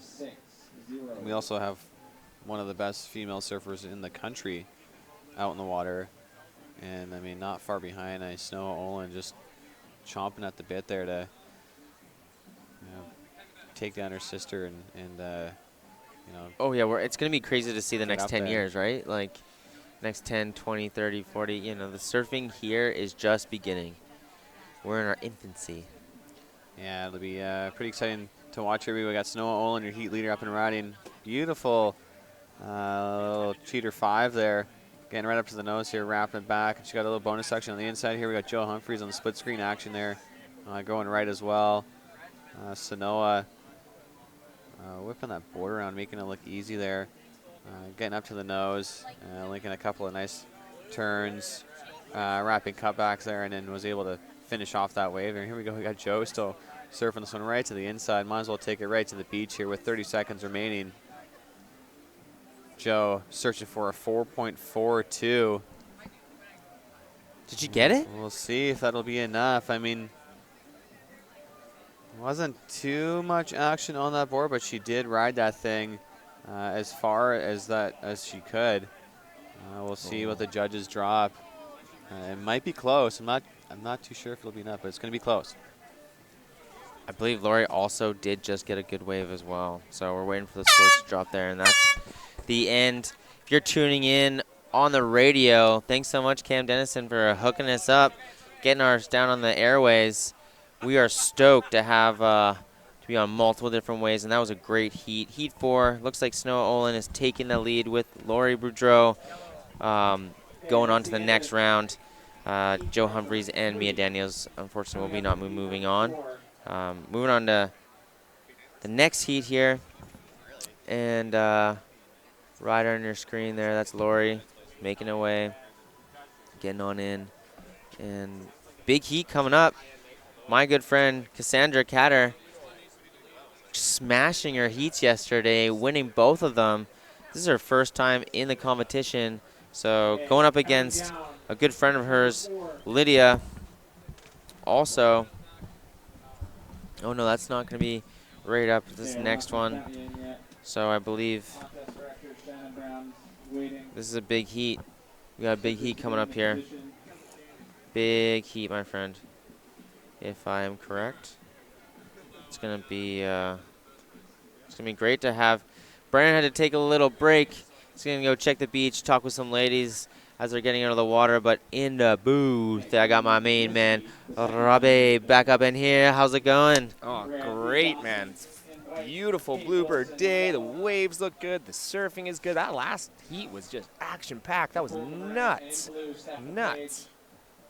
It's great. No, it's the best day ever. I don't know why everyone's not down at the beach. Yeah, well, it's busy, that's for sure. I can see people hanging out with the dogs, kicking it, walking around without their shirts on, you know, wetsuit half down, strutting. In October. Yeah, October. Well, that's the beauty of Tofino, is everyone thinks it's always stormy, but it ain't. Yeah, it's too late. The bag's out. Cat is out of the bag. So how's everyone? Are they feeling buff because of you? Ripped? Yeah, Strength? packed class, man. It was Good. busy. You just have me playing the whole time, though? Just no Of music, just course. listening to the commentary? Yeah. Sorry, guys. No music today. Mm-hmm. Yeah. Figure it out. You'll be fine. Like you said, it's a big heat here. Big heat coming up. Longboard, round 3. We're into the big heats. It's actually Heat 4, I believe. Oh, is it Heat 4? But it is Oh. it is Heat 4, but that's okay. Yeah, this is That's why I good. struggle with technology. So, little update here in Heat 4. We've got our last year's defending champion, Leah Defending, Dawson, yeah. who felt like every time she stepped on a board, there was just 8s being dropped left, right, and center. In the red jersey. In white, we've got Kate Wilson. In yellow, Nicole Gerbrandt. And in blue, Steph LePage. 19 minutes left on the clock, and we are ready for some action. Oh, yeah, and they've kind of moved down a little bit more south. We've noticed they're not sitting straight in front. A little more grouped up as, as surfers, but Good waves are going down. I did see Leah as she was waiting for the buzzer to beep. She just went for one, did a nose ride, and then did like a 360 spinny thingy-majoober. Oh, that wasn't even within the That wasn't horn. even, no, Oh that my wasn't even God. with the horn. She was just doing that for fun. That's not even counted yet. We're That still. was the longboard wave of my life. As we got some live action up. Our surfer in blue, Steph LePage. Starting us off. Yeah, starting us off. A little cut back into the pocket. Little boardwalk there, trying to sneak close up to the nose, not quite getting there. Walking back another little kind of like high line trim there. Cutting it back and trying to ride out with confidence. So Steph LePage opening up her account in this Heat 4 of the longboard. On screen there, we've got surfer in red from the last heat, Joe Humphreys, surfing like a champion, one of the people under the Shannon's tutelage. We go back to live action. Oh, what is happening? Jesus. What? Okay, spinorama. I don't even know what's. I can't even. Wow. Okay. How do you commentate that exactly? Twinkle toes. I think you just say like that's a ballerina. But she's still going. Yeah. Yeah, that like literally we could just spend the entire heat describing what she just did. That was absolutely insane. Apparently she's picking up right where she left off last year. Oh yeah, she's not slowing down one bit. She wants the gold. Yeah, she wants the gold. She wants that money. Yeah, and she wants them bragging rights too. Yeah, that's right. Well, she could also get an extra 500 bones today, I believe, by getting the best wave of the day. Right. Right. Yeah. So you know, walking away with 3,500 for a nice cruisy trip up to Tofino. Right. You know, some say our lives are your vacation. Right. I say that for sure. Oh yeah. And then our vacations are still awesome. Yeah, we're on vacation. And that's right. As scores starting to drop in for the first of red, Leah Dawson kind of sneaking in around that 6 range as we wait for the last few. We're going to throw a little shout out here to our friend Cam Dennison over at Tough City Radio.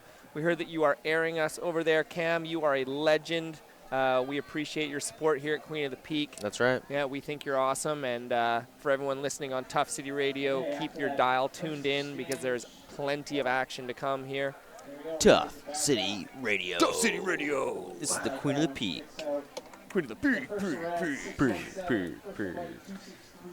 And we had a bunch of action there on the screen. A couple of small scores. But you know what? I want to kind of just get back to that Leah Dawson wave because I think it's really important to note that the bar has now been changed. They gave her a 6.17 for what she was doing. She did a lot of different stuff. There's a lot of things that the judges probably didn't even take into consideration because it's too different. It's not, you know, part of the judging criteria necessarily. Sorry about that. You're live action.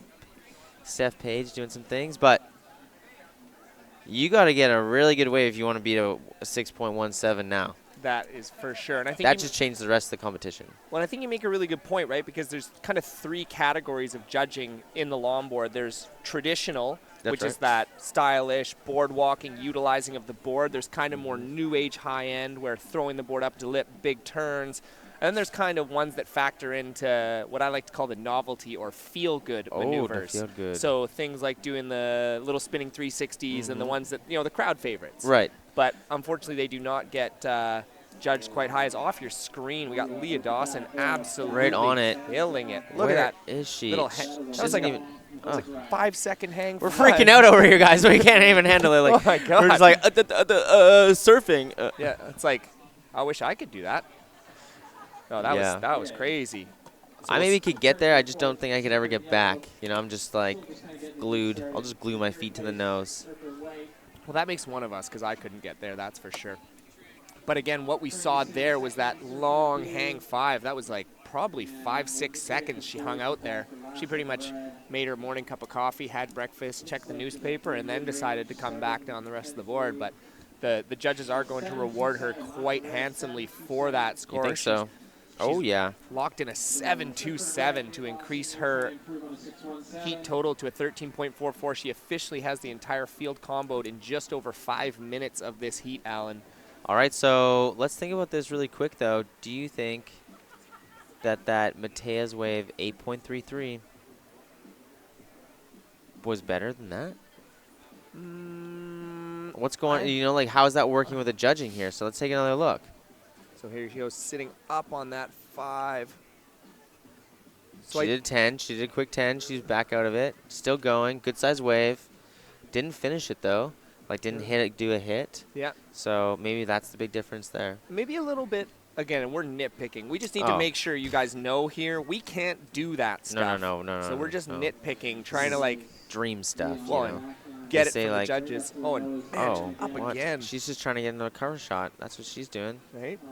Switch to goofy. She is now surfing goofy-footed.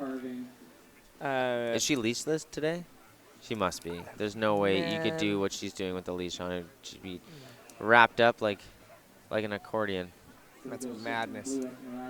And here we got our live action surfer in blue, Steph LePage. Oh, she's getting a little cheer right there from Leah Dawson, and a good person as well. Oh yeah, she's so supportive. Oh, she's trying to sneak up to the nose there. Nice little cutback back into the power source and going down. So a nice little wave there for Steph LePage. She's currently sitting in second place. She is comboed, but she's looking to build on a low score of a 3.10, and currently your surfer in white with a 4.63. She's looking for a 3.65 to get herself into the transfer spot, and then Nicole Gerbrandt, surfer in yellow, with a 2.53, looking for a 4.78 to get herself into that spot where Steph LePage is sitting right now. And then there's Leah Dawson, who has comboed everybody. Yep. Madness. It is madness. There's no doubt about that. It's kind of it's interesting. Kate Wilson, you expect out of her heavy surfing. Yeah. Very, very talented. Same with Nicole. Perennial powerhouse. There's no easy heats these days. No, you're not going to just walking in. Well, not like Leah is right now. So the last Aaliyah coming in at a 5.5, that really nice little 5 to 10 and back to 5. Just a really solid little wave there, but is not going to factor into her score line as we hit about the 11:30 mark of this heat. So still plenty of time left. It's like just began, basically. Yeah, I know. But that was Leah last year. I swear every heat that we watched of hers, she had the field comboed within the first 3 minutes. And again, it's, oh, here we go, live action. We got Leah back up on another screaming right-hander as she gets herself up to the front of the board. Oh, and she's doing, she was going, what's that called when you get a heel over the? I don't know. That's like just so far that. Is that a hang one? It's definitely hanging. As we have a special guest in the booth. It's a wasp that's trying to sting us, so forgive any noises you may hear.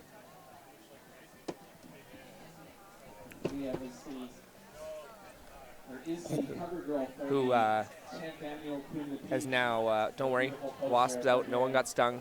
That was dangerous, though. That almost everyone got stung in the eye. So yeah, I know. It's important. It's important stuff. Deal with that. So that last little hang 5 to reverse hang heel that unfortunately she came unstuck. Leah Dawson got 4.37, so she's just packing on scores here. None of the last few have really affected her scoreline, but she is still sitting very, very comfortably in that first position. As we hit about the halfway mark of this heat, we are in round 3, heat 4 of the women's longboard Queen of the Peak 10th anniversary, and it is a bluebird day. There is unreal waves, there's unreal surfing. There is just nothing but good times down here at Cox Bay as we got a bit of live action happening. We got our surfer in yellow, Nicole Gerbrandt, getting a little bit too far ahead of the pocket there, trying to cut it back in, getting nice and low. Unfortunately, this wave is not providing much for her.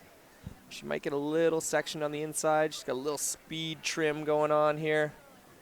Definitely points for a time on the wave, but she's looking for a 4.41 after the bar that these girls are setting. I can't see that going into that range. Oh yeah, it's a hard heat for sure, because you just gotta get rid of those jitters of being, but surfing with such a well-known surfer.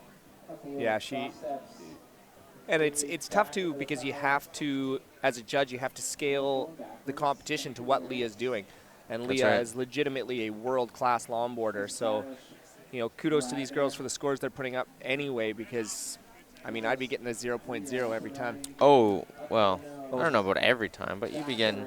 Standing up counts for something, right? Yeah, that's right. Man, you're just watching Leah right now. She's just having a time.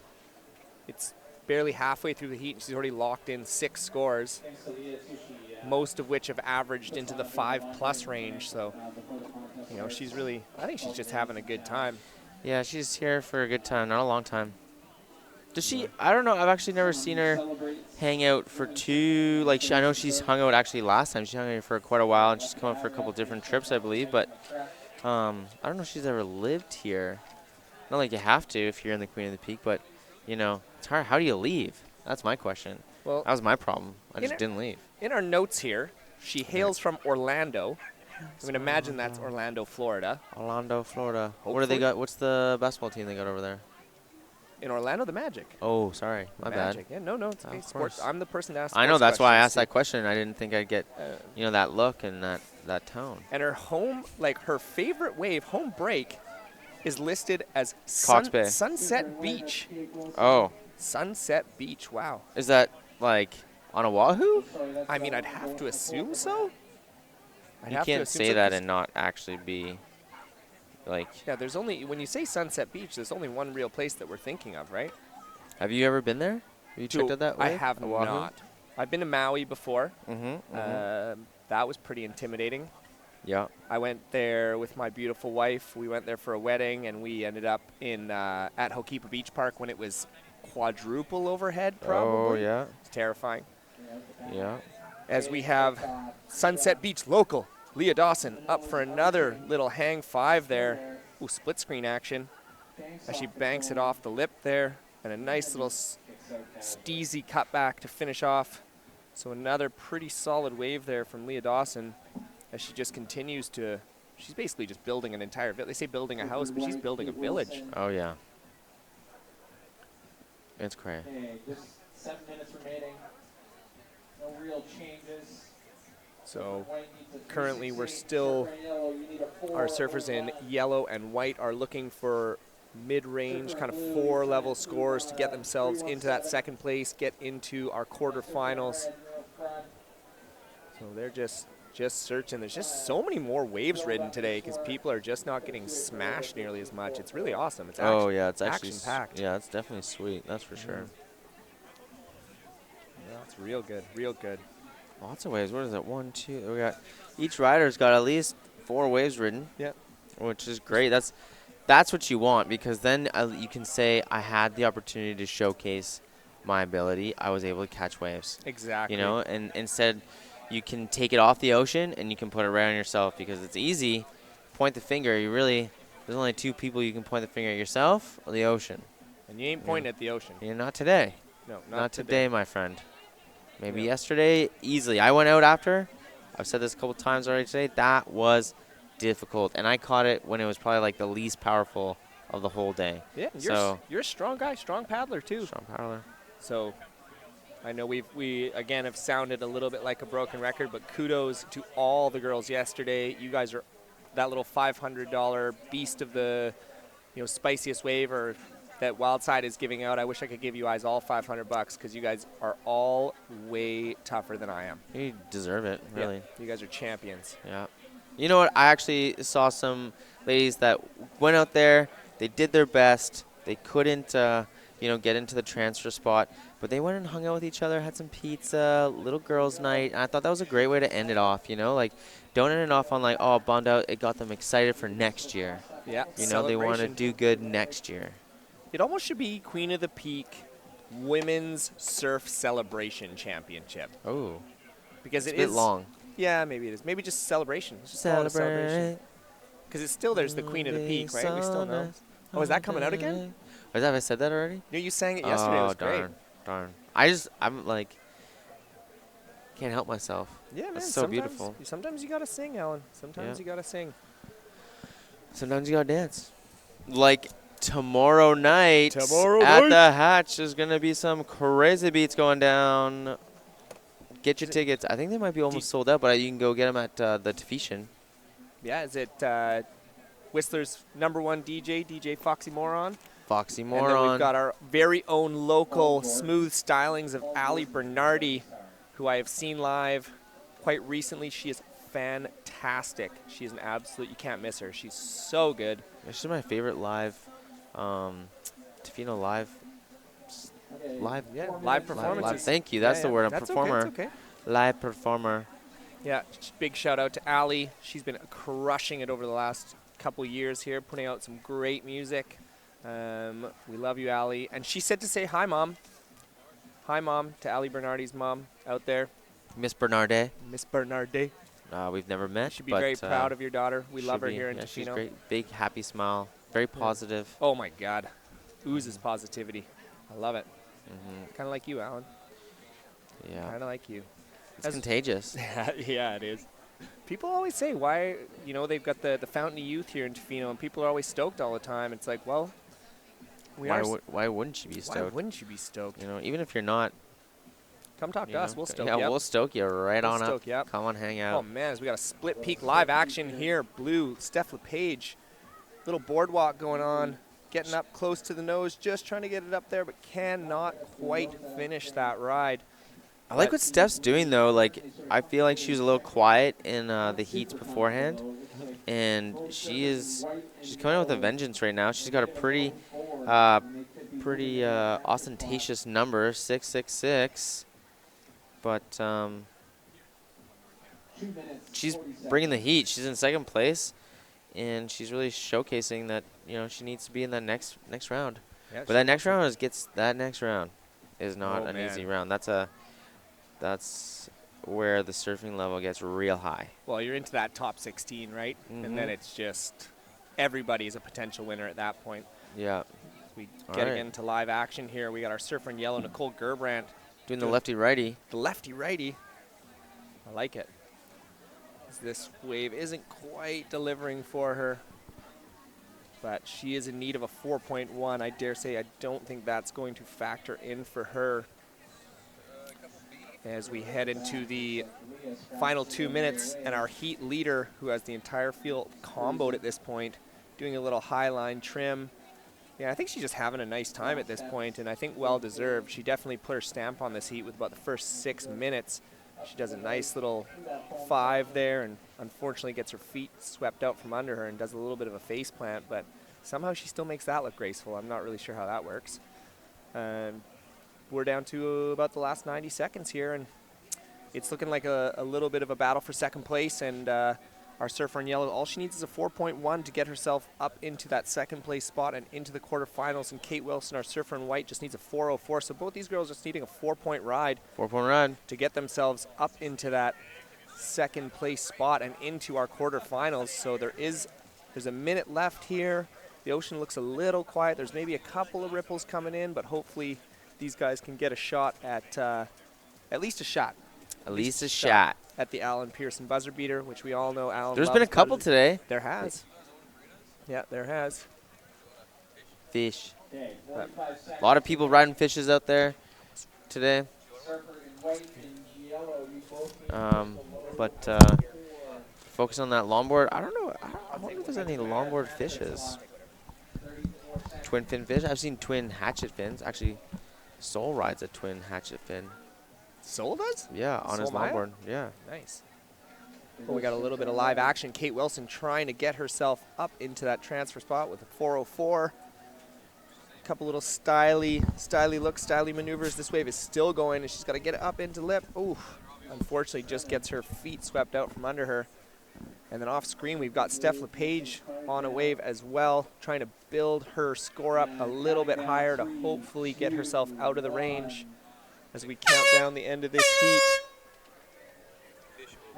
That is the end of the heat. Heat 4, round 3, longboard. Done and dusted. Done and done. We know Leah's going on. I believe Steph is also going to make her way to that next round.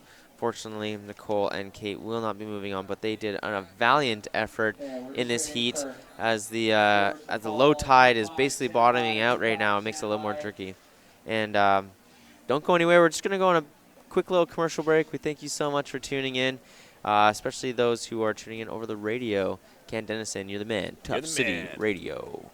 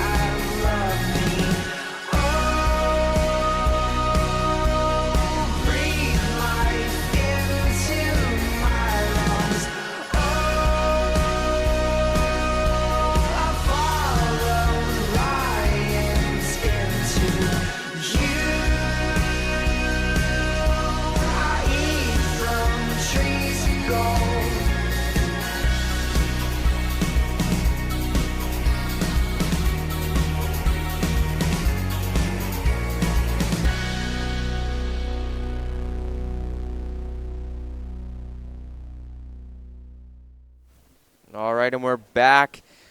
Longboard, round 3, heat 5. This is a big local heat. We've got in red Lydia Ricard. Already got a 4.67 in yellow. We have Cassandra Catter, my main girl. And in white, up and riding right now, this is Tia Travis. Been shredding. I watched her a couple on her training days, and man, I was like, ooh, she's going to do some damage. Ooh. So she's still going. I'm loving the skills that she's really showcasing right now. And then also in blue, we have Caitlin DeRoche. So here's Cassandra doing some nice little fancy footwork on her CJ Nelson longboard, finishing her wave there, taking a little thing out of the page. I think she looked at what we were saying yesterday, because that was so important, but she did win both of her heats. First time in Queen of the Peak, one trial run, won the second one. She's got to be stoked. No matter what. Where she goes today, doesn't matter. Yesterday was a win. Yesterday was a win. As we see our surfer in red, Lydia Ricard, our top seed here. Just a nice big change of direction. Oh, she's giving up. Yeah, she saw that wave wasn't going to take her anywhere. Nice, and Cassandra putting herself right up into that first place spot. I think this is the first time in this round that we've seen the yellow jersey get up in there, but now red is Lydia taking that back right away with a 4.67 as her top scoring wave and a backup of 1.9. So that's something that Cassandra can easily outperform, I believe. She 4.67 is definitely in her warehouse. She already has a nice backup of 3.0, so I think we're going to see some jumping around Tia Travis as well. And let's not count out Caitlin DeRoche. She can post some big scores, and these waves are so conducive to allow this to happen. Perfect size. Yeah, you're right. This is really an open playing field for all these ladies. They're all very, very talented. Just to get into this round 3, you've had to make your way through some pretty heavy heats thus far, so just getting here is a statement unto itself. But they're all here to win. There's no question about that. I remember. Lydia's hungry. Yeah. She's hungry, you know. Like, oh, yeah. She has been a poster child of the Queen of the Peak before. Mm-hmm. She was second place last year, if I remember rightly. Oh, yeah. Yeah. Lydia has made sure that we do some shout-outs to her sponsors at Long Beach Surf Shop and Billabong. Billabong, of course, being one of our main sponsors here. Thanks for sponsoring Lydia, our local surfer, and thanks for sponsoring us here at Queen of the Peak. Billabong, you guys are awesome. I dig the stuff that they make. Yeah, me too. You know, we've been hooked up before with some swag from them, and I still wear it. I still have tons of, you got the jacket, I've got the jacket, nice sweaters, you know. Running a little low on those, though, but... yeah, just saying, Billabong, running a little low. Just saying. We've got a little live action here. Our surfer in red heat leader, Lydia Ricard, up on this guy, getting up to the nose, racing back as quick as she can before she gets smoked by the closeout. Very controlled, nicely surfed. She's just looking to build on a 193, and I think she will, I dare say she will be improving her scoreline. I do believe so, yeah. You're right. You're right. You are right. As this scores start to roll in here, we'll give you a little bit of a situation update. 5 minutes into the heat. We are longboard round 3, heat 6.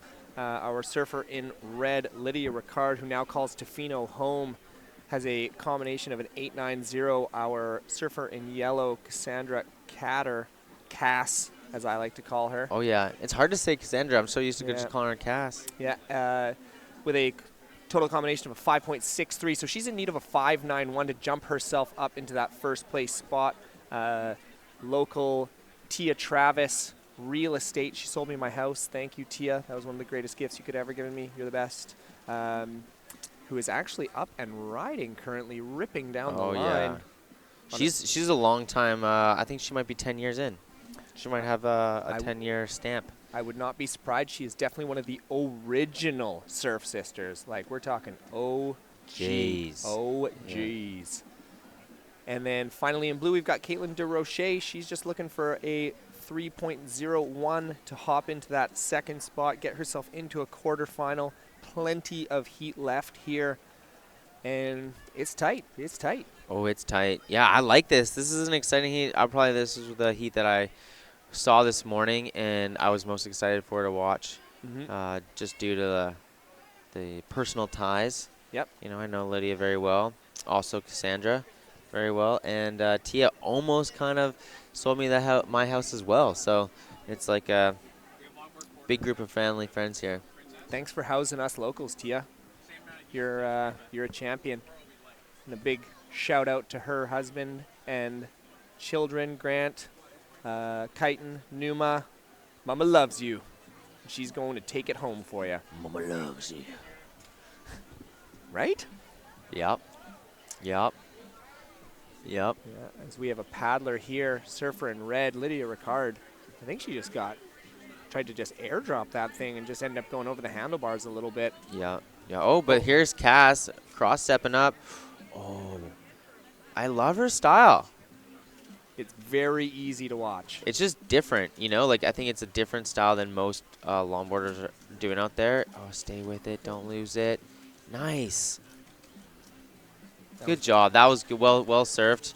I think she's definitely going to – I think she's going to better her 2.63. Oh, agreed 100%. I would say that's her best wave of the heat thus far. Okay. So we'll keep Let's you see updated. what the old judgeroo say. Oh, it's getting close.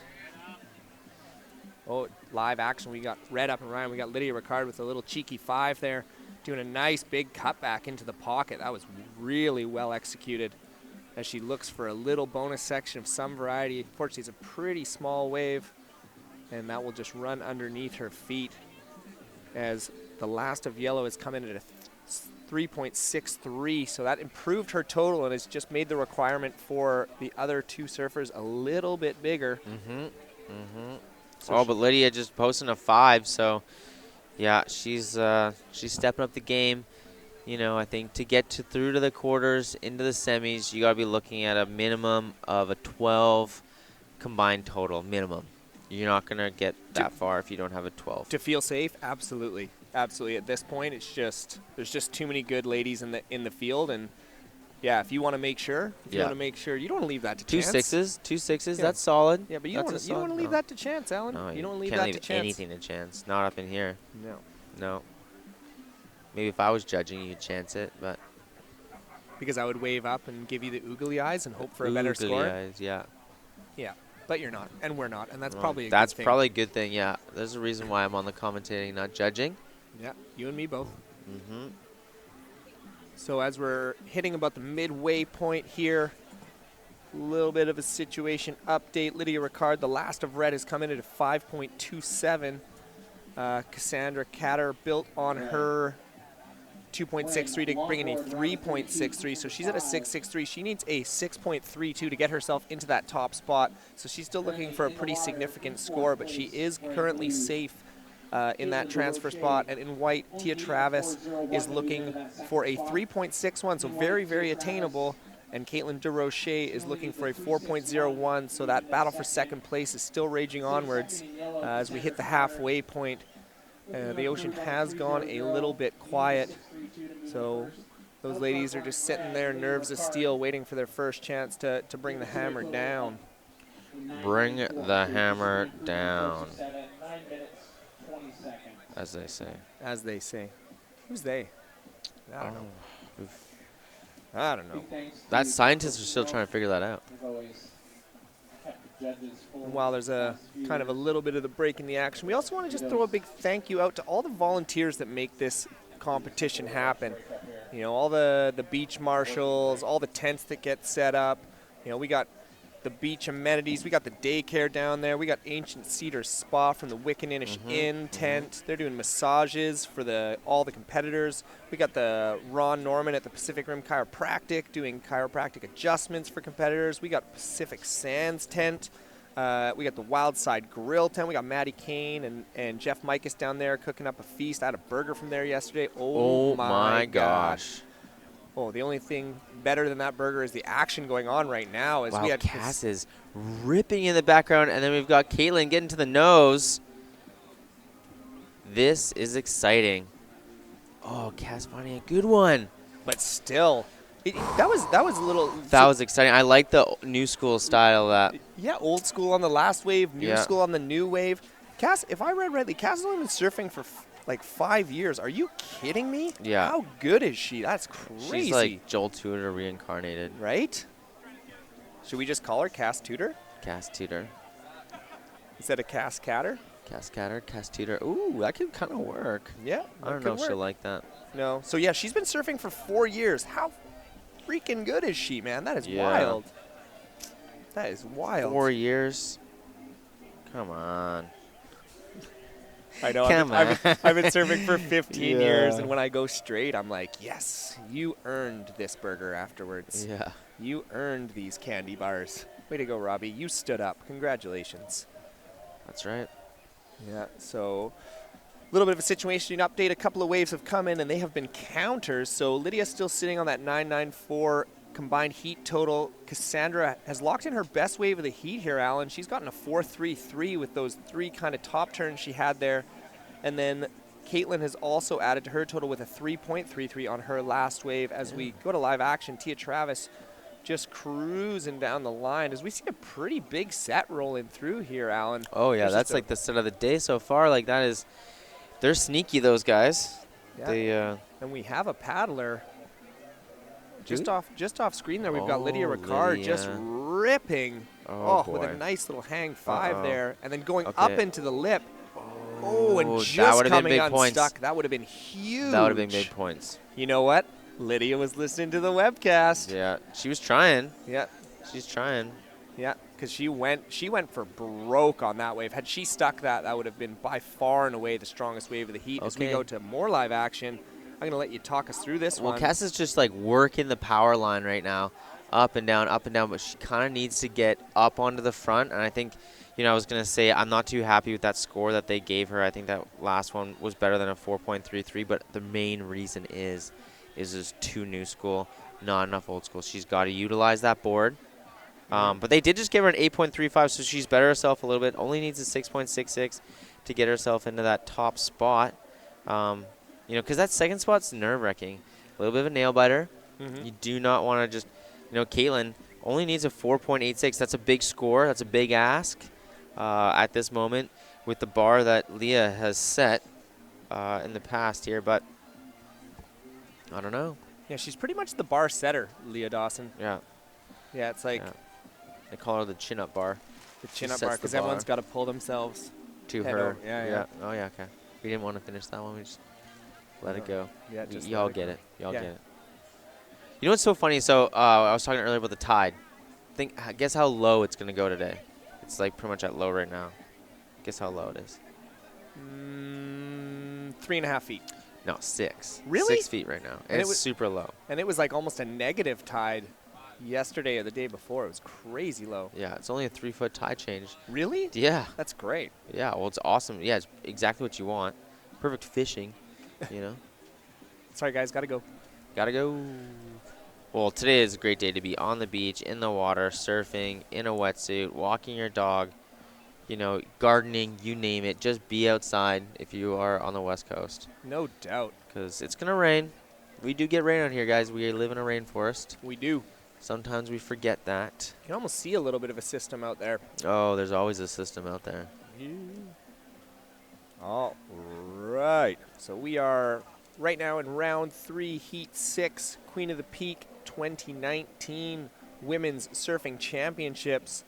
Currently, we got a tight heat on our hands, and we have our surfer in red, Lydia Ricard from Tofino. She is got a 10.8 combined heat total. We've got surfer in yellow, Cass Catter, with an 8.40, and sitting in those 3rd and 4th spot, Caitlin DeRoche looking for a 5.08 as we go to live Up to the action. nose, doing her tutors. Doing her tutors, unfortunately just becoming unstuck there, so that will not factor into her scoreline. But we've got surfer in white, Tia Travis, looking for a 5.38. All of these are very attainable scores as that we... Time's running down here. Oh, man. As This we're- heat has flown by. Yeah, it feels like they all are. When it's this action-packed and this much going on, it just feels like they all are. As we've got our surfer in blue, Caitlin DeRoche, kind of going left there, but unfortunately that wave just shutting down on her, not giving her much to work with. So she will kick that board away and head back out the back in hopes that she can get that 5.08 that she needs. It is looking... 5.08. Oh, wow. Cass bettering her score once again, getting into the 4s. 6.48. I love how she's just chipping away here. All right, Lydia. She wants to showcase some stuff. She is a force to be reckoned with. Going for that hang 5 and just unfortunately dug the nose. A little bit of a soft wave for that maneuver. So as we head just under 3 minutes, Alan. Just Getting under tense. 3 There's minutes. fingernails everywhere. There's fingernails everywhere. I'm biting them. Right? You get it. Oh, yeah. You get it. Oh, yeah. Big shout out to Tofino, Rhino. We got some wraps from Rhino this morning. You guys are awesome. We got some burritos from Tofino. It's pretty sweet being a commentator, eh? Oh, yeah. We got Yeah, it's hard work, though. Let's not forget how hard it is. Oh, it's so hard. Hey, I always wanted to get paid to talk. Are we getting paid? No, we're not. That's No, cool. we're just hanging Volunteered. out. We just hang out. We're just hanging out. It ain't about the money, yo. Oh, that's right. Oh, here Whoa, we go. Cass doing a lefty-righty. Oh, there we big cutty back into the pocket. Cass really, really smooth there. Ooh, unfortunately, just kind of. I think she kind of moved out of that, but I think that was a smart move because, you know, she doesn't want to have to paddle too far back out, and there is something kind of coming out there, and if she can, there's no reason why she can't just paddle across Caitlin. Like, she can do whatever she wants. There's no priority right now, and it's just kind of being nice, really. And look at, she's just booking it over there. Caitlin also has her eyes sighted, but Tia, this could be the buzzer beater. She cannot get it. Oh no, who's gonna get it though? Minute Someone. 25 left. Caitlin's got it. And there she is. This is the moment. Up to the nose a bit. Oh, that's the hard part. Get up to the nose, think everything's groovy. Well, guess what? You only did half the battle. You got to get back. And the wave will get softer the farther away you get from the peak. And it's really hard to nose ride in the peak. Yeah. You know what I mean? You can't do that. It's very difficult. Well, you can. Leah does it. Wow. You've seen it. Leah's, it's just not fair. That's not a fair comparison. That's right. No. Leah to anybody. Yeah. But here we go, you guys. We are under a minute left. Tense moments here in round 3, heat 6. Caitlin and Tia both looking for a score to try and knock out Cass. But Cass is back up and riding. Oh, look how fancy that was. Stylish. Oh, nice little direction change. She's calling it a heat here, it looks like. She's looking at her watch going, yep, I did it. Yeah. I'm good. She's like, oh, maybe I should give one more. Maybe, no. Yeah. Yeah, don't want to go in too soon. No, we saw that yesterday. Yeah, well, that was because they were just downright just tired. Too tired. You know, Yeah. I feel that. Yeah, I get it. Okay, I'll come back in now. Okay, coming in. As we count down the end of this heat. Round Boom, 3. replay. Last of Cass's wave. Nice. Those listening on Tough City Radio, easy, beautiful, breezy, cross-stepping forward, back, into the pocket, and then just straightens out to get a nice little point there. I don't think that changed her score, but it was just great showcasing that. Great showcases. So, results from that last heat saw our surfer in red, Lydia Ricard, last year's runner-up, make it through. We had our surfer in yellow, Cassandra Catter, who is just batting 1,000 right now for her first ever competition, has made it into those quarterfinals. Great surfing from her. 1,000. Yeah, great surfing from our surfer in blue, Caitlin DeRoche, and our surfer in white, Tia Travis. But unfortunately, ladies, you did not make it through. But you did awesome, and we hope to see you next year. I'm sure we will, as we head directly into round 3, heat 7 of the longboard. And there's action happening already as our surfer in blue, Jordana Goldman, just got knocked off her board, is just wrangling herself back in there, trying to stand back up. That was pretty impressive what she did just there. But so as we take you guys through what we're looking at here in round 3. Oh, yes. Yep. We are round 3, heat 6. Jordana doing pretty good here. Had a little chat with her and her friend yesterday about Danny Lapointe. Just being like, yeah, it's like really important to how important it is to finish those turns. Kate, you know, I can't say enough about Kate. KDP, She's in the volunteer Champion. fire department, and she's a paramedic, longtime surf sister. And here we go, Lauren Taff. Or Tafe. It's going to be action-packed, so keep tuned in. You do not want to miss a moment. We got a little replay. Play up to the nose there for Kate. Oh, spinorama, but fell. So that's where she went a little extra. Shout out to Cass, taking it down. Yeah, Cass. Stoked on her. I know Champion. her. Oh, and her husband is here. Oh, that's awesome. They can't see us, but I can see them.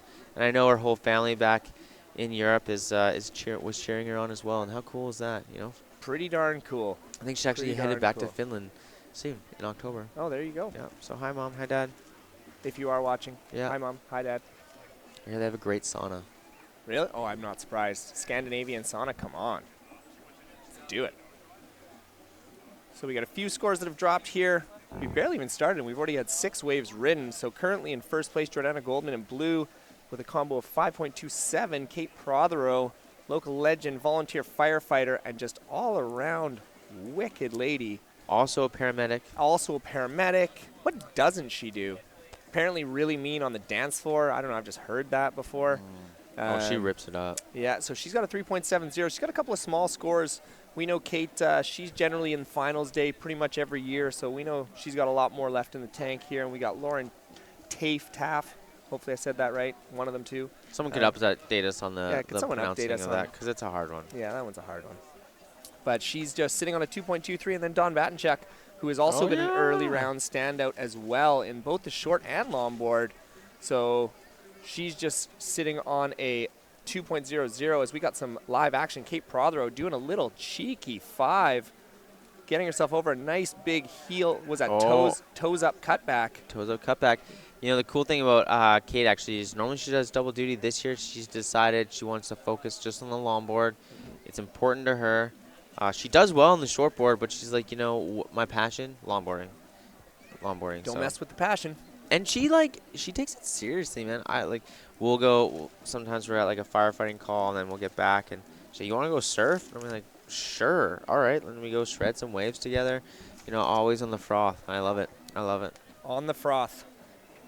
I like that. That's a very good term. Yeah. On the froth. Doesn't the water seem bluer today? Not so like rusty? Yeah, it does. Well, there was that algae bloom there for about a week, and it was kind of gross, I'm not going to lie. It was kind of like surfing in weird, dirty, muddy water. Huh. The waves were good, but yeah, the algae bloom was not that good. No. But yeah, it's absolutely stunning out here. If you guys are watching at home and you have nothing to do today, I mean, don't get me wrong, we want you to listen to the webcast, but you should just come on down to the beach. You should come on down here, take in the sights, the sounds, the smells, take in the action. Just get feeling this. The energy is electric. Oh, yeah. It's vibing. Yeah, it's on. As we go to live action, we got our surfer in white, Dawn Batenchuk, with a really nice fade down and like really good high line there. Up into the lip, riding out of that one with confidence. So she's going to build on that because she only has one wave just now. So she's going to build on that total. And that last one of Kate Prothero, even though she came unstuck, she ended up locking in a 4.0 there. 4.0. That's what we want to see. We also got Jordana trying to get ahead of this section here. And now we got Kate running to the nose, getting through. Oh, back to Kate. Whammo. Little cheater 5 there. Oh, straightening out. We'll see what the judges say about that. I heard a couple of oohs and ahs. Yeah, I want that to go through. That was good. Yeah, that was really solid. That's probably going to lock in as the best wave of the heat thus far, Alan. That was really nice hang 5 there. I shouldn't say a cheater 5. That was just a low hang 5. Really well done by Kate. Very, very fast. Speed, power, flow. So as you can see on your screen there, folks, you've got Kate has improved. She's dropped a 5.67, Alan. That is just solid score there. And really, without under 7 minutes gone from this heat, has really kind of started to separate herself a little bit from the pack. She's the 2 highest scores of the heat thus far. To be expected of a surfer of her caliber for such a veteran. Agreed. Her whole family over in the UK as well. You know, cheering her on. If you guys are watching out there, I'm sure Kate would want us to say good day, hello, Good day? good day. No, it's not Australian. No, I'm not. I just say good day. People Oh, say good day. Okay. No, Okay. no. I could see how you would see that. Yeah. Good day. Where's the loo? Right, there we go. That's more like Where's it. Yeah. the loo? Yep. Yeah. Yeah, and here we go. We got a little bit of live action happening. We got our surfer in white, Dawn Battenchuck. I think that's her. Oh, yeah, doing a bit Yeah, of she had a your nice- classic back and forth there. Yeah. Oh, that kid in the whitewash is stoked. Oh, they're stoked. Look at them go. Is that her daughter? No, I don't think so. No. Out of the competition zone, please. Out of the competition zone. Don't worry, Mikey J will be all over that. Yeah. Oh, yeah. Oh, look at them. They're stoked. Look at those kids. Get out there. What are you guys doing at home? Get out here. Play in the ocean. Yeah. Clean, crisp, cool. Yeah. Refreshing. Refreshing. Refreshing. Yeah, as we about the 8-minute mark of this heat, Alan, it's still pretty tight in that second place spot. Kate, again, kind of not running away with it, but definitely set herself ahead of the rest of the pack. And on that strength of that last 2.77 that Dawn Battenchuck locked in, she has put herself into that second spot, but not comfortably by any stretch of the imagination. I think it's going to be a battle for that second place, as usual. But Dawn, being also a seasoned vet, you know, this is a hard heat for Jordana and Lauren. Like, coming up against two long-time surfers of Queen of the Peak, surf sisters. You know, basically, these girls have flippers for feet.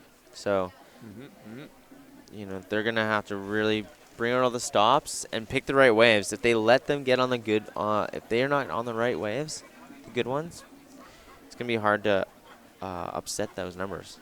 We got a little bit of live action here, Alan. Jordana picked off an absolute gem of a left-hander. Yeah. Here. She's hoping that, and now she's got some open face. I feel like, oh, darn. That's just a little too bad. I know she's going to be upset about that. But she put it all on the line. And she just needed a 2.28, Alan, so that she might have improved her situation there, because there was some pretty good work done beforehand. But, again, like we've talked about, you know, the judges are looking for us to finish off those waves, ladies. So, you know, really making sure to ride out with confidence and show them that you have control, which will make a pretty big difference for you. But scores are locking in here for the last of blue. Jordana has locked in a 3.9, so that's made her lead a little bit stronger, giving her a little bit of breathing space. So now that's left Dawn needing a 4.41, and that's Lauren. That's a serious. Yeah, number. that's a solid score right there. So she's definitely getting a little bit of breathing room here. Yep. Yeah. As we go to live action. Oh, is this Dawn? That is Dawn. Trimming. She's doing a nice. Oh, here we go. Ooh. If she can finish this wave, I believe she'll get that score. Oh, unless the wave just does something she wasn't expecting it.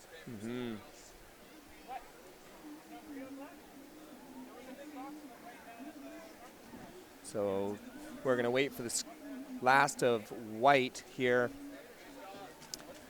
She's looking for a 4.21, so that looked like might have been her best score of the heat thus far. If not, it's definitely going to improve on her low score, but the judges are starting to lock some scores in. It doesn't look like it's going to be that 4.21 that she needed, Alan. No, it's because of the wave size. The wave size really just didn't do it justice what she was doing on the wave. Yeah. So as we hit about the halfway point of this heat, we are still in a really tight race for second here. Kate, again, kind of separating herself a little bit from the pack. She is wearing that red jersey. That's a top-seeded jersey. So, again, when you come into these heats, that red jersey, that's the person you're kind of keying in on. There's definitely been some kind of sneaky upsets coming up through the qualifying rounds, and people that have kind of made themselves known, like Cass Catter there, right, has made herself into the quarterfinal, and you know, but those red jerseys, the ones you got to keep your eye on. Those are the ones that have done the damage in previous years, and right. They are the favorites to go through. Well, it's actually the red and white Oh, red and white. Red and white. Yeah, the highest normally is the red, but red, white is also. And then the colorful ones are newer surfers normally to the game. There you go. Just a little inside scoop. The inside Allen scoop. Nice, nice, nice. No. Waves are looking pretty fun out there, Alan. These ladies are just, look at how many scores we have on the board. It's like halfway through the heat, and we have 20-plus waves ridden. That's just wild. That was quick math. Yeah, yeah. 21, actually. I Oh. did some quick street math. All right. Yeah, I know. 20-plus leaves a lot more to the imagination. They could be like, wow, there's 47 waves ridden? Yeah, and you're like, They could guess that. yeah. No, it's- Kids still playing. Yeah, they're winning their heat, that's for sure. They are going to make it through. Oh, here we Kate go. is digging.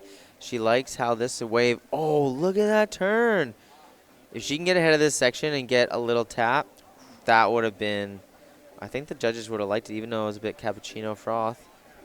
You like? How was that? That like Kelly Slater Chopu pulling under the lip bottom turn there.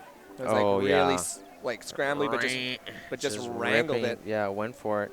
Yeah, you got to really dig in that back foot, bend through the knee, compress, let that nose just come out high and crank her around, open up the chest. But as soon as you do that whip, you've lost so much speed. The wave's going to go on you, so then you got to run to the nose. Got to bill on it. Yeah, exactly. A As we go- bill on. Oh, we got a little bit more live action here. We got our surfer in white, Dawn Battenchuk, trying to creep her way up to the nose. Unfortunately, just coming unglued there. It's tight. Like, you know, Very, very we know tight. both of these people very, very well. Mhm. And, you know, that's why I'm happy I'm not a judge. I'm just Right. gonna say that right now. Little live action there. Lauren Taff. Unfortunately, she had a kind of a nice little wave there, but it just shut down on her. Didn't give her much to work with. We go right back to live action. Here we got Kate Prothero just sneaking into your screen there, getting a little bit of yesterday's Little drift. demolition from Cox Bay there. What do you want, Maddie?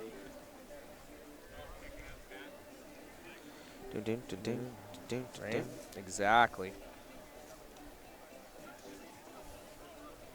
Yeah. I feel like everyone's got a sigh of relief looking out at these waves, just being like, oh, I can catch a wave and paddle back out and not have to worry. Right? You know, it's like, it's capable. You know, you can do it. It's actually doable. Yeah. Paul Gordon is Oh, here we around go. the We got front of the judges' tower. Paul Gordon. a little bit of live action here with Jordana Goldman in blue. Nice little cutty, little boardwalk there, trying to get through this section. Okay, Kinda there she goes. She straightened out. Rode out with confidence. We'll see what the judges reward her for that, you know, because I think that's like one of the first times she's done that. Great maneuver. And it's hard to teach yourself to do that in such a short period of time. Yeah, so we'll keep you updated as where that comes in. She's looking to improve on a 3.67. She still needs a 5.98 to get to where Kate is. Kate's still pretty far ahead of the pack. And our surfer in white is still in need of a 4.21 to get into that transfer spot held by Jordana right now. And Lauren is looking for a 5.15.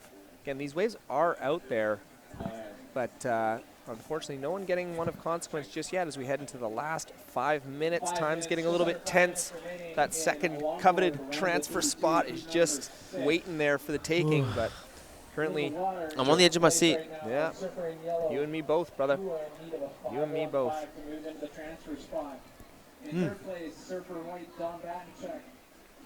It's getting bright out here. Make sure you bring down your sunnies. Right? We get a little bit of live action here. We got Dawn Batchuk up and riding. Unfortunately, that one just stretched out a little bit far for her. She is still looking. She has at least 2 more opportunities she could scratch into. I feel like she's got this. She's this is exactly where she wants to be. She's gonna. I believe in her. You do? Is that a buzzer beater pop-up prediction right there? She's exactly where she wants to be. Well, man, that would be exciting. So I'm all about excitement.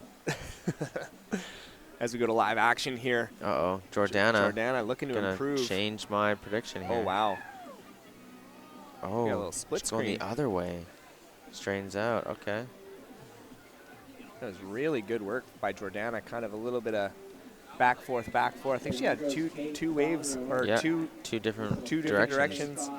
Oh, as Kate sneaks into your screen on a bomb, coming up into the lip, big turn at the top, nicely done, and another big cutback, toes up, cutback. Kate Prothero throwing it up into the coping, trying to stick it right out. Oh, they are gonna love that, my friend. They are going to love that. That might have been the best wave of the heat thus far. Kate just really trying to run away with this at this point. We will keep you updated. There's a flurry of scores to still come in. There's also a gentleman there with the green board doing the right thing and getting himself out of the competition zone. Thank you, sir, for doing that. As we go to a replay of Kate Prothero getting up that nice high line to get around. Big bottom turn, huge hack. That was just awesome surfing straight into a wrap around. And then eyeing up this section, getting up into the coping. She's been rewarded with a 6.07, best wave score of the entire heat thus far. So good on you, Kate. That was fantastic surfing. And she's really just stretching her lead out now. So with 2:30 to go, Kate sitting really comfortably in that first position. So we go to live action with Jordana Goldman. Oh, we got another cockroach. Here we go. Oh. There we go. Oh, back up to her feet again. Does that count for something? Does in my books. Does in our books. So is that factors in, I think, a little more into the novelty, good times Yeah, for that's the what we're talking crowd. about, like good times, novelty. Yeah, for the crowd, you know. There were just 2 minutes to go here. Our surfer in white, Dawn Battenchuk, local legend. She is just looking for a 4.21, waiting patiently out the back, but times are getting tense, and Lauren Taff is just needing a 5.15 to get herself into the transfer spot. And right now, Jordana's out of the lineup. She's closer to the inside, so it's ripe for the taking here, Alan. It's ripe for the taking. Oh, yeah, with only 2 minutes left. And there's a few little lumps on the horizon here. It looks like these girls are going to get one more chance to kind of take a shot at that transfer spot. You can see both of our surfers in yellow and white eyeing up a little roller on the way in here. Unfortunately, that one just sneaking underneath them as Jordana's decided to call it a heat. Kate doing a little bit of a victory lap That's here. crazy. Calling it a heat with a minute left. Oh, Kate doing some fun things. Yeah. Unfortunately, none of those waves really amounted to No. what those girls needed. Both Dawn and Lauren just tense moments waiting. They just want one more opportunity here. As we do have a paddler, our surfer in yellow is up and riding off screen. Oh. We're getting a nice little wave here. Imagine buzzer beater. Toes to the nose. Oh, unfortunately, just gets. I don't think that's going to be the 5.15 she's looking for, Alan. No, it's not going to. But that was cool. But we have 26 seconds to go, and we might see Dawn get an opportunity here. We might get the buzzer beater that Alan's been waiting for. As this wave starts to stack up, just goes underneath Dawn. Kate says, if you don't want it, don't mind if I do. Don't mind if I do. As we Yeah, this is practice for her now. we count down this heat. Oh, here we go. Oh, and up Oh. on the back, Dawn Battenchuk trying to sneak around this, trying to get that. We might have ourselves a buzzer beater here, Alan. As she cuts back. Come on, riding out with confidence. Ride it out. There you go. There you go. We can hear some people like what they saw. That's for sure. Oh, yeah, you want to see? Yep. So we're going to keep you updated. We're going to keep you updated here. Oh, wow. There might have been a little bit of heartbreak there with Dawn Battenchuk sneaking one in right at the end there. Yeah, So we're gonna get scores some- coming in So for her 9th wave. Starting low, though. Unfortunately, it's not going to be enough. Dawn will not be advancing, but Jordana and Kate will be moving on. Dawn did do an amazing opportunity, or like an amazing job there. Really showcase her skills, and she'll come back next year. I know she will. She'll come back stronger. she ain't going anywhere. as we head to commercial break here. Come back. Queen of the Peak 2019. We will see you in just a few minutes. In white, Melody.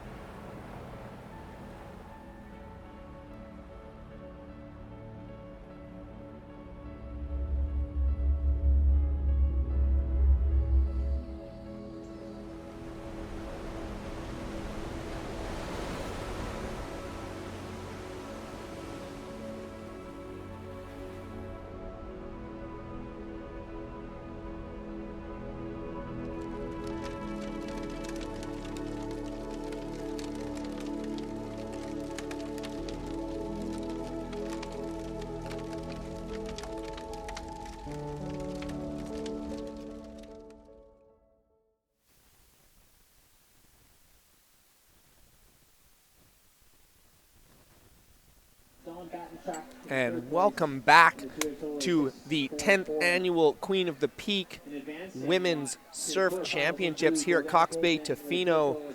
It is beautiful. It is sunny. The girls are ripping. And thank you for all of you guys out there tuning in. Thank you for everybody at Tough City Radio tuning in. Cam Dennison, we appreciate you for airing us. That is awesome. You are a legend. And thank you to Billabong, Surf Sister, and Shelter Restaurant, and all of our other sponsors for putting this wonderful competition on as we are heading into, I think we're heading into round 3, heat 8. Official, unofficial results of that last heat. We saw Kate Frothero, as she is called by her friends. Kate Frothero crushing her last heat, doing a really, really nice job, putting on a little bit of a longboard clinic, and heading into the next round as well, we had Jordana Goldman. So really good surfing from you ladies. We also had Dawn Battenchuk, unfortunately not making it through, but she'll be back next year. And she did some just amazing surfing. So we're gonna head into our next round. Just waiting for a few of the names to pop up. But the waves are looking really good, really, really contestable as we head into round 3, heat 7. We have got our surfer in yellow, Danny Lapointe. We've got our surfer in red, our top seed, Leah Oak. Surfer in blue, Camille Lima, and surfer in white, Melody Walford. So quite the heat we have on our hands for round 3, heat 7 of the women's longboard. And it is on 3 minutes in. We've already got a few scores locked in here. Danny has already locked in 2 waves for a combined heat total of 4, 5, 6. Leah's got a single wave for a 3, 2, 7. And Camille and Melody both have a couple of small scores, but both looking to improve on that because those will not be staying in their score line by the time everything is said and done. Waves looking really, really fun, super contestable today for the longboard and the shortboard. It's a much, much easier paddle. For those of you that tuned in yesterday, it was just an absolute washing machine, and these ladies took it on like champions. But today it is a lot more mellow and a lot more contestable for these ladies. So there's been a lot more waves ridden, a lot more action. It has been so much fun to watch as we have a little bit of live action outside of your screen. We had our surfer in white, Melody Walford, locking in a little bit of a wave here as I am feeling so extraordinarily fortunate. For the first time in my life, I get to share the microphone with none other than the narcheologist, Pacific Surf School's very own Adam Torrey, joining us for the first time in the booth today. Adam Torrey, welcome. Thank you, Rob, for the introduction. Thank you. It's equally a privilege for me to get to chat alongside, shoot the breeze with you here today for the second day of competition at the 10th annual Queen of the Peak. So I'm super excited, and yeah, like I said, thanks for the little intro, because this is an incredible contest going on right now. And the waves, I think I just heard you kind of mention earlier that it's really cleaned up. It's kind of gotten a bit more manageable. It's got a, I was up in the tower yesterday with Brendan and Alan there, and there were some huge sets. It was some bombs and some cool scores coming down, but I think a little bit unmanageable, I might say. Now seems like just first glance, just getting up here, it's really niced up. Yeah, you're absolutely right. It's so much more contestable for these ladies today. Rather than seeing 1 to 2 to 3 waves in a heat, we're seeing some of our surfers are getting 10 waves in a heat. It's literally that fast and so much action. It's been really great to watch. Again, like we said, big kudos to these ladies. As we go to live action, we got Surfer and Brew, Camille Lima. Oh, we got split screen, Leah Oak throwing it up into the coping, and Camille still ripping along, Adam. That was just some fantastic surfing from both of those ladies. Quite the exchange just went down. I think Leah Oak potentially coming off a little bit stronger with that closeout finish, but solid ride too completed by Camille there through to the inside. So two good waves back to back. Just as you were talking about a bit more action, those outside sets don't seem to be battering the competitors as much, so they can actually get back out, get into the lineup, and get one of those like peeling set waves. And it looks really nice for longboarding right now. It looks quite inviting, light kind of gentle breeze, a bit of texture, but yeah, it's looking incredible. So that's a great way to kind of start my shift up in the tower here to see some awesome rides go down. Yeah, you're absolutely right. And as we got a little bit more live action, we got Danny Lapointe here with a bit of a cheater 5 there up the top, coming back down, trying to throw it up into the whitewash. Nicely done by her, riding out with confidence. That was really nicely done by Danny, looking to build on a 1.63. And the latest of red, Leah Oak, came in at a 5.60. So you nailed that right on the head, Adam. She really did get the better of the exchange, throwing the board up into that whitewash. They are loving to see that. As Danny's still going, I'm not really sure what happened there. Maybe she just kept like going on the same 2 for 2? wave. Did she catch one, then catch another, and just try and link him through? But either way, lots of board time there for Danny. Yeah, you're absolutely right. And the last of white just came in at a 4.03. I think that might have been off screen, but some really good surfing there from Melody Walford as well. So this heat's off to a rip-roaring start. Absolutely. So happy to see that. Little easier conditions there, allowing for a bit more excitement, actually. I would say yesterday having some really thrilling rides to watch, but again, few and far between. If you, because you really had to pick them, but today it just seems like it's going off. It's wave after wave, which, really gives the competitors the opportunity to get a score, get back out there quickly, and then say, okay, I'm going to do something better next time. So you really get to see the level pushed when you have all these kind of these more cleaner, more consistent conditions. Look at this one as we're talking. Leah Oak, cheater 5 going in, styling it out. Holy smokes, long ride there, and split screen action. Danny goes down as Leah Oak continues to ride through the inside. Bit of a close out there, didn't offer her much, but that initial nose ride was quite impressive. I think that's going to, again, perhaps even cement her lead a little further. Yeah, Leah, definitely no stranger to this competition. She's been coming here pretty much since day one. Probably one of the better competitive surfers we have here in Canada. She's spent some time internationally as well, so that heat knowledge is really on display. And you make a really good point, Adam, about people being able to actually get back out the back, and we get a lot more heat strategy there when it's less survival mode. So absolutely, it really, you get to see who are the best competitive surfers in this field, and Leah at the beginning of this heat is showing that's definitely her strength for sure. She knows how to compete, this girl, as the last of red has just locked in at a 3.53. So a little bit of an improvement on her 3.27. So she'll throw that score away as we're heading just about the halfway mark here, as Leah's already back out the back and scratching into another one. Talk us through this one. Well, she's upping the game for sure. She's in that back half, so she's now kind of hustling to get all those, to really assert that lead. Maybe a little bit hasty on that one. We didn't offer her so much, and she just packed a score. So I don't know. I think that might have been a bit of the heat nerves getting to her there, because I don't think that wave possibly offered her a better score than what she was going for. And I think that number that we're going to see come in won't better her current situation. But again, that just kind of shows you that when you do get that time pressure, sometimes the urge to just swing and go on a wave when it's bearing down on you is there. And sometimes the best thing to do is say, wait, hang on. let's wait for a bigger one. Let's wait for a longer one. Let's wait for one that maybe offers me that nose ride section or that extra kind of combo there. So, you know, it's not going to cost Leah much again because she can get out there pretty quick. She's an excellent shortboarder. She's got that paddle ability too. We know that from her previous competitive experience. She's absolutely been ripping on both longboards and shortboards. So she's back out, no worries. But be interesting to see her reset and try and even better that 9.13 she's sitting on at the moment with Melody. A little bit of live action. Melody Walford got a little bit of a high line there. Oh, really nice board walking, very stylish, getting up, just touching the nose, and unfortunately coming unstuck.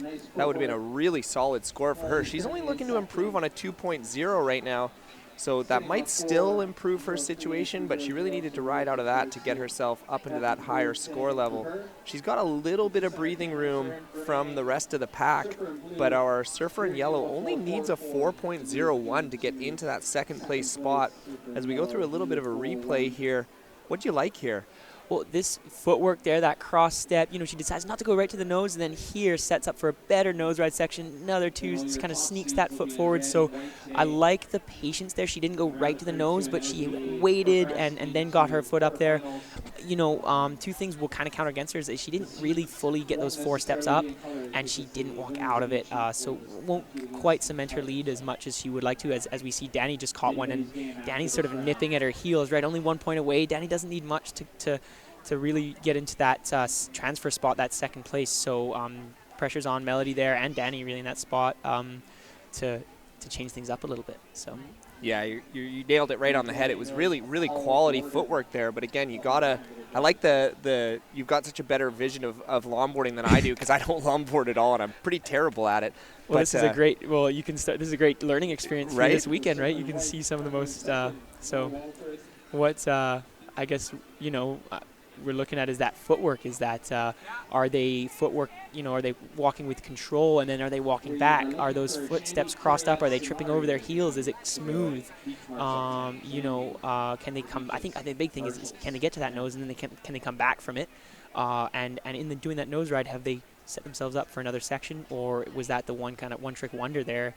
You know, if they can connect those nose rides with multiple turns, I think that's when you start to see the big scores dropping. So as we go back to live action, we've got Leah Oak back up on another one, just I think short of the nose there, but some really nice board walking. Couple little cross steps, but unfortunately that one went a little bit soft on her. We were up here in the judging tower, and we heard one of our main judges, Kat, who is visiting us from Mexico. She runs a longboard camp down there, or maybe Costa Rica or Mexico, I might be right or wrong, but she was talking about the difference between basically utilizing the board and walking with style, or are you pulling the board to where you need it to be. So they're really looking for that, you know, utilizing the board, getting it in the right position, taking those steps and making it look really smooth rather than forced, like you're trying to pull the board back as fast as you can. Yeah. So they're when we start to get into the later rounds and the really, really high end board movement, that's gonna be separating people a lot. Is that grace, putting that board in the right spot in the wave, you know, waiting for that nose ride section to form up, getting to that section, recognizing when to walk back. I think, you know, one of the harder things in the nose ride is not just getting there, but, you know, as we're talking about, just then executing it, walking back and showing that control to keep riding the rest of the wave. Mm-hmm. And that's what they're looking for. Is we got a little bit of a situation update for you guys. 6 minutes left in this heat. Right now, currently we have Leah Oak in red sitting in first with a combined heat total of a 9.13. We got Melody Walford sitting in second, not very comfortably, but still there with a 6.96. And our surfer in yellow, Danny Lapointe, just needing a 4.04. As we go right back to live action, we got Leah back up and doing another little boardwalk there. Not sure if that's going to factor into her scoreline, but that was still very well done. And we've got our surfer in blue, Camille Lima. We haven't seen too much of. She's caught a couple of smaller scores, but she still needs a 4.47 to get herself into that transfer spot with 5 minutes to go.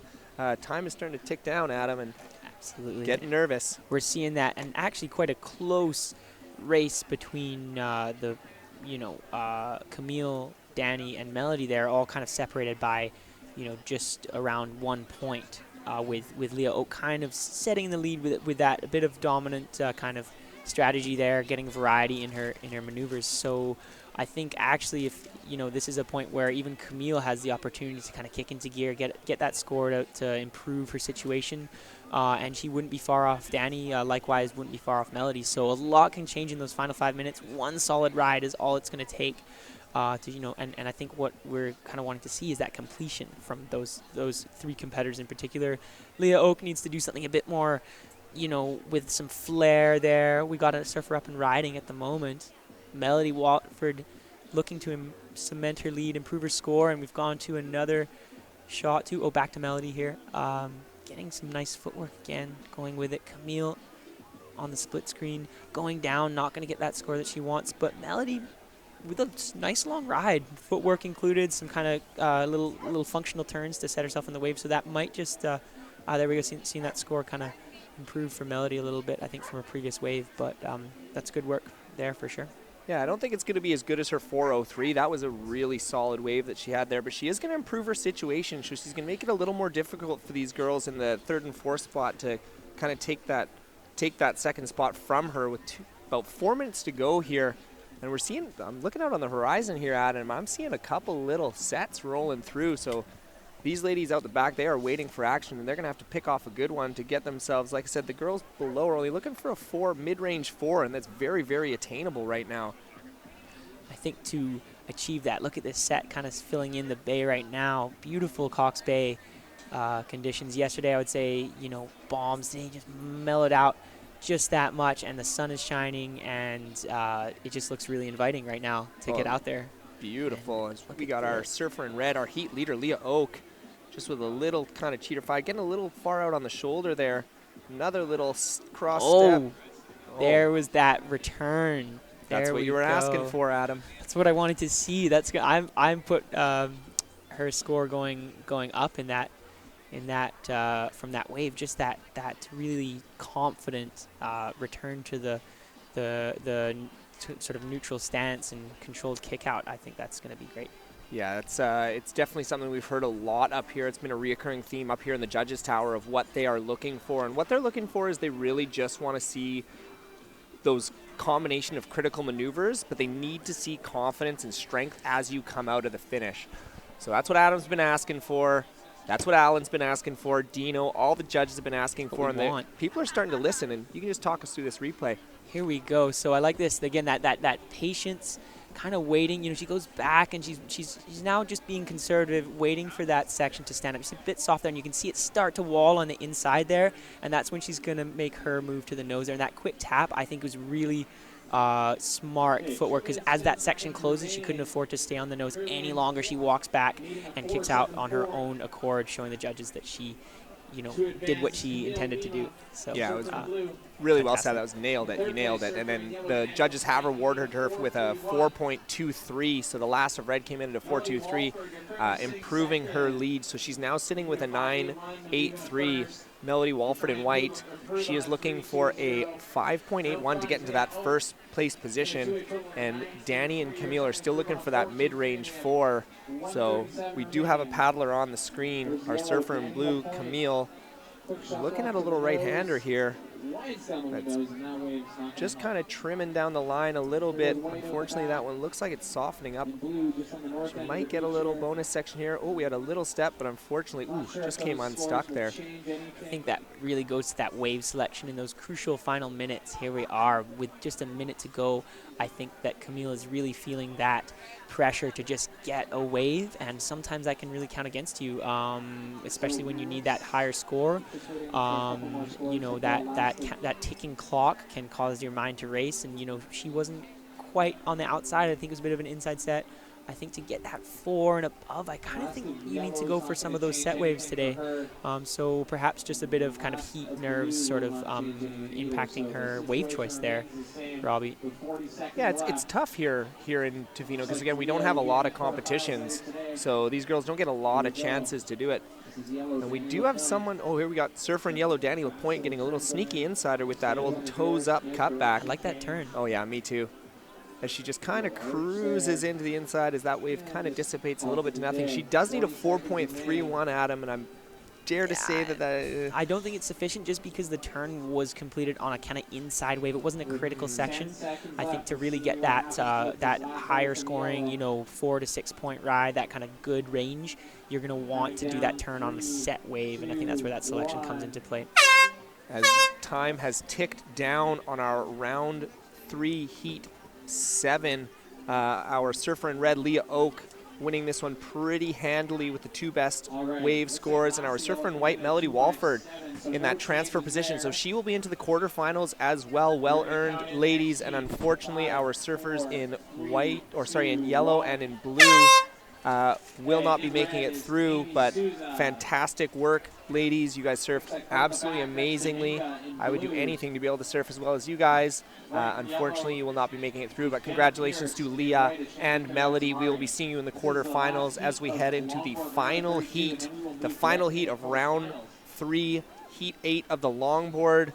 Who do we got in the water there, Adam? We've got Amy Souza, we have Shandy Kariatsumari, Jenna Pierce, and Dominga Takarek. So you can recognize a few of those names right off the bat. Amy Souza with some good surf experience in our contests here. I believe even in the Nationals and previous Queen of the Peaks. And Shandy, of course, longtime local shredder, also out there. And let's see if we can just pull up a bit more information on, so this is her 10th Queen of the Peaks, so sizing up. She's been to every single one. That's pretty awesome to see that. So, just a kind of testament to how awesome some of the kind of shredder girl community is out here, just the BC surf community in general. We've got this long-running contest, and competitors just stoked from day one to get involved in it. That's really great to see. So yeah, absolutely. And this is an interesting heat for me, Adam, because we've got 2 of our early round standouts in Jenna Pierce and Dominga Tokarek. So I think both of those 2 ladies had the 3 highest heat totals of all of the qualifying rounds. So Dominga had 2 of them, Jenna had 1 of them, and they're the 2 low seeds coming in. So we've got our high seeds in Amy and Shandy, but then the 2 biggest standouts from the qualifying round. So this is a really heavy heat, and it really could go either way. That's exciting because that combined experience level of those 2 previously mentioned surfers, Amy and Shandy, plus the standouts. I mean, that's a lot of talent in that heat. I'm looking forward to this. Yeah, this is good stuff. And already answering, look at that. 2-wave exchange. If we can go to the split screen side. Oh, both surfers coming into the same and still riding. Look at that. And it looks like surfer in white still cruising through the inside. So decent score is about to be dropped for surfer in red and surfer in white, which I just get a refresher on their names. I forgot the so in red we have Amy. Amy, that was a great little wave from her. She snuck in a little right-hander, and then Shandy coming back the other direction. So we're just waiting for a few scores to drop. It looks like Amy might have gotten the nod on this exchange. I think she had a really good turn on the outside. So it's looking like as scores are starting to sneak their way in, we've got live action with Dominga Tokarek with a really nice highline, throwing it up into the lip. Oh, just trying to wrangle that thing down, but just coming unstuck, unfortunately. That would have been a critical score just because that was right up in the lip there. She came down and it looks like just kind of didn't get quite over the board as she came down. So potential score there, not quite materializing for Dominga, but 2 good scores coming through for Shandy and Amy. Yeah, and right now it's very, very close. As we see on your screen, we had Jenna, our surfer in yellow. As we have a look at this wave from Dominga, this lovely little left. She gets a nice little highline, gets some speed, goes for a little walk there, and then she eyes up this section, throws it up, and just tries to wrangle it, but just catches her toe edge there and unfortunately can't hold it out. Looks like we're getting a flyby at the moment from the Tofino Coast Guard out there. So, oh yeah, little hats off to the contest. Come in, maybe Raph might come in, catch a wave. Right. Raph Brewweilers, please stay out of the contest zone. They might do some step-offs from the, we have a surfer in yellow, Jenna Pierce, cruising on a rolling left. Bit of footwork to keep her on the wave face, but that wave didn't really stand up for her, so not going to factor in. Or actually, it might be one of her kind of throwaway scores if she can build that up. as the heat progresses. Yeah, and Jenna Pierce, server at Shelter Restaurant, so much more than that, though. Again, she's, like we mentioned yesterday, a feel-good story of the Thursday morning surf club at Shelter Restaurant. I said I was at the surf club back when Jenna first started, and she was definitely very new to surfing, and I've just watched her get so much better. Like, for her, she did very, very well in both of her qualifying heats and is now obviously in a heat this heavy of a heat. As we've got surfer in blue, Dominga up and riding, had a nice little cut back there and is cutting back into the pocket. A little toe touch there and another sweet little direction changes. We have both surfer in red and surfer in blue in our screen as Dominguez is finishing off and Amy just ripping down the line on this right-hander. Nice little direction change there as well. Man, it is a tough day to be a judge. Holy, just waves being ridden back-to-back, you know, multiple set waves just getting capitalized on, and that scoreboard jumping all over the place with competitors dropping some impressive scores.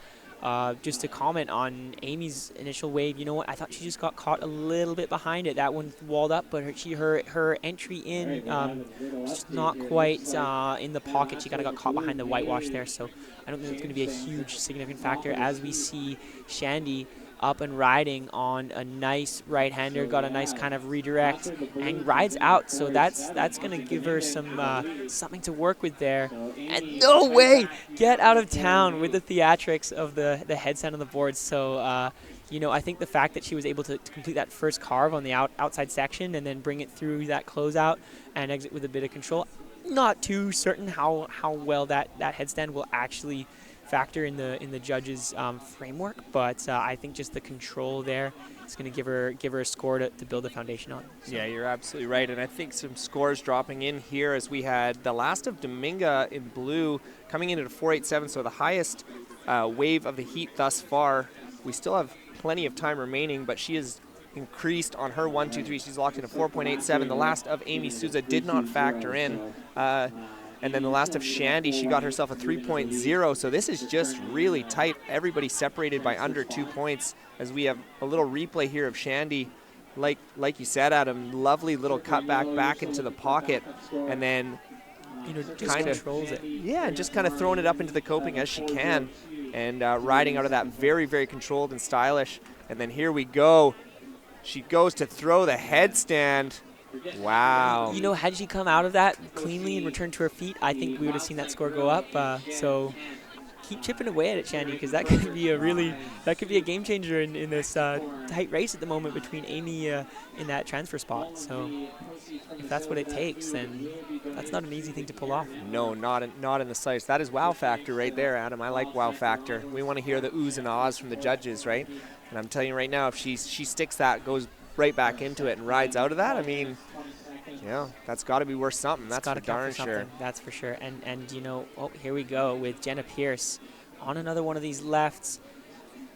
Redirects, kind of cruising right, maybe waiting for a little reform there. She decides to kick out. I think a wise move. Those insiders don't seem to be, the last two she's gone for, haven't quite stood up in the way that would offer her some scoring potential there. But good to see her get those controlling that board and getting those kind of waiting for that inside section to stand up. So yeah, she hasn't been able to get a wave that's really showcased the stuff that she put on yesterday, which is too bad. She's just got to kind of wait for a bit more of a set wave, like you said, Adam. It sometimes feels like 10 minutes can feel like a lifetime out there, but it's definitely those set waves that are scoring, and they're giving the real scoring potential here. So it's not like yesterday where it's just like get whatever wave that you can, and hopefully it didn't get too far in. Was a approach that was completely paying off. I mean, there were sets, you know, we'd watch, particularly in the shortboard heats early on in the morning, girls that were advancing were getting insiders forming up, and it was their best scores, and they were going through first in their heat. We watched, you know, just because those waves were so unruly, just, you know, going straight on a bomb was getting people the score they needed to advance, because it was that tricky out there for you know, to get a wave in that time frame sometimes with that big open playing field. So totally, you know, polar opposite from today in terms of what the ocean's doing. A lot more friendly a lot easier to get into those faces. So we're really seeing that just the different kind of excitement, isn't it? It's again, not that thrill ride of that one big drop, a split second, and then you're done, but rather that long ride with some beautiful footwork thrown in. So that's great to see. Yeah, and we have a little bit of live action here. Our surfer in red, Amy Souza, with a nice little direction change here, throwing it up and riding out with confidence again. She's going to ride this one all the way in, and a little boardwalk, but can't quite stick it together. You know, you're nailing it right on the head here. Yesterday was a lot more about survival and like that kind of that like big gasp and watching turns thrown down, but watching just carnage, right? And today is way more about technique and heat strategy. Really is competitive surfing at its rawest form of, you know, what are my competitors doing? What waves do I need to catch? I need to be on the best 2 waves, and when I need what I need, how am I going to get it? You can really build those scores here as opposed to hoping that set wave comes your way or trying to stick it out for that bomb drop. You know, there's just a lot more wave catching, wave riding potential. So that's a great shift for today in the conditions, without it dropping off too much, right? Still got plenty of waves to go. See yellow and blue up. Dominga on a nice looking left.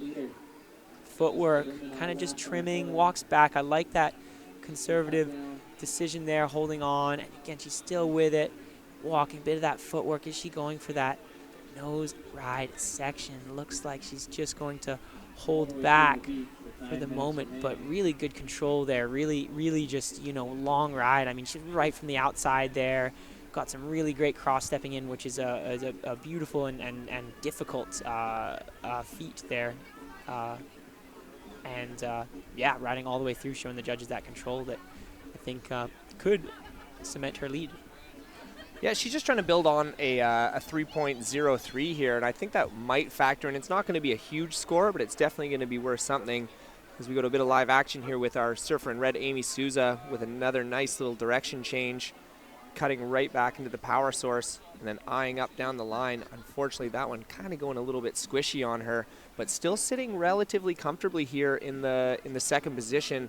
Current heat update, we've got Dominga Tokarik sitting on a 2-wave heat total of an 8.00. We've got Amy Souza in second, your surfer in red, with a 7.04, and sitting in that third and fourth spot, we've got Shandy Kariatsumari. She's just looking for a 4.02, which is well within her wheelhouse, and Jenna Pierce in yellow looking for a 4.92. So really a tight heat. This is definitely like both number 1 and 2 are up for grabs. Very, very attainable scores by all these surfers.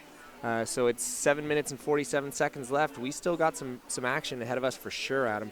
No doubt about it, especially you know, one of the things I love about being a part of this contest is, you know, being a part of the kind of Tofino surf community. We get to surf with all the competitors all the time, so we see, you know, we kind of know what they're, how well they surf, and we can see, you know, a bit of that kind of almost like wanting to cheer your friends on, and those, you know, those surfers you know better. You're like, oh man, I want so and so to get a sweet ride, you know. And having done work with Shandy in the past, with Bronze Cross and those kind of qualifications through the surf school, I know she's a charger, and I'm just kind of silently rooting there and saying like, okay, you can get that transfer spot. She's not far off, you know, almost just that 1 point away from. You know, 1.3 away from that from Amy Souza there. So just that kind of excitement adds just another layer of excitement, knowing what these girls are capable of on a free surf, and wanting to see that, you know, go off in a contest as we see 2 surfers up and riding. Here we just have Shandy going for some footwork there, riding through the whitewash, not going to quite make it out of it. So again, that wave's not really offering her that open face, or, you know, to get those that scoring potential. I like how you call it silently cheering for her, but you're silently not silent cheering like, for Shandy. Get it together. No, but it's oh wow, the heat pressure. I've, you know, talked about this previously with Alan too. It's just unreal, and you have had your fair share of contest experience as well in the past, if I'm not mistaken, and you know exactly what it's like, that that clock ticking. I mean, it feels like 20 seconds, not 20 minutes there in the heat, and it just goes by so quickly, and you can get that rolling, and maybe not go on that ideal wave. Maybe make a mistake where you might have on a free surf glided through it effortlessly. That contest pressure really brings out those challenges for you to work on, as we see Amy Souza cruising on a mellower outsider that is looking like it could stand up a little bit on the inside. Really amazing surfing to stay with that there, because that wave was hardly breaking as she rode it, and so she was able to really get a bit of footwork in a couple turns, but I don't think that's going to make a significant difference from Amy there. No, and she's just looking to improve on a 3.37, which is very, very attainable for her. Dominga, the last of hers, she's actually improved her situation as well. She dropped a 4.00 on that last little right-hander runner that she got across the bay there. So she's now sitting on an 8.87, so she's given herself a little breathing room on Amy and the rest of the competitors. But Shandy also just locked in a 3.33, so all she needs is a 3.72 to bump Amy out of that spot.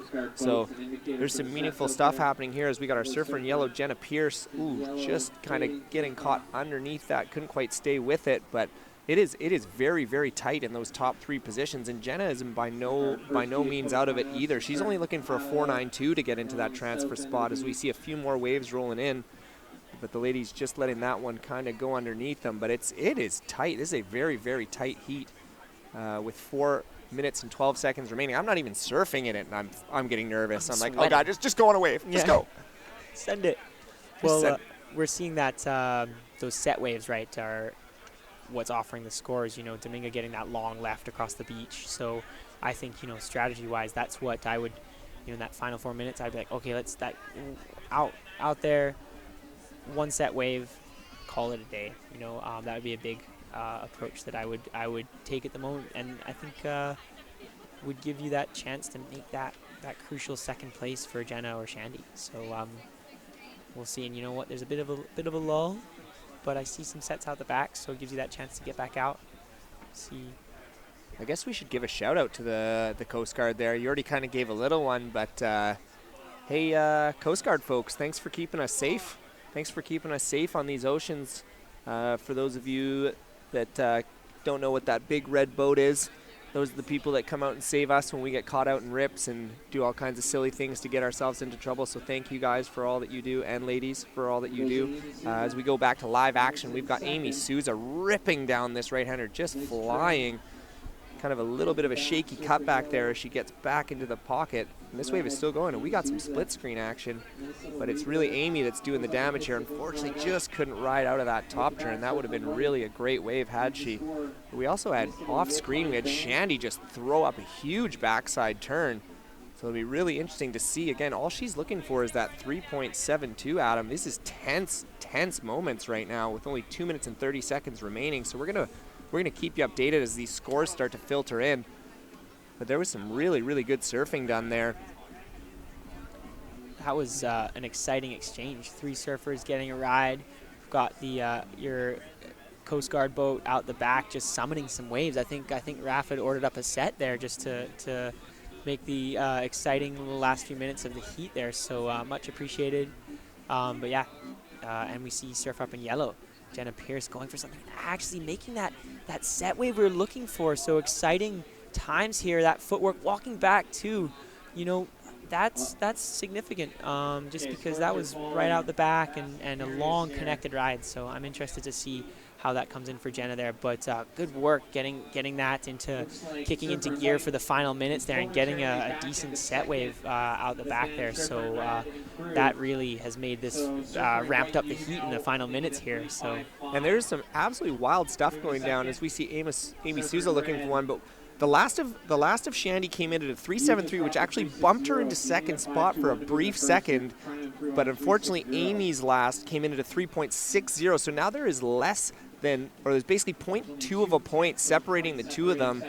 Shandy's still needing that 3.55 to get herself into the transfer spot. There is 1 minute remaining.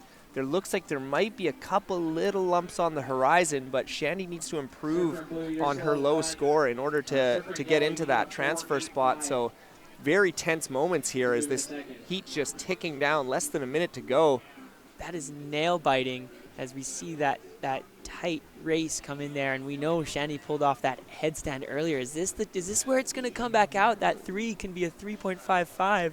It's going to give Shandy what she needs. Here we go. Last second, we got Shandy just flying down the line on this, hitting it off the top. That was lovely little turn. Big bottom turn. Trying to cut back. Ooh, just goes underneath her. So she needed a 3.55, Adam. That's crucial. That is crucial because that first turn was sick. Yeah, that was critical. Awesome. Huge spray coming off that, and you know, who loves to see a big fan of spray more than these judges here? I don't know. So, you know, we're going to see that score. Will it be enough? I'm waiting to see, but that is a very tense moment there. As we come to a conclusion of our round 3 heats, we are all done. Third round. We are going to head to a quick commercial break. When you get back, we will give you all the updated scores. Thank you for tuning in. Queen of the Peak 2019 10th Anniversary Edition. We will be right back. Coming up in quarterfinal number 1 in red, we have Olen in white. The sea had woke at midnight from its sleep, and round the pebbly beaches far and wide, I heard the first wave of the rising tide rush onward with uninterrupted sleep, a voice out of the silence of the deep.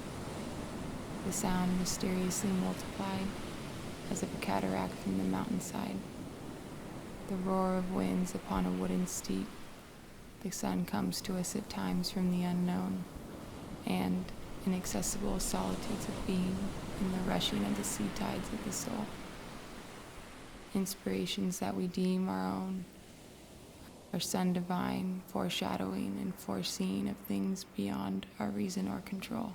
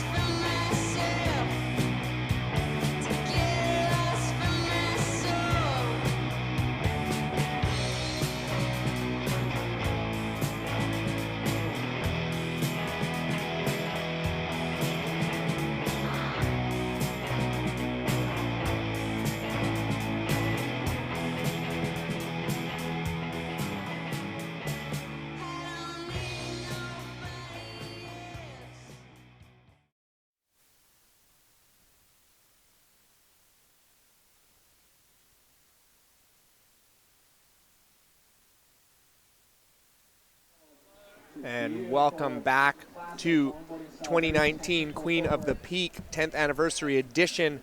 We are heading into our quarterfinals. We are starting to get into the real massive heats here. Currently in the water, we've got our longboard quarterfinal heat 1 in white. We've got Christy Murphy in red. We have Matea Olen in yellow, Emily Grube, and in blue, Sophie Cotton. So quite the heat we have on our hands. We've already had a few scores drop, Adam. So we've got Christy Murphy that has locked in a 5.33, and Matea has dropped a 4.00. So right off the bat, we've already got some pretty sweet action happening. And like we were saying in the break, you're just like, wow, the heats are so good. I don't think that the quality is going to go anywhere moving forward. The bar has been set there, you know.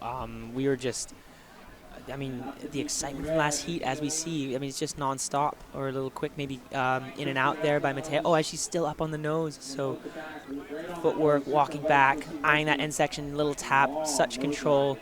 We're seeing from Matea Olen there, just all around ripper. with, you know, all kinds of craft, but just killing it. And then right after that, Christy Murphy, huge little snap in the pocket, still going through that whitewash, waiting for that form up and eyeing that end section, and a little tap, reforming, you know, just a little kind of walk back, kick out. So just, you know, the excitement level, it's ramping up. The girls are watching the heat before them and going, it's on, and seeing these epic longboarding conditions, peeling lefts and rights, long rides from the outside to the inside.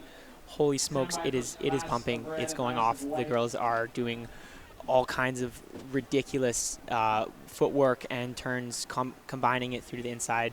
This is epic. Yeah, and we are barely 5 minutes old here, and there has been some absolute bomb scores being dropped. Scores are just starting to roll in for that second wave of Christy Murphy. Are you kidding? She rocked in a 7.77, so the judge is really liking what they've seen from Christy here thus far. So she's already locked in a 13.1, and outside of Matea, she has the rest of the field comboed pretty handily. Also, that last of Matea Olen, our surfer in red and former champion. I think she won this at 12. I think she won the longboard at 12 years old. She's locked in a couple of mid-range scores there as well. So those two really setting themselves apart right off the bat. This heat is barely 5 minutes old. You know, that's you couldn't be more right about that there, and just the skill level here, you know, reflects it right away. Those two are just, you know, posting scores in the good the good to excellent range, you know, and it just shows there's what you're seeing is that variety. You're getting those nose rides, walk back, wait for that section, throw a turn in there, you know, get back up on the nose. You know, and then finishing strong, I think is the crucial part there too. You know, you're not going to see, you're not going to see, especially the likes of, you know, someone like Matea, fall on that end section really. You know, that control is just is there, and that level has been set. Yeah, you're absolutely right. And going back to that wave of Christy Murphy's when we clocked in, that was like one of probably the nicer maneuvers I've seen all weekend. Like, that was just such a critical wrap back into the pocket. So beautiful, such a quality maneuver. And obviously the judge is rewarding her with that 7.77 as we go back to live action. Our surfer in blue, Sophie Cotton, trying to throw it up into the thing, just like you said, Adam, throwing it up, riding it out with confidence. The judges are going to like that. That was very, very well executed by our surfer in blue, Sophie Cotton. So she's just looking to improve on a 1.00, which is generally a throwaway score. Yeah, absolutely. The judges will like what she did there. No, that was, I mean, fantastic surfing being displayed by all the competitors so far in this heat. Just, you know, I liked that float Sophie just pulled off on that right. You know, it's very just well placed on the wave. The kind of lip brings the board back around. So just that wave reading and that calmness and control there, super impressive to watch. So we're just being treated to phenomenal surfing right now in front of our eyes. Matea Olen again, super long nose ride, walking back, backpedaling. You know, just, I might say, held on to that nose ride a little too long, didn't get herself back into that pocket there. So again, maybe that kind of competitive pressure to get that long nose ride and post that high score, perhaps forcing her out of that wave there. So you know, even the giants, the kind of former champions, you know, surfer as experienced as Matea in contests can you know, make those mistakes on those waves sometimes. So that's exciting to see too, because we're not you know, we're seeing them go for it, you know. And again, we see Emily Group just kind of kick out that wave, not offering much for her, but yeah, just non-stop action here. Yeah, you're right, and it's such an interesting dynamic being in the competitive mode. You know, even the best of the best can make a really good or bad decision, and I think that's a testament to the people that are always in the finals days and your, you know, repeat champions and all those kind of people, because there's so many different battlefields and so many different heat situations, and for them to just continuously be in those top ranked spots, it's just such a testament to their skill sets and their skill levels. As we do have a little bit of live action, we got our surfer in white, Christy Murphy, just hanging a little quick 5 there, and then do a little cut down and then up into the lip, just looking so casual. Like another lovely little turn redirection. We got, is that our surfer in Matea Olen? Matea as well. So our heat 1 and 2, and Christy's doing a little reverse cross step thing there. Man, that lady is really good at surfing. That is crazy. That She was is a so solid score. stylish. I really liked her outside float on that left there, similar to Sophie Cotton's, really. But what I think is going to offer Christy a bit more scoring than Sophie's is that she connected that. She built that into a wave. Sophie's was that kind of one wave maneuver, super impressive, but Christy was able to pull off a similar maneuver with multiple other parts of the wave, much longer rides. So we're going to see that, a bit of domination there. Matea, too, coming through on this wave. I thought epic start. Look at that nose ride, super steep. Look at that lip line, kind of just coming down, almost trying to take her ankles out. But then there, she just got a little caught. So epic first nose ride. Didn't quite read that section for the end, trying to get up there for a float. Maybe should have, again, maybe backpedaled just a hair sooner to hit that lip. If I can, critique someone even so proficient as Matea on her on that ride there, but still epic first nose ride there. So another good score on the way, I believe. Yeah, you're absolutely right. And quick shout out here from Matea Olen. She wanted to give a shout out to her sponsors, Red Bull. Red Bull, thank you for sponsoring our small town surfing ladies. We know how talented Matea is, but we are thankful that she can go out and do her thing without thinking as much about having to get a second job like the rest of us. Big shout out to Pacific Coastal Air, Live to Surf, her family. So we're talking about sister Sanoa and little brother Maverick and mom Dion, surf mom Dion. Thank you so much for all your support from your wonderful daughter Matea. She wanted to make sure that we gave a big shout out to you. So keep on rocking, guys. You guys are awesome. We love you up here. And obviously you're doing some great things because Matea's ripping. Surfing amazingly there. So and just in the meantime there, seeing Emily Grube with a lovely carve on the lovely frontside carve there on the right. So right back into the pocket. The wave didn't stand up much longer after that, but good work there. Emily going to improve on your 1.6 for sure, getting you into the mix there, ahead of alongside Sophie Cotton there for that transfer spot that we see Matea Olen currently sitting in. Perhaps a better score coming in for that, and Christy Murphy just dominating at the moment with those super long connected rides and that powerful snap in the beginning. You're right, Robbie, to say that was impressive to watch. Really great to see that spice from longboard. You don't often see those critical snaps, but that was almost like a shortboard turn on a longboard there. So really impressive to see that power from Christy. That's going to put the pressure on Matea there, who's thinking, used to often being a front runner here. Seeing that kind of power, she's going to be thinking, holy smokes, I've got to up the game a little bit and get some power snaps underneath me, as well as some nose rides. So just watching it go off right here, watching that level constantly get raised. Super exciting. Yeah, no, it's really, really impressive what these ladies are doing out here, and currently our number 1 and 2, they're really just putting on a show here as we have a live action surfer in blue. Sophie Cotton is up and riding, doing a nice little direction change, going right, left, the old right, left, right. Little boardwalk there as this thing's kind of opening up for her. She throws it up into the top, rides out with a bit of confidence, and looking really strong there, Sophie. She's just looking to improve on a 1.00, and I dare say she has done that. There's no question about that. But she is in need of a 6.01 to get into that transfer spot. And judging by what we've seen from Matea and Christy thus far, if we're to compare, she might fall a little short. But that was definitely probably her best wave of the heat thus far, as scores are already starting to lock in. The judges liked what they saw as they're giving her about a mid-range 3 here. So she's still going to be in need of a mid-range 5 to get herself into the transfer spot with 7:30 remaining of this quarterfinal number 1. Man, lots of waves ridden, lots going. Lots of waves ridden. Smart surfing from Sophie there to ride that wave through as well. And a little set activity on the horizon too. Non-stop today. And just off screen, we had our surfer in white. She's just absolutely crushing a left-hander. She did quite a bit of damage, but just fell at the end there. But just an absolute screamer across the bay. So it'll be interesting to see where that score comes in. Even with her fall, she just did some incredible surfing. As we go to live action, talk us through this one, Adam. Looks like we got Matea up. Great footwork up to the nose there, hanging on to it. Look at this, just staying with it, poised, walking back. and, you know, eyes tags that end section, puts the board down. Now that's what we're looking for, you know, that combo. Solid, longest nose ride we've seen, I dare I say, all day.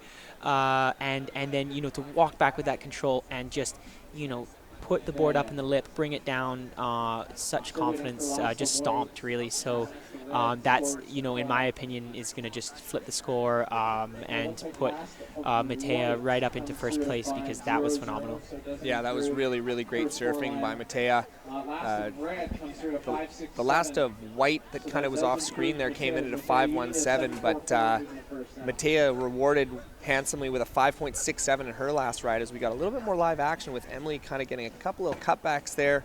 Unfortunately, that wave going underneath her.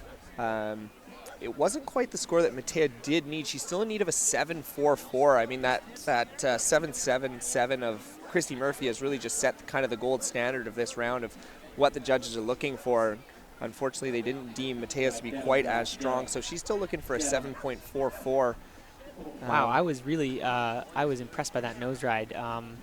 You know, I think that speaks to a difference in kind of approach there, where with turns and nose rides being kind of two separate beasts, really.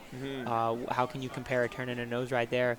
Really interesting stuff, though. But to hold that, you know, that hang five there for so long there throughout the whole kind of big section of that wave, you know, again brings you to that subjectivity of surfing, really, where one person might really like one maneuver versus another. So interesting to see that score. Still a great score, though, to come through. So yeah, and I think we might have missed the first part of Christie's 7.77. I think she had a pretty solid nose ride before that turn. So I think it was the combination of major maneuvers that really locked her in such a solid score.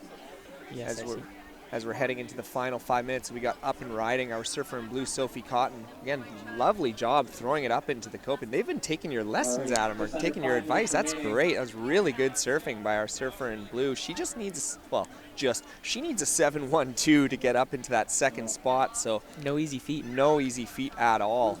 I mean, again, that was a 5.67 for Matea, and that was one of the longest nose rides we've seen today. As again, a little bit more live action. We've got our surfer in white heat leader, Christy Murphy, doing the old right, left, right, running up onto the nose there. Unfortunately, just a little bit soft for her, but man, she moves really well. That was crazy. Smooth footwork, just gliding up there, as you mentioned earlier, kind of pulling the board underneath towards that spot. Perhaps forced the issue a little bit, though, on that wave. So beautiful footwork, but the timing of it, you know, that wave didn't quite offer that steep section to hold on to the board there, and not going to factor in for Christy there, but lovely to watch nonetheless. Yeah, no, that's fantastic stuff. But it goes to your point about subjectivity, right? Like, we can sit here and be like, oh my God, wow, great. But the judges, thankfully, they're judging and we're not, because we'd just be like, tens. Yeah, we'd be giving out too many tens for sure, because we're getting our minds blown right now. Yeah, so. 100%. So, no, it's thankfully they're judging, we're not. So that's a good thing for us. Because I'd be very wary some of my scores. I don't think I quite have the ability to maintain or withhold my excitement and not just throw massive numbers at everybody. Well, we've got it easy in that regard, don't we? We get to just get stoked for these people riding these waves, because look at this surfer up and riding. Speaking of getting stoked, look at this. Oh, to the 10, back to 5. Now this is, that was just crucial. But what an awesome display of nose riding there. I really loved how she held that 5 for so long. Saw the opportunity to go to 10, pulled it to the 10, you know, on that, right in that pocket, pulls it back to the 5. So you know, just incredible footwork there. Couldn't quite hold on to it, but this is where it's going right now. So incredibly exciting. You know, it's impressive when she locks in on almost a 3 for a completely unmade ride. You know that's pretty solid. There you go. Yeah. So the last of white, obviously she came unstuck there. She did get a 2.83. Situation update with about 5 minutes to go here, or sorry, about 2 minutes and 20 seconds to go. Christy Murphy sitting quite solidly in that first place position. Our surfer in red, Matea Olen, on the strength of a 10.64 heat total, sitting in that transfer spot. Surfer in blue, Sophie Cotton, needing a 6.98 to bump Matea out, and our surfer in yellow, Emily Grube, needing a 7.98 to bump out Matea Olen. But she has got a pretty firm lead, and again, what we've seen out there as we go to live action, Matea just kind of catching a bit of a soft one and just kind of rolling underneath her. But as we've seen, like I said, that gold standard of that 777 by Christy Murphy, which was just a phenomenally ridden wave. It is going to be a pretty heavy ask of these girls in the 3rd and 4th spot to lock in a 7-point ride. That's really established the lead there with those excellent score dropping, as we see the judges let the surfers know what they're up against. And just off camera, oh, here we go. We've got Sophie Cotton, some beautiful footwork, carving back down the face, just resetting her line. Another little carve, functional, finding that steeper pocket to maybe get a bit of footwork in. Still waiting. I really love this patience there. That cross step, very tactical. A little float to finish their wave, kind of petering out, but really smooth, controlled stuff there from Sophie. So yeah, really good effort on there. She had a kind of a mix of everything. Unfortunately, that wave didn't give her probably what she needed, but definitely a quality display of surfing. No doubt. As we go to live action again, we've got our heat leader, Christy Murphy, just kind of casually going in. She's going for the high five. Oh, no yes, way. That is fantastic. I can't believe that just happened. That was full connection on the high five and continues on. Wow.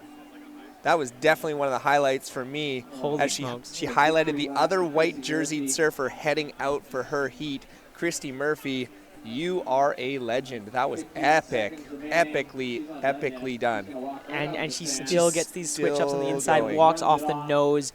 I mean, I have to give that score, I mean, that's got to be a 10 in my eyes with the high five. At least adding 5 points to your so point there. A 15? A 15. Is that a 15-point ride? Thankfully. Get a little replay here. Oh, look at this fade takeoff. Man, that's beautiful. Talk us through. I'll let you have this one. It's just this smooth setup, waiting here, just waiting for it to stand up, waiting for it, and they're just absolutely clapped right on the hand there. I think I could hear it.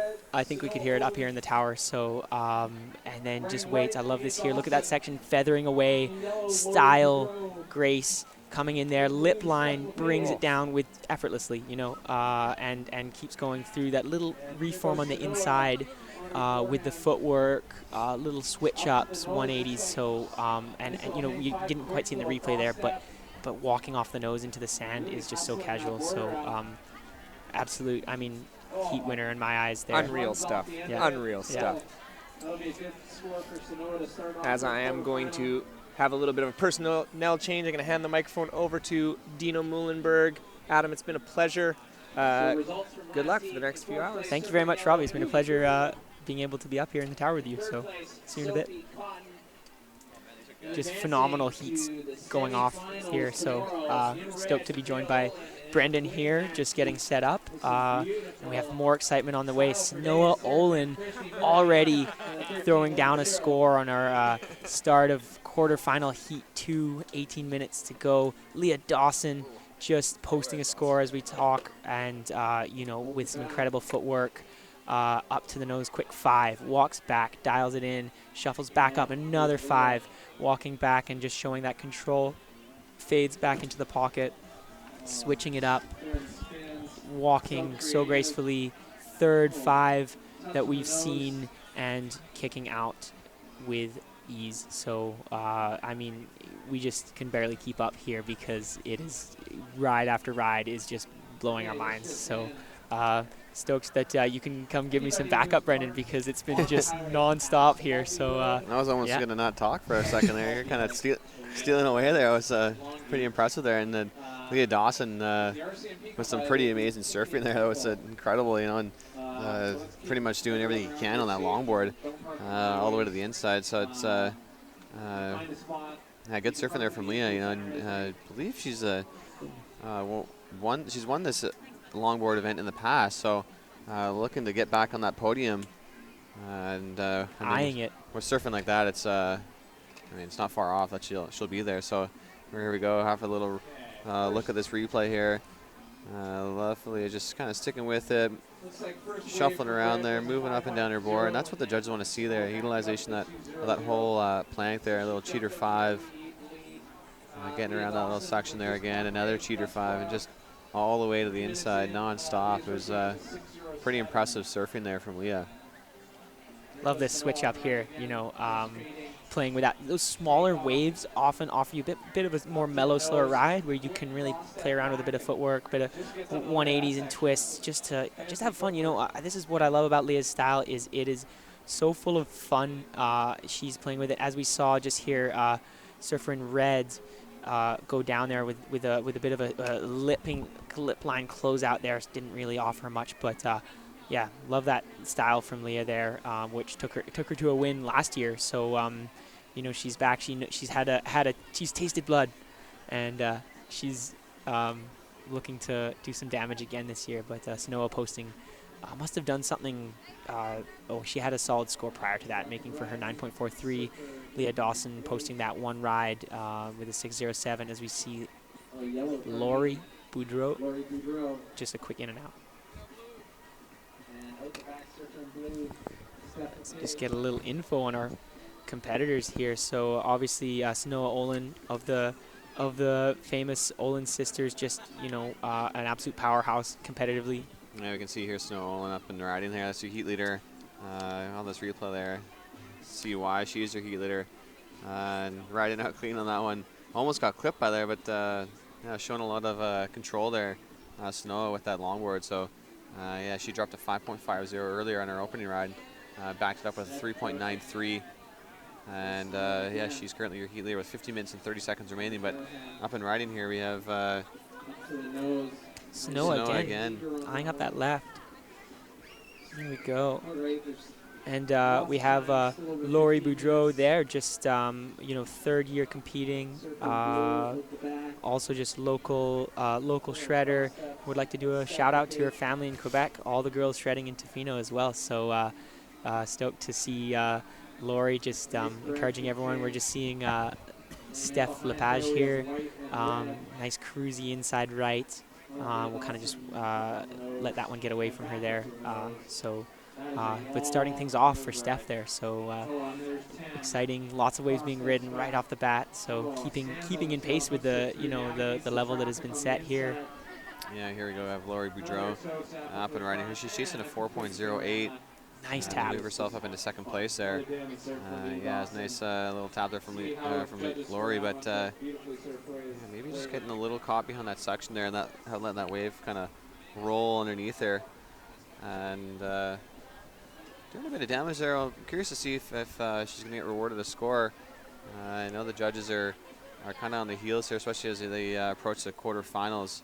The scales kind of get set a little bit harder, because these girls can bring it on almost every single wave. And here we go, Leah Dawson. We got a score dropping for Leah, currently taking over first place. So she just dropped a 7.17 there, Adam, on her last ride. Now it has a heat total score of 13.24.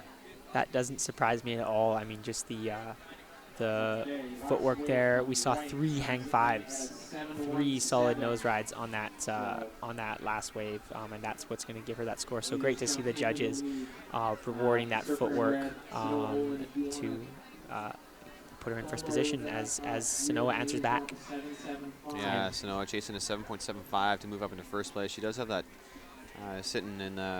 she is sitting in second place. There we go, Sanoa getting right up to the nose there. See if you can ride out of this one. Oh, just a little caught behind that wave there, but yeah, doing a bit of work there. She might be able to replace that 3.93. Unfortunately, wasn't able to ride out of that one. We were seeing a lot of completed rides, getting a lot higher scores there. There we go, Lori Boudreau, a little direction change there. See if this thing will offer a little end section out going down. Kind of just caught the rail there. Couldn't redirect that board off that end section. So critical fall there for Lori. We're just seeing, seeing this level just skyrocket here. So those what the judges are really going to want to be seeing is that footwork through that outside and that combination of turning, and then seeing you put that board down on that end section. So really going to put that pressure on Lori to do so. Again, fantastic surfer, seeing her charging. She'll paddle out at Cox Bay and just take off on the bombs. So really interested to see how that footwork and that kind of fine precision board control plays in. Actually, when the waves are smaller, it almost becomes a bit more, I want to say, fine-tuned to stay on those smaller waves. That balance and that weight distribution has to be dialed. Yeah, definitely a lot different conditions today than yesterday. Here we go, Snow Olen on a screamer left here, getting right up to the nose there. Oh, unfortunately, just losing their balance there and popping out the back on that one. But Sanoa getting right up to the nose on that one and hanging out there for quite a few seconds. Here we got Steph Lepage trying to answer back here. She's needing a 5.81 to catch up to Sanoa. Unfortunately, going down on that one, probably not going to factor into her scoreline. But yeah, you got to think the girls out there. I mean, yesterday there were some pretty epic waves, but it was a bit of a battle to get up past the break, especially with your longboard. So these girls are probably frothing on these waves here. They look pretty epic for these longboarders at the moment. This is ideal longboarding conditions at the moment. 1 to 2 foot. Look at this. Sanoa going again for that nose ride. She's really putting the pressure on.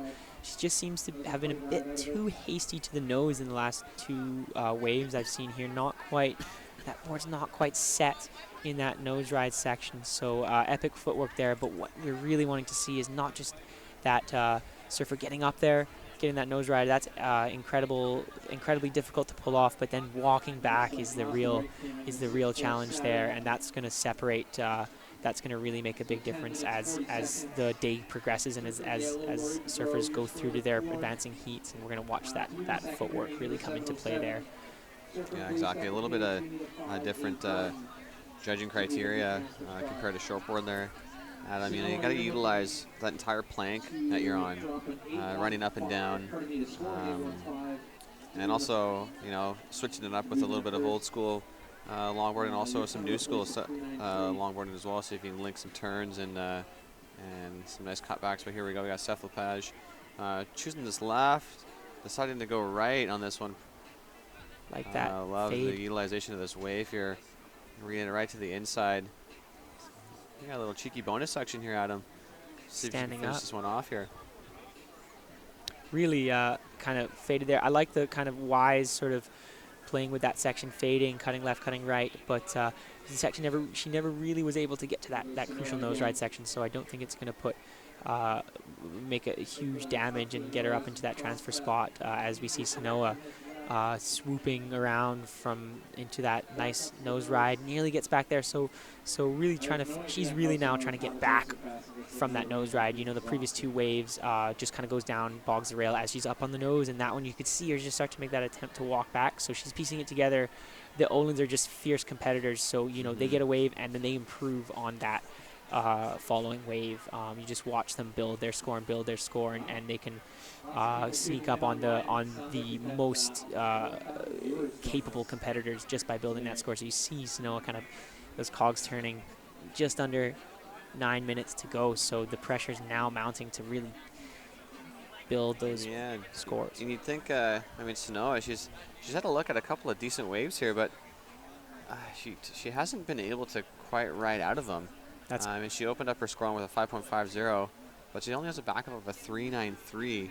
And Steph just behind her needs a 5.74 to move up into second place. And Sanoa, she's definitely staying busy. She's already caught 9 waves, but you definitely got to start thinking about completing some of those waves that you're going off on, because she's had some fantastic looks at some of these rides, but hasn't been able to kind of capitalize with the opportunities she's been given. So hopefully she can kind of piece some things together here. We got Lori Boudreau looking for a 7.07.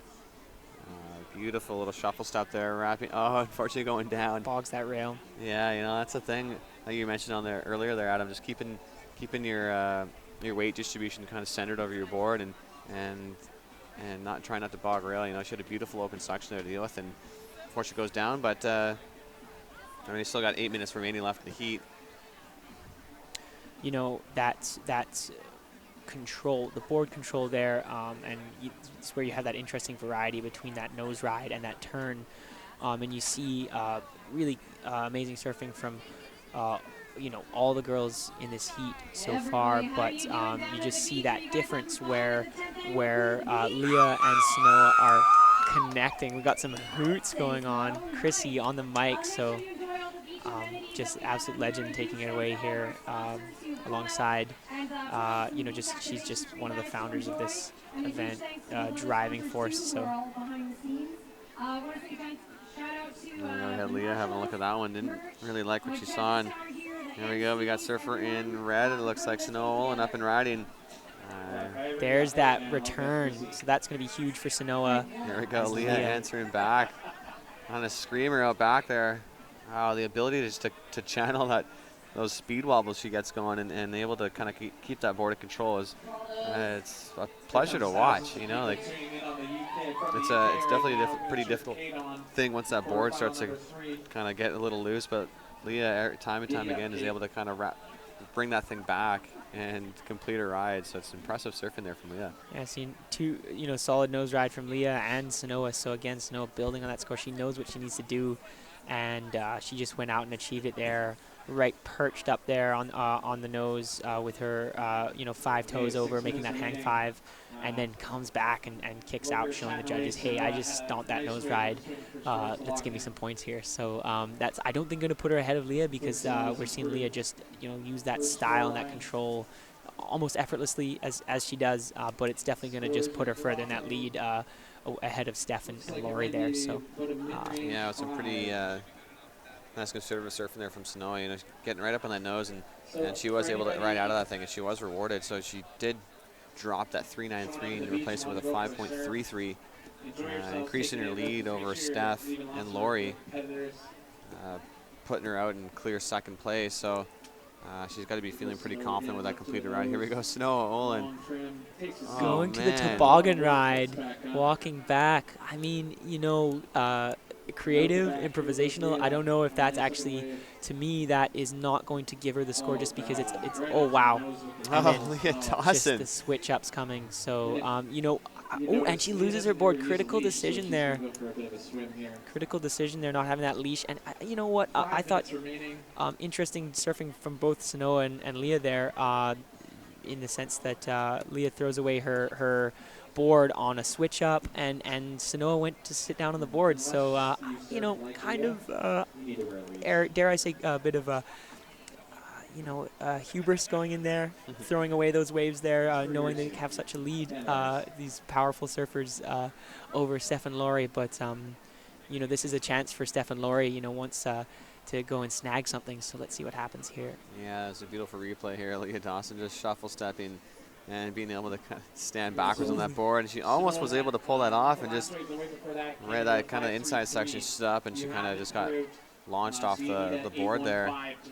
She is going for a bit of a swim to get her board on the inside, and yeah, it's not, a lot of these surfers are do surf without a leash, and sometimes it pays off because you don't have to worry about that leash getting tangled up in your legs. But sometimes you pay the price once you lose your board. And I think it was a calculated decision, as we see Sanoa hanging the toes right over, not going to, kind of held onto that nose ride a little too long to really get that board back out onto the face of the waves. So, a bit of a calculated move earlier there by Leah. She didn't seem too concerned about losing her board, having to go for a quick swim, because she has such a solid lead. She was able to go for that little cheeky backwards hang 10, hanging the heels off the board. Super difficult, but she's playing around with it. She's having fun with it. So great to watch. Yeah, you got to be, with these dying minutes in the heat here. We got 3 minutes and 10 seconds remaining. Leah knows she's already got a couple of good scores in her belt, so why not try to get a little crafty out there and try to mix it up a bit and try something that you've always kind of wanted to try in contest. She's out in front by quite a bit. Sanoa needs a pretty big score to catch up to her, and yeah, it's exciting stuff to watch. And no doubt about it. Yeah, so we'll see what how this plays out here in the end. We got Steph and Lori both searching for some pretty decent scores, so they're going to have to kind of bring it here. We got Sanoa on another wave, and staying super busy in this heat. Nice little tap off the top there. I like this combination there, getting back. You can see Sanoa was unhappy with her early waves, not quite getting it. Now she's like, I'm going to get up the nose, I'm going to walk back, I'm going to do something cool. So she's really delivering.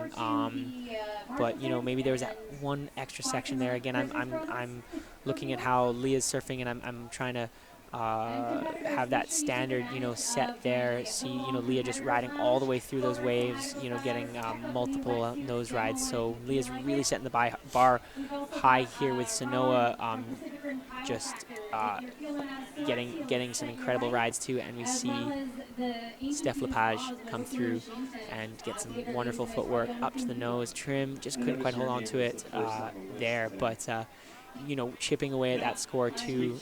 Steph Lepage, excellent work from all girls out there at the moment, just going for it. Yeah, it's got to be tough being a judge up here. If you're looking at the amount of rides that have been ridden, and they're at the longboarding, you're able to get out back, especially in these smaller conditions, a lot faster than a shortboard, and then you pretty much catch triple the amount of waves you would as on a shortboard. So it's keeping these judges on their toes here. Here we got, that's Steph Lepage in blue. She's searching a 714. Not really sure if she's going to get that one, but nice little ride here. Utilizing that board as much as she can, getting up, and then she just kind of lost her balance there right at the end. But it would have been a pretty high-scoring ride if she was able to pull off that last maneuver. Sanoa, fortunately, not being able to pull off those maneuvers.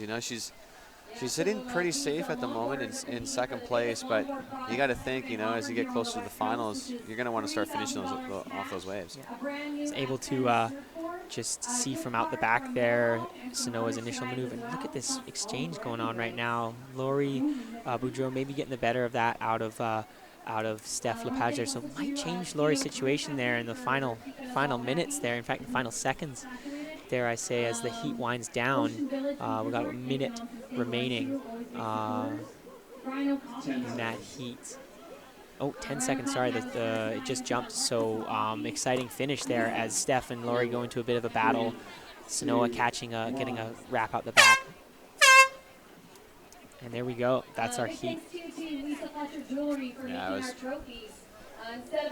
pretty awesome surfing there from all those surfers. I mean, on paper you kind of look at that heat and kind of call the clear favorites, but it was a pretty close heat all around. Sanoa definitely almost pulling off some pretty excellent scores, but wasn't able to ride out of them, but she did enough.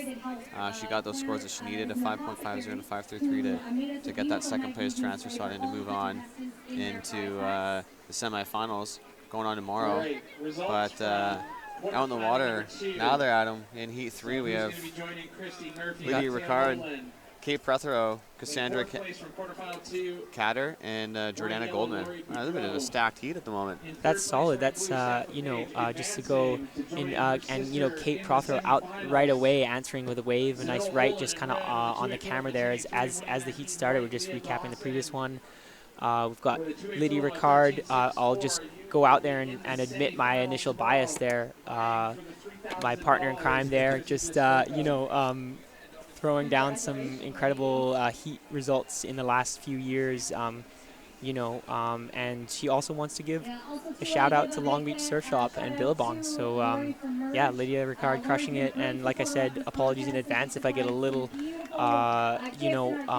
more excited about her waves, and perhaps egging her on with Cass already getting a ride, putting a score. I think you'd probably hear about it at home if you weren't. Well, this is it,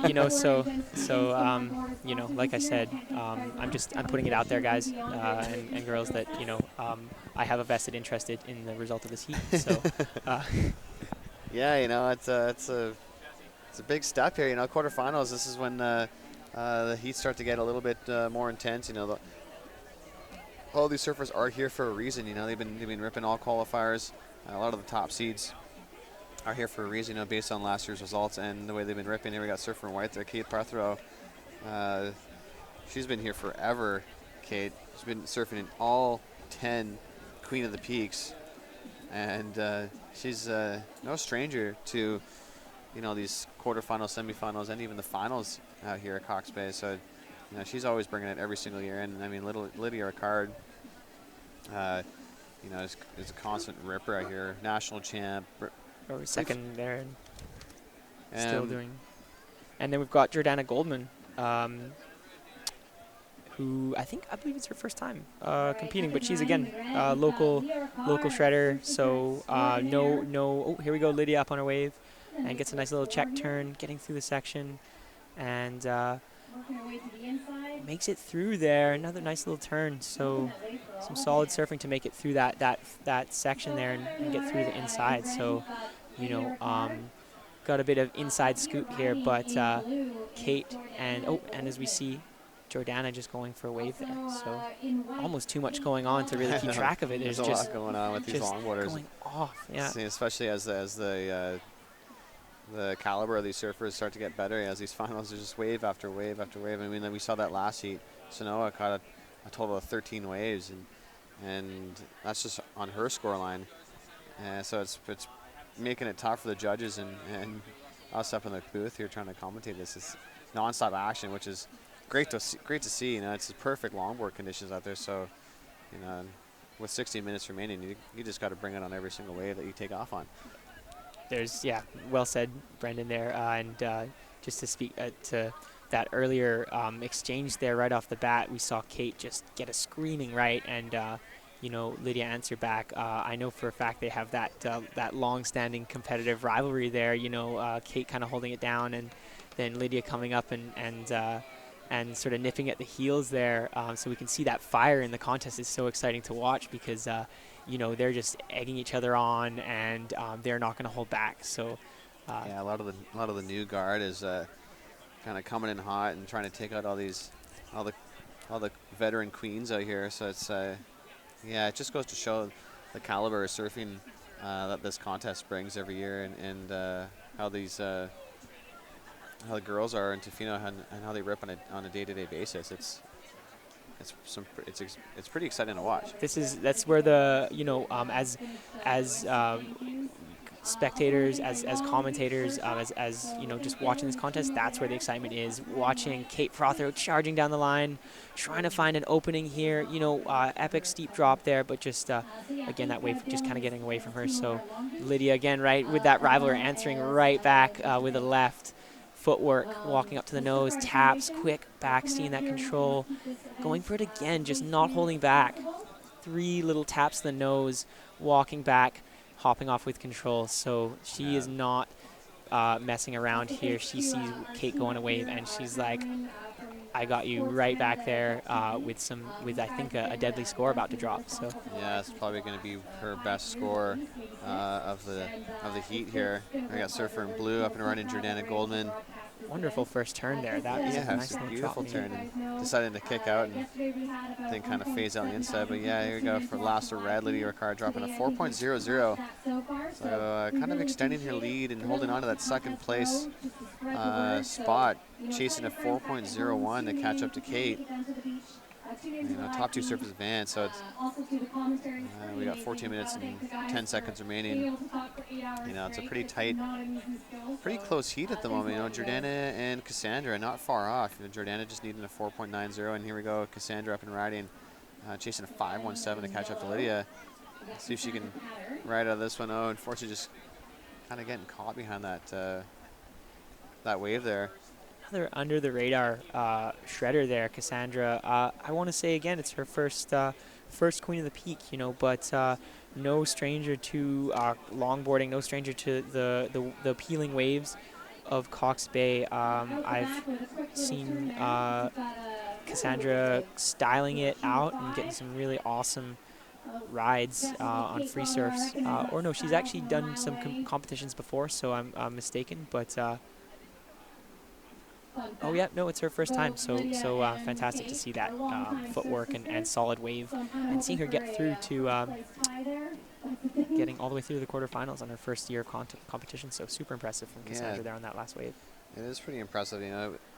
At the start of the contest here on day 1, we had 64 longboarders sign up for this event.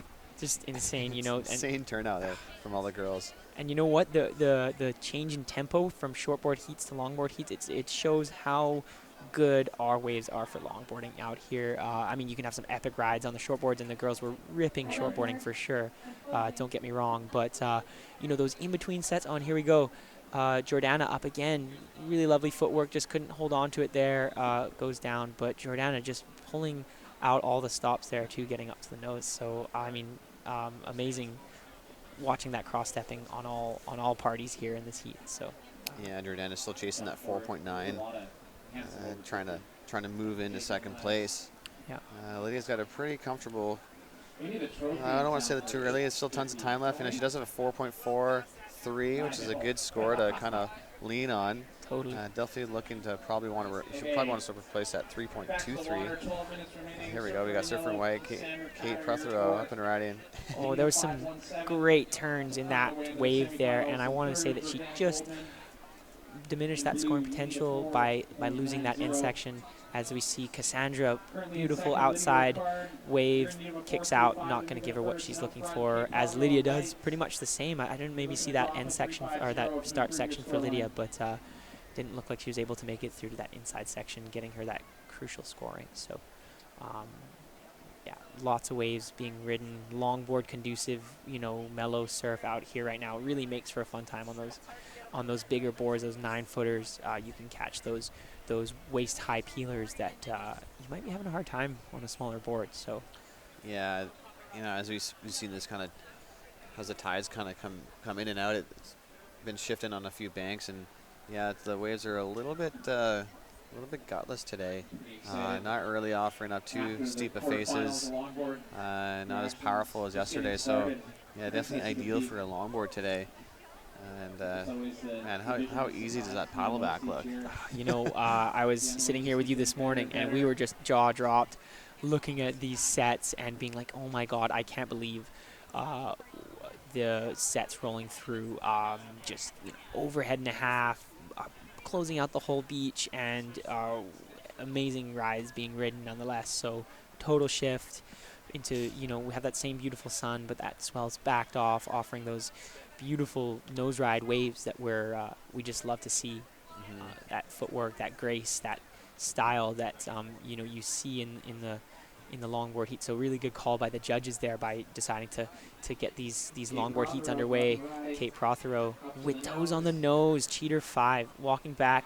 Love that little float there. She's gonna still going, climb up the phone. That was a solid wave. I think that that has just made Lydia that notch more nervous that she's not going to be able to sneak into that position, that first position, because that was what the judges want to see: footwork, control, end section with a nice closeout finish. So epic stuff Kate there. showing tons of control there on that last ride, dropping a 6.17. Able to do kind of pretty much everything on that wave. Dropping in on a pretty critical wave here. We'll walk you through the replay here. We got took off in a pretty beautiful section there. Love that little cheater 5 there. Held on to there nice and long there, showing tons of control. Nice little kind of bunny hop there. And then I love this way, the way she finished this wave. Nice little tap off the top, riding out straight and clean, showing tons of control. And she got rewarded with that score, 6.17. What the level has been taken to is insane. Just connection there. Lydia trying to answer back there to Kate's wave. Finding, just a bit of a smaller wave. Didn't have that critical end section. Dare I say, Kate's getting under Lydia's skin there with those waves, kind of putting that pressure on, furthering that lead. So not making it easy by any stretch of the imagination.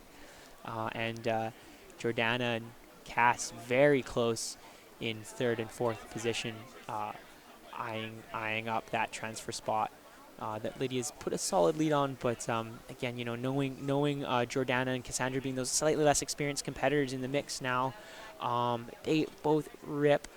Seen them out on all kinds of crazy pumping conditions here at our local beaches, and I know they have that potential to do some damage. As we see Jordana, nice little fade. Cassandra, my apologies, and go down. Couldn't quite finish that wave, but definitely letting her voice be heard. Jordana too, pulling it back. Insiders. Kate quick in and out. Yeah, a little bit of an exchange there from all those surfers. Unfortunately, all those waves. Didn't really offer up much of a scoring potential there. We got 7 minutes and 45 seconds remaining, so still a lot of time to get out past the break, and we still see tons of lines rolling through, so there's a lot of scoring potential out there. Jordana not chasing a massive score. All she needs is a 5.17. Looking like Lydia on her last ride improved her score line, dropped to 4.10, and has a high score of 4.43 in the back of a 4.10. Holding on to that second spot. It's a nervous spot to be in, because second and third, or third and fourth, not far behind. And we've seen Jordana and Cassandra yesterday surfing, and they were posting some pretty good scores. So with 7 minutes remaining, to see if one of them can kind of capitalize on one of these waves. Here we got, looks like Surfer in White having a look at this one. Kate Pluthler, your heat leader, charging into this one. This little fade back to that power source, and getting some speed here. Got the kind of trim there. I love that. Trying to get back into that wave. That seems going to stand out for her there, Adam. Beautiful little inside section here. Look how Kate kind of looks like a, down turns, Kate Pluthler with 6 minutes left. Out of control, but in control when she's surfing Swinging on that longboard. board around. Yeah, it's pretty wild. You think she's going to fall, but it's like her unorthodox style. It's kind of fun to watch because you don't really know what to expect. And she's already dropped some pretty good scores with that 6.17. She just dropped in that last ride a 5.25, so not going to factor into her score line. This is what happens with these 9-foot boards. Just turn. They have that swing weight, all that nose that's designed for you perching up there. Then when it comes to turns, translates to this massive amount of momentum, bringing that board around. So you get this crazy. Those proficient surfers like Kate can let that board sort of take them where it wants to, and they go with it. And that's where the kind of surfing, that wave sort of blends into a really styly, flowy kind of surfing there from Kate. So letting that board kind of do some of the work there is really cool to watch, and get 3 solid turns and might, or as you said, might not. Or it looks like it's actually, was that her most recent score? Looks like we got some official scores dropped now. Yeah, she dropped to 5.47. My apologies, guys. Dropped to 5.47, so that did increase her score line just a little bit. Kind of extending her lead over the pack there. So, with 5 minutes remaining left, Lydia's sitting pretty good. She's got a couple of solid scores in second place. This would be, in my eyes, a bit of an upset if Jordana or Cassandra were able to get the score that they needed. Let's just not go there, Brendan. Okay, I don't want to jinx it, but Lydia's super solid competitor. She's really got that mindset, and looking into what's going on out there now, I think this goes back to a conversation that we had yesterday. Was wave selection. Right now, Kate is picking those bombs, and we're seeing Cassandra picking a bit of a bomb herself. Didn't quite stand up though. So again, wave selection experience really playing to the competitor's favor. Kate being the veteran here, picking those good ones. Picking those ones. Lydia answering with some amazing footwork, but I think wave selection there has not been on par, and that's being really reflected in the score. It's gonna, especially with 4 minutes and 27 seconds remaining. It's gonna come down to here in the dying minutes is the proper wave selection. Here we got Kate Pluthler, your heat leader, and right up to the nose on that board there, linking together a little foam climb kind of going down. Kate's already done, I think, enough damage earlier, posting an 11.64 heat total. And counting down here, wave selection is going to be key because you got to keep in mind about that paddle back, just eating away at the time. Here we go. We got Cassandra having a beautiful look at this left. Nice little fade there. Coming around, not offering much that wave, I don't think, though. But it might help her out a little bit. Definitely not going to be that 5.97 that she wants, but it's going to increase her score line by just a little bit here. But like as we were saying, wave selection, every wave that you catch, and if you surf it right to the inside, you got to get out past the break again. So that's just kind of chewing away at the time. So Yeah, especially if, you know, in Jordana concerned, you definitely want to be pretty selective with the waves you're going to get, and definitely want to hopefully pick off a wave that's going to offer a lot of scoring potential. So, and we've seen waves roll through the bay all afternoon with tons of scoring potential. I mean, we see on Kate's scoreline that she dropped a 6.17, and I mean Lydia still dropped a couple of mid-four scores. So it's solid scores are out there. You just got to find them. Some great footwork being demonstrated by Jordana there on that inside wave. So where I'm seeing this, Lydia backside attacks coming in as well as Jordana kicks out. Lydia going for a nice wrap on the face there, setting up for the next section. Really controlled. Looking at this end, little tap there, bringing it down. So Lydia seeing the potential there for some great turns and executing with control. So I think that's gonna bump her up in the runnings here. And watching Cassandra throw down as well with a completed ride. So things just got turned up a notch in the final 2 minutes. So you know, great exchanges, great surfing, and I love when that kicks in with the final minutes of the heat. You can see that pressure really coming into effect there. So yeah, that last red there, Lydia, was definitely one of her best waves. You're looking at a couple of beautiful wrapping cutbacks on her backhand and standing strong and finishing off the way you want to. She just dropped a 5.70 to kind of hold on to that second place transfer spot. She's got to be feeling pretty confident after that last ride there, Adam. Very, very solid surfing. We just watched all competitors throw down some solid waves, and I'm really liking this this battle between third and fourth right now. I see that those kind of going on. Cassandra with a bomb, Jordana just answering back. Lydia throwing down some turns out the back. So you know, in my eyes, there I see that just epic competition going on at the moment. So yeah, we got 48 seconds remaining, and yeah, Lydia, you know, increasing her lead over the rest of the pack there, dropping that 5.70, making it a little tougher there for Jordana and Cassandra to pick off a wave here. And Jordana now needs a 6.77, and Cassandra needs a 6.91. So making it a little tougher there for surfer in blue and yellow with 24 seconds remaining left on the clock here. We got looking like Cassandra's just rolling. Gonna call her a day here and roll right in. Damage is done. 10 seconds. Interesting decision. You know, I see in this heat, I see those two battles as the heat draws to a close here. But just really solid exchanges going on throughout there, so pleasure to watch. Seeing surfers already from the next heat throw down. Oh, Lydia must have, or maybe that time delay on the buzzer. Yeah, so don't go away. We're going to roll right into heat 4 of the women's quarterfinal of longboard, so don't go away. We're going to take a quick commercial break, and we'll be back in a hot second here.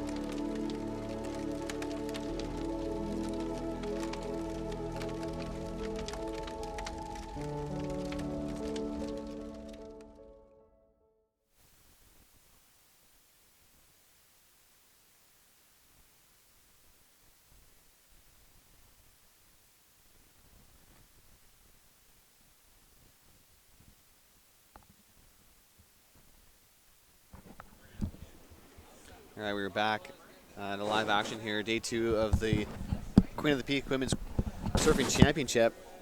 In the water at the moment, we have Heat 4 of the women's longboard, Heat 4 of the quarterfinals. We've got a pretty stacked heat here on the water. We got Dominga Tokarek in red, surfer in yellow, Amy Souza, surfer in white, Leah Oak, And surfer in blue, Melody Wolford. Pretty stacked heat here, Robbie. Yeah, you're not kidding. It's really interesting to see how this is lined up because Dominga and Melody have been a couple of our standouts from the earlier rounds, and Amy, perennial powerhouse, as well as Leah, former champion. So we in the quarterfinals, we in the finals. I'm not entirely sure what's going on here, but it would appear that we're in quarterfinal number 4. So yeah, quite a heavy hitting heat you got going on here, Dino.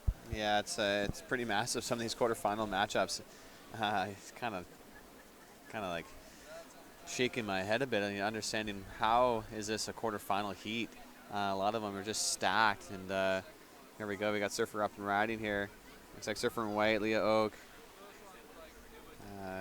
Kind of just wave kind of ran out in front of her there, and didn't really get as much as she wanted out of that wave. We got a situation update as you see on the screen there. Looks like Leah must have done a bit of damage earlier on that wave. She dropped a 4.00 on that opening ride. Here we go. We got surfer in red up and riding Dominga Tokarek. She's been ripping all contests long. Oh, a beautiful floater there. Kind of elevator drop to the flat there. Dominga showing a bit of commitment there in that last maneuver.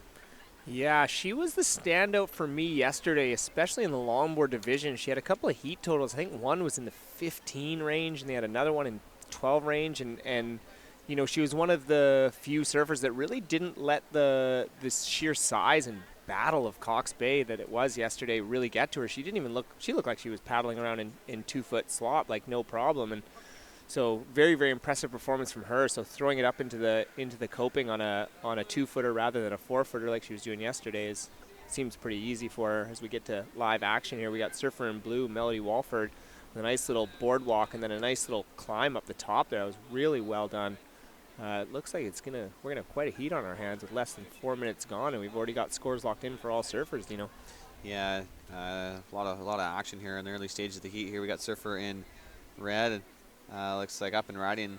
That's Dominga. Yeah, as we were touching on Dominga about yesterday, you know, just charging, and it's pretty incredible to see some surfers kind of, you know, as the waves get bigger, they kind of start to surf better.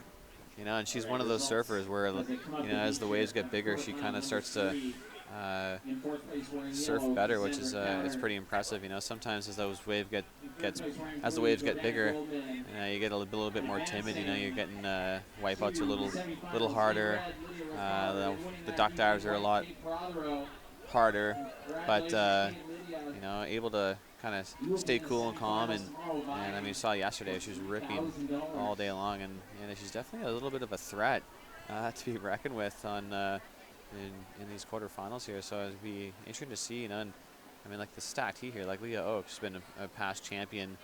Amy Souza made it to the semifinals, I believe, last year, and you know, Melody Warford. Look at how close this heat is right now, Robbie. 1 point. Yeah. Differentiating first to fourth. Wow. Yeah, it's already a nail biter, and we're only five minutes in here. I got the chance to talk to Dominga down on the beach yesterday, and she was saying, you know, she's like, I haven't actually competed in 6 years here, so that's why she's such a low seed, because she's no reason should she be in the qualifying round. As we go to a little bit of live action here, we've got our surfer in yellow, Amy Souza, with a couple of little direction changes there, but kind of got the toe edge stuck, and she just kind of went face first over the handlebars. But she does have the best wave of the heat thus far with a 4.33, and she's going to improve on that because she didn't have a backup yet. So Amy taking a little bit of a lead right off the bat here on the strength of that 4.33 and adding in a 2.27. So she's sitting ahead of everybody else. But again, there's absolutely nobody safe as we go to a little bit more live action here. I think that's our surfer in red, Dominga. She has a nice little cut back there, coming back into the whitewash, banking it off there and riding out again with confidence. So really, really well done. Yeah, that was a nice decision there from Dominga, choosing to kind of change direction there. Here we got Melody Warford looking at this right.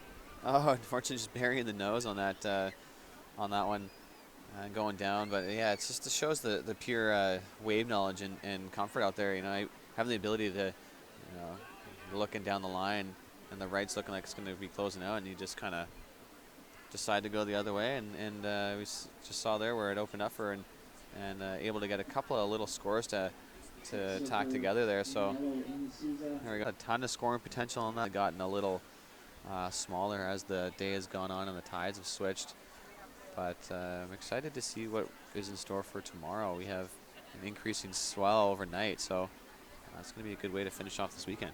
Yeah, it's been kind of a tale of a lot of emotions here.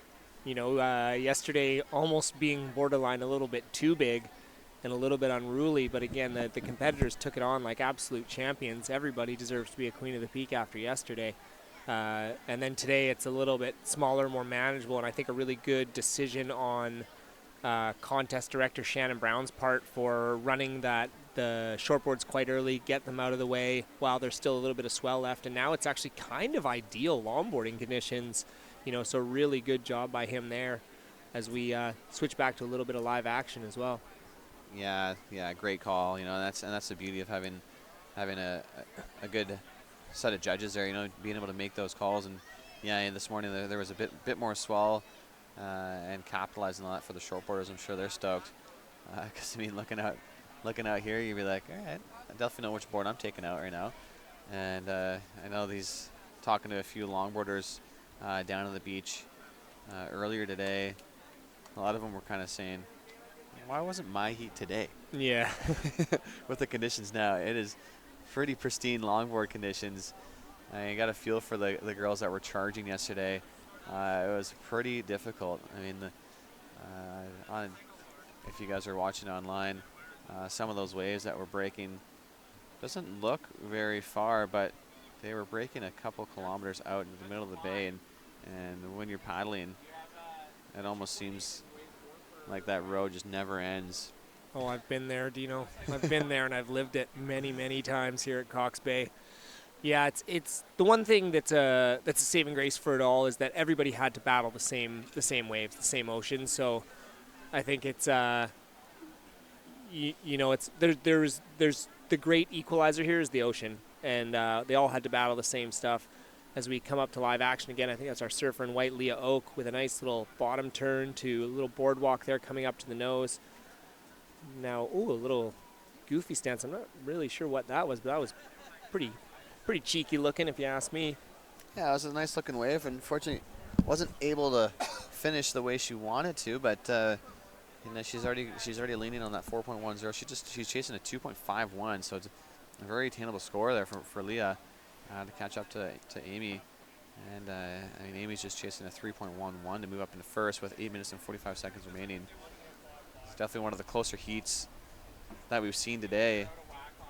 The difference between first and fourth is just 2 points. So here we go. We got surfer up and riding. That's your heat leader, Dominga, looking to drop a 3.60 to increase her score line over the rest of the pack here. I love how she's staying busy on this wave there, Robbie. Just up and down, utilizing the entire face of that wave and her board. Unfortunately, right, 8 minutes remaining. That inside section just a little bit gutless and not allowing her to kind of get ahead of that wave, falling off the back. Maybe, I'm not too sure if that's going to factor into her score line, but it was a pretty nice, it was a well-ridden wave. She's got to replace that 3.60. That's going to probably rival that. And it's looking like she's going to get the nod. Just barely. She dropped a 3.87. So it is going to replace it by 0.2 of a point. So just packing on the points. Just packing on the points, and that's it's kind of a stark contrast from her heat strategy yesterday, which was just catch 2 unreal bombs in both of her heats. But again, those bombs aren't out there today, so she's kind of got to be a little bit more strategic. And right now, man, we'll give you a little heat update here because this is pretty outrageous how close this heat is. With just over 7 minutes remaining, we've got our surfer in red, Dominga Tokarik. She's sitting on the strength of a 3.83 and a 3.87. She's got a 7.70, and just nipping at her heels there is our surfer in white, Leah Oak. And she just needs a 3.61 to get herself into that first place position. But right behind her is our surfer in yellow and surfer in blue. Yellow being Amy Souza, and she's got a 6.6, and all she needs is a 2.61, and that is very, very attainable for her.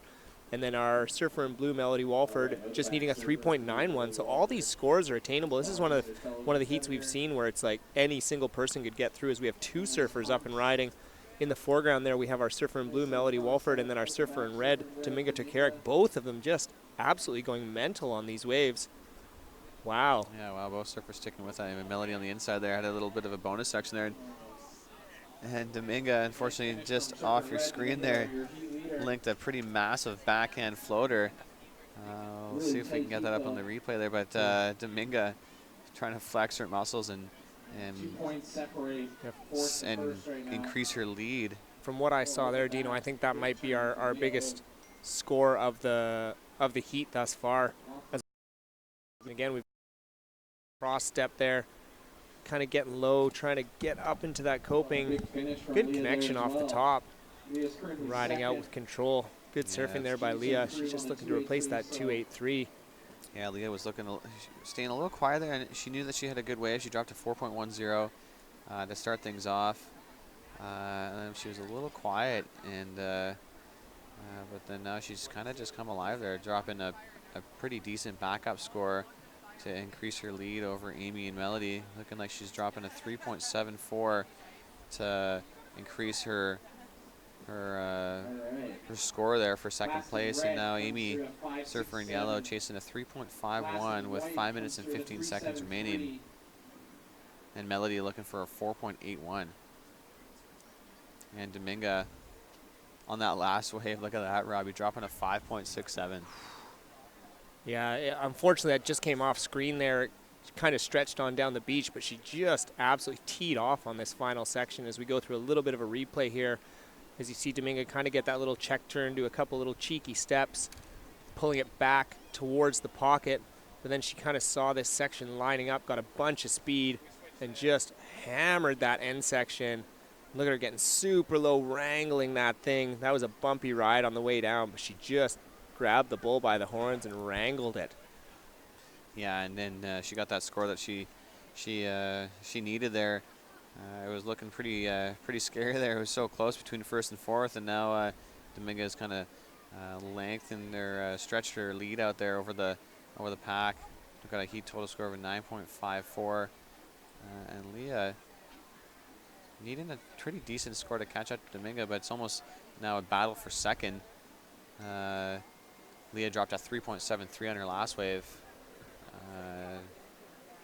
Amy chasing a 3.51 with 3 minutes and 50 seconds remaining left in this heat. Still anyone's game out there, Robbie. It's pretty close, and we have tons of waves that are just rolling through the bay here. Let's see if one of these girls can pick one off. We've seen some pretty decent scores. You know, Dominga able to link a 5.67. Leah 4.10, Amy with 4.33. So there are some pretty good scoring waves out there. Here we go back to live action. We have Leah Oak looking busy on that one. I love that little stall up there on the top, on the nose of her board. Nice little switchback or change of direction there, and trying to answer back here. We got Amy Souza. A couple of nice wrapping cutbacks there, so you can finish things off strong. She's chasing a 3.51. Oh man, this is kind of getting a little tight here at the end. It's with 3 minutes remaining. I mean, Leah had a pretty nice wave there, and we'll see if that's going to increase her lead, and looking like it's probably going to drop her lower score. I'd have to think that both those surfers improved on their low score there. But Amy coming through with a pretty good score of her own, so we'll see how this factors in. And I'm just waiting for a couple scores to drop. It's looking like I've got a bit of a lead change here, or sorry, in second place with 2 minutes and 26 seconds remaining. Amy Souza taking over second place, dropping a 3.67, so she did get the score on that last ride, but a couple of adjustments here. Probably judges just locking in a couple of scores. 3.77, there it is, locked in. So Amy Souza moving to second place, dropping a 3.77, so getting what she needed. Putting the pressure on Leah now with 2 minutes remaining. Leah now needs a 4.01, Robbie. Oh man, these are just tense moments. It's kind of funny to look at that there's 0.1 of a point separating them, and there was 0.1 of a point separating their last rides as well. If you want to get out the fine-tooth comb, now is the time to do it. Yeah, let me know what you find out, because that was just full on, and we still have a solid minute and 38 seconds left. So there's, unlike yesterday, today there's plenty of time for them to sneak out and get themselves another wave. They just need to have the ocean cooperate. Wow, that is just nail biting. Look at those top 3 spots. Yeah, it's going to be exciting to see how things unfold here in a minute and 20 seconds. And, you know, Leah probably feeling a little bit of pressure now. You know, she needs a 4.01, and that's, you know, her highest score that she has is a 4.10, so she's going to have to do something. Probably going to have to do something pretty good to get that score here with a minute remaining. You're currently sitting first with a 2-8 total of 9. This is when things start to get interesting here in the dying seconds of this heat. Here we go, Dominga taking off on this right. Her heat leader pretty much doing a little bit of a victory lap here. We're surfing her way into the semifinals. Heat leader Dominga with 40 seconds remaining. Gosh, making it look easy out there. Man, she is very, very graceful, very stylish. Cutting it back into the whitewash. A little bit of a victory lap there, Dino, just like you called. That was just great surfing from Dominga. Wow. She is. That little bonus section on the inside. Just ride it right to the beach there. Might as well. Just ride it to the parking lot. 20 seconds remaining. Oh, man, we might have seen a pretty massive quarterfinal potential upset. I don't want to jinx it. There's 10 seconds remaining. And it's looking like that ocean is going to go flat, and Leah is not going to get that score. So a potential early round exit for Leah Oak. Amy Souza just squeaking by, getting the score that she needed, a 3.77. I think that might be one of the biggest upset we've seen so far this Queen of the Peak. Yeah, that's it's tough to say. It's definitely an upset in my mind, but again, like Amy Souza is a girl she's a lady who's also she's made it to the semifinals before. Obviously, Leah has won this division before. But again, when you throw into the mix Dominga and her hiatus so everybody was really a favorite. So yes, it's an upset, but I'm not surprised, I guess, is the best way to put it, because they all just rip so well. And I mean, man, when you're separating with 0.13 of a point, they're just splitting hairs at this point. Can't they just all get through? Come on. Yeah, it was a pretty close call there. Yeah, exciting stuff. You got to think Amy's probably pretty fired up on that. You know, whenever you have the opportunity to take down the likes of Leah Oak, you know, it's just she's won quite a few events out here down at Cox Bay over the years. So it's got to feel pretty good when you're able to when everything comes together and you're able to surf well and get the scores that you want. And we'll be seeing Dominga and Amy in the semifinals tomorrow. Nice work, ladies, and great work from Melody and Leah as well. You guys were ripping. Unfortunately, not everybody can make it through, but you guys surfed great. But Dino, I'm excited, man. This is generally one of my favorite parts of this event. We are heading into our first quarterfinal of nothing other than Princess of the Peak. I love the Princess of the Peak. This is just pure, unadulterated stoke with insane ripping from the up-and-coming future rippers of Tofino. Man, I am stoked. Yeah, this is a pretty awesome heat here in the category for the Queen of the Peak.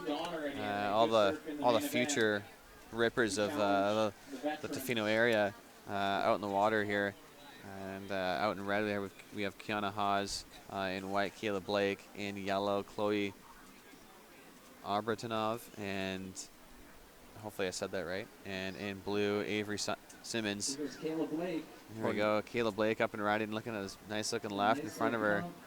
Generating tons of speed on that board, and a couple little direction changes there. Unfortunately, just kind of decides to kick out of that one. Kiana already dropping a 3.67 on her opening ride. Look at Kayla Blake's going to get a pretty good score there too, dropping a 4.17.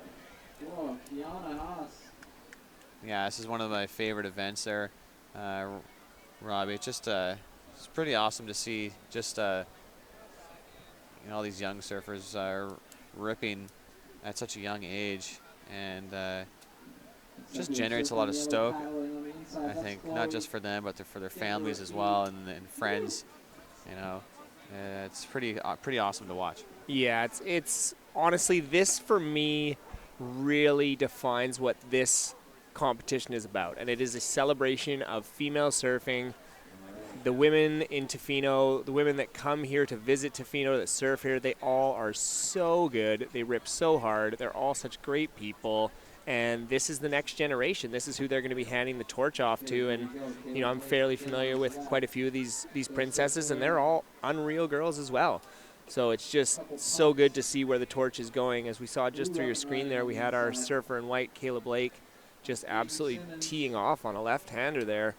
Looking really good. Like you said, getting a lot of speed, a lot of momentum on that board, you know, surfing super, super well. But the last of Kiana came in at a 5.4. I think it might have caught off screen, but apparently she just absolutely hammered a huge turn, which, you know, those judges love to see. And she's taken a little bit of a stranglehold on this heat. But the last of Kayla Blake came in at a mid-4 there, so it's closer than I was expecting. Yeah, all these little princesses here just have been catching wave after wave here. Kiana obviously getting the better of the pack there. Yeah, that last ride she had dropping a 5.40. That's a pretty massive score. Kayla Blake with a 4.60 and a 4.17. And yeah, it's exciting to see. I mean, it's crazy to think a few years ago we were watching Matea and Sanoa surf in this category. Yeah. And look at where they are now. So the future is definitely pretty bright. I mean, we have also Jasmine Slowman as well in this category, or competed in this category as well. And it's awesome to see how they've developed over the years. And yeah, it's a pretty awesome addition, this little category. Getting these young girls out there, throwing a jersey on and competing against your friends, it's got to be a pretty awesome feeling. Yeah, you're absolutely right. It's nice to see kind of that graduation, like you were saying. You know, we've got that graduation of Jasmine and Matea and Sanoa, and it's now we're just waiting who's next in line. It's cool too to free up some spaces because, again, you know, when Matea was in here and Sanoa, they're kind of a lock for the finals, and Jasmine as well. So it's nice to see those girls, you know, passing the torch and heading into the women's and going into the, you know, the big fight, and leaving this a little more open for some future rippers as we get to live action again. Kayla Blake, just loving this left-hander, hey, just absolutely going crazy on this thing. Couple direction changes, but just lost her balance in a kind of a spectacular way there. So really graceful fall there, right? Yeah, doing a lot of damage there. A nice wave from Kayla Blake. Yeah, I mean, it's pretty impressive to watch these young surfers have the ability to, you know, to link some of these turns. I mean, I know when I was that old, I wasn't even on a board yet, and to see them out and braving the cold and throwing it down for all the judges and all the spectators here at the Queen of the Peak, it's pretty amazing. And I mentioned that they're getting some money this year. Yeah. Prizes are Princess of the Peak, first place, $500. $500. Yeah, second place $250, third place $125, fourth place $75, and all coming with swag as well. If I was 10, 11, or 12, getting $500. I was talking about this today. What would you do with it? 10, 11, or 12. What would you do with your $500? Back when I was 10, 11, 12, probably a ton of pop and a lot of candy. I was thinking candy for sure. Maybe some nice new shoes, maybe some Filas, some high top Filas. Filas. Maybe a FUBU jersey. I was all about the Adidas shell toes. I love those. Maybe some Adidas tearaways. Oh yeah, right. Yeah. Teenage Robbie and Dino are going shopping after this. Oh God, bring me back to the 90s, baby. Foot Locker. Making 90s cool again. Yeah, right. all the kids that are listening and with their parents, Mom, what are Adidas tearaways? What's a Fila? Yeah, those are a little blast from the past there. Did you know, and I didn't know this, but did you know that bleaching your hair blonde is a thing again? Remember that from the 90s? Remember the hair bleach? Oh yeah, one of our judges, Noah Cohen, does that, I think. Does he really? I don't want to throw him under the bus, but no, I'm just kidding. Not really, though. Yeah, I feel like, you know, The 90s are coming back. This is slowly coming back in one way or another. Let's go get some Fila high tops. Let's just rock them, see what happens. You don't have to tell me twice. No. I love those things. Some nice, polish them every night. Did you? Get them fresh white. Oh, yeah. man. You would. Oh, you have to. You know, it's all about how you looked. You know, back in those school days. Yeah. I didn't succeed in that department. That's okay. You made up for it in your older age. Yeah. No, I still haven't. I still haven't. Thankfully, they're not looking at me on camera and seeing my all-gray sweatsuit. That's okay. As we go, on screen, we got Chloe Obretenov. Hopefully I said that right. Catching a nice little insider there. Couldn't quite stick with it, but good work done before she got knocked off there. Yeah, it's awesome to see the transition. You know, we see Chloe picking apart this inside, but I bet you it's not far off that she'll be out there past the break, ripping some of the waves that Kayla and Kiana are on. So, like you touched on earlier there, Rob, just the transition and the graduation from, you know, the different phases that you kind of go through in surfing, and for us to kind of commentate it and watch it live on screen over the years, it's been pretty awesome to see the development of a lot of these female surfers out here in Tofino. Well, and we know that Kayla and Kiana, they were whitewash warriors at one time as well.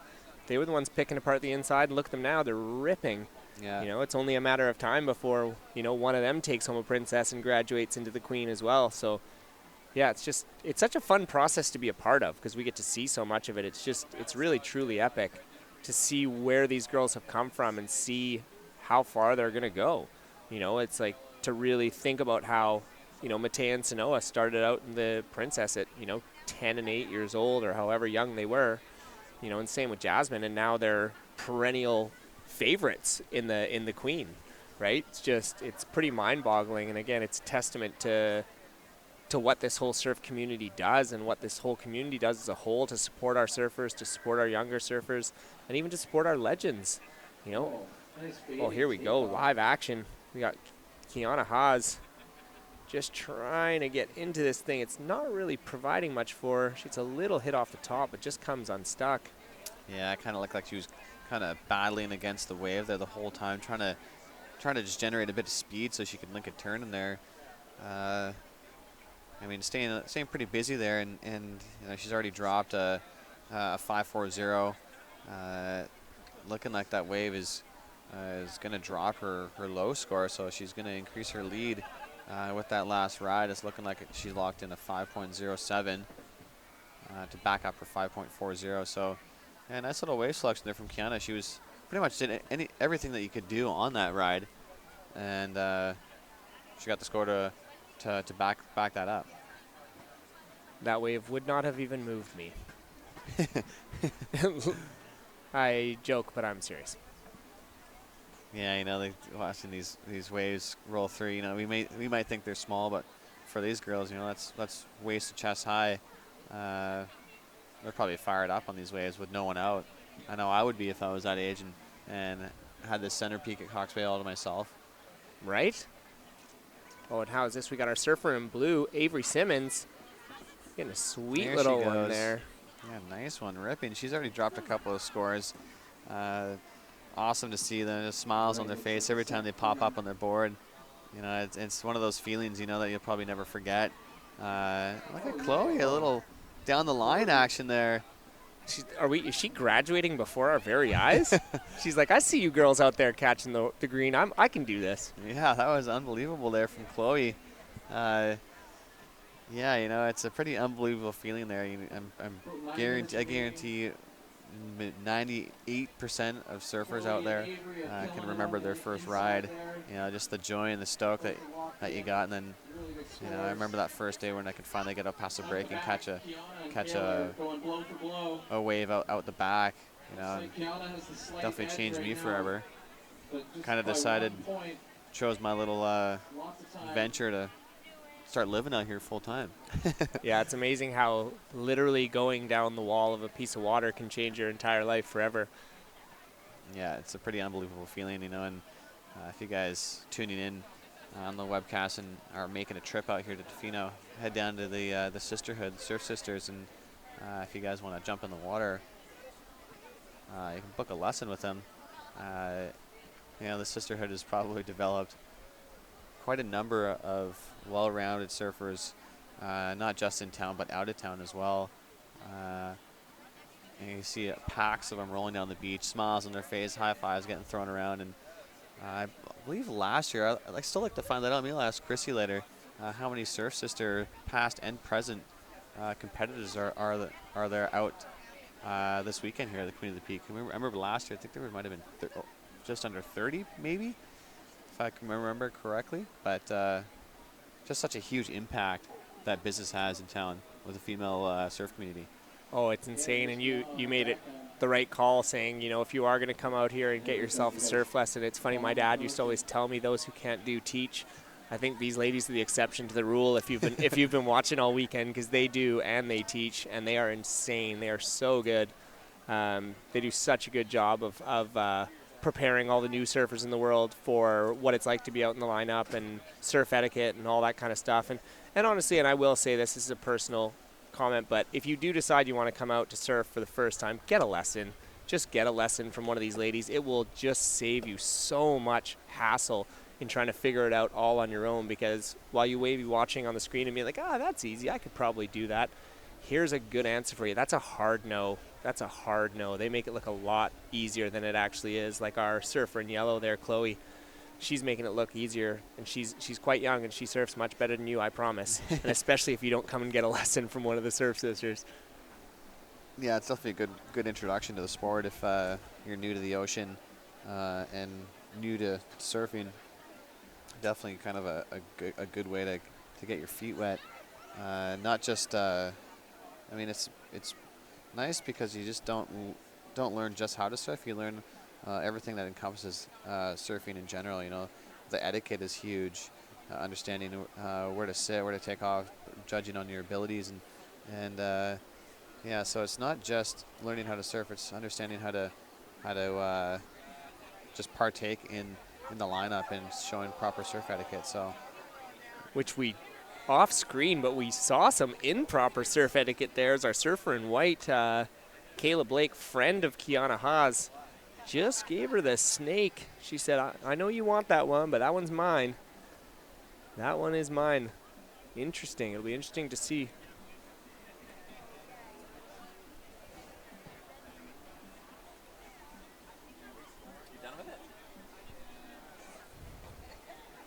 Those little Grammies are having fun with that little exercise ball. What an awesome day we've had here for day 2 of the Queen of the Peak. Beautiful blue sky. Sun is shining. The waves are beautiful. The wind, that's the beauty of having this contest in October. Tends to be pretty epic for wind and waves. Just with those cooler temperatures, usually we get those winds kind of blowing more east compared to howling northwest as we do in the summertime. And with that kind of creeping into fall, we start to get those bigger swell and bigger systems kind of starting to roll through. So it's pretty much a guarantee that there's going to be waves for this contest. And like Shannon Brown kind of nailed it here by running the shortboarders earlier, capitalizing on that swell. We knew that the swell was going to be dying just a little bit today, and then running the shortboarders and the princesses to finish things off. The longboarders and princesses to finish things off has definitely been the right call. Yeah, good on you, Shannon Brown. You, our fearless contest director. He is just head judge. What doesn't he do? I heard he's quite a dancer too. I'm not entirely sure if that's true, but apparently he's quite a mean guy on the dance floor. I heard he's got a mean salsa. Oh wow, we're gonna have to get him to show it off a little bit for us. Show it off. Well, he wiggles pretty well on a surfboard, that's for darn sure. So I have to imagine he's got a few moves. He's got hips like J-Lo. Hips like J-Lo. Wow. Don't tell him I said that. No, it's recorded for life now. What do we got here? 3 minutes and 40 seconds remaining. Kiana got a couple of good scores out on her score line. Kayla Blake got a few scores as well. All these girls, look how many waves Chloe's caught. Surfer in yellow. All right, we'll take you to live action first. Kiana Haas on a beautiful looking left here. Got a nice section to deal with. Nice little tap off the top there. A little fin jam there to finish things off there from Kiana. Yeah, it's insane how far she's come in the past couple of years. You know, like you touched on earlier, you know, she was one of those whitewash stormers, and now she's charging up the back and making it look pretty easy out there, Robbie. Yeah. You know, there was times where I used to think about being massively outskilled by 14-year-olds. I just don't feel bad anymore.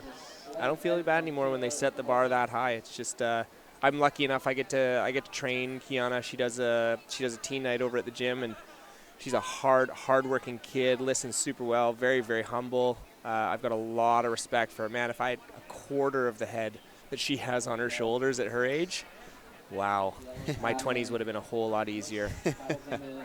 But I survived. I survived. Live and you learn. You live and you learn. Yeah, exactly. Yeah, it's just a testament to all these young surfers out here, and it's just the community we live in. You know, everyone's so supportive of each other, and you know, it sound like a bit of a broken record, but it really does take a full community here to put on these events. You know, it's not just the event organizers, and I mean, obviously they pay the biggest price with all those volunteer times, you know, night in and night out, getting everything organized. But you know, all the judges and stuff. It's the whole community embracing this whole contest and embracing the whole surf culture out here, and things are looking pretty bright for the future of all these young surfers. There's definitely a pretty epic surf culture getting developed out here. Yeah, you're true. And I just want to take a second and do a little quick shout out to kind of one of our unheralded warriors, a man by the name of Drew Burke. Drew Burke has put his heart and soul into this competition, I think from day one. I'm not 100% sure, but I'm pretty sure it's since day one. And he's not recently, but a few years ago, he moved down to Victoria. But he's always kind of kept a finger in the community. And for those of you out there that know Drew Burke, send him a text. Tell him how awesome he is. He's a recently new father, a wonderful wife, Lily McLean. Just one of those guys that's behind the scenes that you never really see and you never really talk about. But that guy is an absolute legend, and he's been a huge part of this competition since day one. And just a big ups to Drew out there. We love you, Drew. We think you're a freaking legend. One of the hardest working guys down on the beach, you know. You may see him for a second, and then next thing you know, he's 80 yards down the beach, running full sprint, tackling everyone's needs out here, making sure all the judges are satisfied, all the contest directors are good, making sure all the volunteer staff are doing their job. So yeah, it's the unsung hero, Drew Burke, and he's among about 100 other ones that we haven't sung in. But as we see this quarterfinal Heat 1 Princess of the Peak come to a close, our surfers in red and white, Kiana Haas, Kayla Blake, you have made it through to the next round. Congratulations, ladies. You were ripping. And our up-and-comers, Chloe and Avery, great job today. You guys did awesome. We will look forward to seeing you next year. And can't wait to see you out the back and ripping like the rest of the girls. In the water, in red. And as we're heading into quarterfinal heat number 2, in red we have Serena Porter. In white we have Jade Rosine. In yellow, Ruby Ford. And in blue, Annika Lounsbury. So Results from your Princess of the Peak quarterfinal it's all happening right now. As we place in blue, Avery Simmons.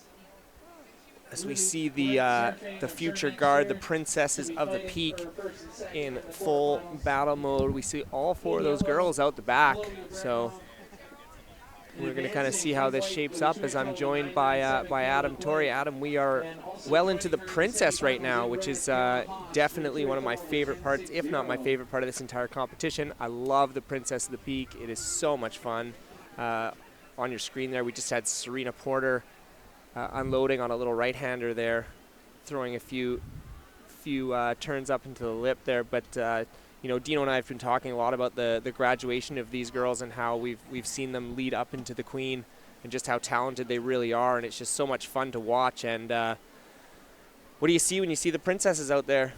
I see the potential for just some incredible surfers representing Canada right now. And, when you see girls surfing this well at this age, you just know that they're going to be,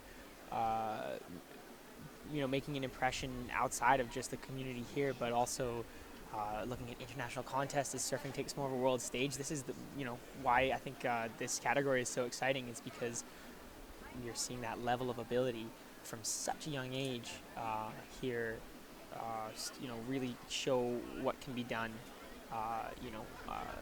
now, let alone 5 years from now. What are these girls going to be doing? The progression at this point is just mind-boggling to watch. So, well, and you see the previous champions of Matea and Sanoa and those girls, and now they're the queens. Now they're the girls really making a splash in the queen division. So, and doing damage on the world stage. Right. Right. That's this wild. is the thing. That's what blows my mind is that this is the kind of where that talent is fostered and pushed, is this competition. And we've seen Matea Olen take down some of the best of the best. Same, Sanoa, same thing, just doing incredible things in the contest with the ISA World Games, with international prestigious, the hardest, most challenging contest you can be in. So this is where it starts. Oh, and here we got some live action in red. Serena Porter just flying down the line on this left-hander, trying to get a bit of open face as she cuts it back into the pocket. Nice, smooth little cut back there. Just pumping her way to try and get some sort of energy here. See a little bit of a closeout section, but unfortunately can't really get any speed there. But she only needs to build. She only needs a .61, so I dare say that she's going to move herself up into first place over top of our surfer in yellow, Ruby Ford, who's got a pair of threes and sitting with a 6.00. So it looks like Serena's going to kind of take the lead here, but Ruby's sitting pretty comfortably in second. Ruby Ford, daughter of none other than local couple Jen, Stephen, and John Ford. Very fantastic people. I know Jen very, very well. They've raised two wonderful young daughters in Ruby and Phoebe, and it's so good to see Ruby out here and just ripping it up in the Princess. Yeah, just awesome stuff to see. So it looks like Ruby's actually improved on her situation here. She added in a 3-1-3, so she's now sitting pretty comfortably in second place. But she has Jade Rosine nipping at her heels there. Jade just needs a 2.71 to move into that transfer position, and Annika Lounsbury, our surfer in blue, is patiently waiting for her first wave. But we still got plenty of time left, barely 5 minutes old here, and plenty of surfing to be done. That's right, Robbie. So great start. Serena Porter making really good use of that left. I thought that's negotiating that opening section, getting a nice turn in, and making it through the inside didn't quite stand up for that end section finish to get the dramatic points, but good surfing, good competitive, controlled. So showing that wisdom to well ride beyond her years. Seriously. Yeah, no, really, really good stuff. And we've talked a lot about Jasmine, Serena's twin sister, as she's graduated from winning the Princess last year, and she's moved into the Queen of the Peak. So I'm sure Serena is ready to take that next step, but just doing one or two more Princesses until she can. I'm sure it's for her. She's looking to take home that championship. She probably wants it real bad. As our surfer on the inside, I think that was Annika getting her first score. Fortunately, just not quite being able to ride out of that one, but getting a good little one on the inside there. Good for you, Annika. It's some good surfing. Yeah, seen lots of energy from Annika, even just on a previous wave. She's going for it, out there competing. That, to me, just entering yourself into contests, especially at where these girls are at now. I think that's just the really admirable part of this. Watching kids of any age really just be stoked on something enough to want to go and show everyone what they've got. And you can see Annika now eyeing up this wave, and she's getting ready. So let's watch her just paddle into this little Cox Bay whitewash roller. just a little not enough power in those waves. I spent a lot of time pulling students into this whitewash myself. No, you? Yeah, so cool to see that wave selection, even at that whitewash level, that 1 foot wave, that wave selection coming into play there for Annika. You can see cogs turning, for working it out. So I think that's really awesome to be witnessing this. Her just really eyeing it up, right? Seeing that clock ticking, 13 minutes, and I'm stoked to see what she can do today as Serena out the back, going for another one of those softer lefts. This one not really offering much. So again, wave selection being a big theme. Yeah, it definitely is. It's, like I said, it's funny. This is the Princess, and this is a feel-good thing, but none of these girls have joined this to not win. They all want to win. And I think it's great. Again, it's a celebration of where they're coming from and where they're going to go in their surfing careers. And none of them are coming here to get second place. They all want to win. But it's just no matter what, just like you said, big ups to everyone who enters into a competition, because it really is. It's kind of putting yourself out there and putting yourself in a bit of vulnerable position, because it's taking something surfing, which is so personal for so many people, and putting it into a subjective standpoint where you're being judged by a jury of your peers. So really big ups to all the girls that have entered. Whether you made it through one heat or you made it through all your heats, you've got our respect, and we think you're just fantastic. And if it wasn't for you, we wouldn't be able to sit up here and yap our mouths in the booth here. So look at Ruby Ford just charging on that set wave. Unfortunately, just came unstuck, but showing real commitment there on that last one, Adam. Some of those steeper inside double ups, really challenging to drop into. So that commitment, I think, going to be rewarded for Ruby there. Yeah, charging, just absolute charging. It's funny, you see the eye of the tiger already. We can go forward in 2 or 3 years, and we know that that's them on a big day out at Cox, and we're going to be looking to our left, looking at a bomb set wave, and realize they're on the inside and being like, they're going. They're going. Yeah. So just cool to see that initiative, that's sending it, full send. It's full send mode. Yeah, and we saw that commitment rewarded early on in the contest. Big swell on Friday, and I guess this is now some for the girls out there now getting out. I'd say I want to say Serena's pretty comfortable in the big stuff. I've seen her out in pretty heavy days at North Chesterman charging. But maybe for Annika, this might be some decent surf to be out there by herself. So this is a huge commitment there. There she is going for that whitewash, and she's gonna just not quite get into that one. But the commitment there, the energy is so awesome to watch, because you can see she's giving it 100% there.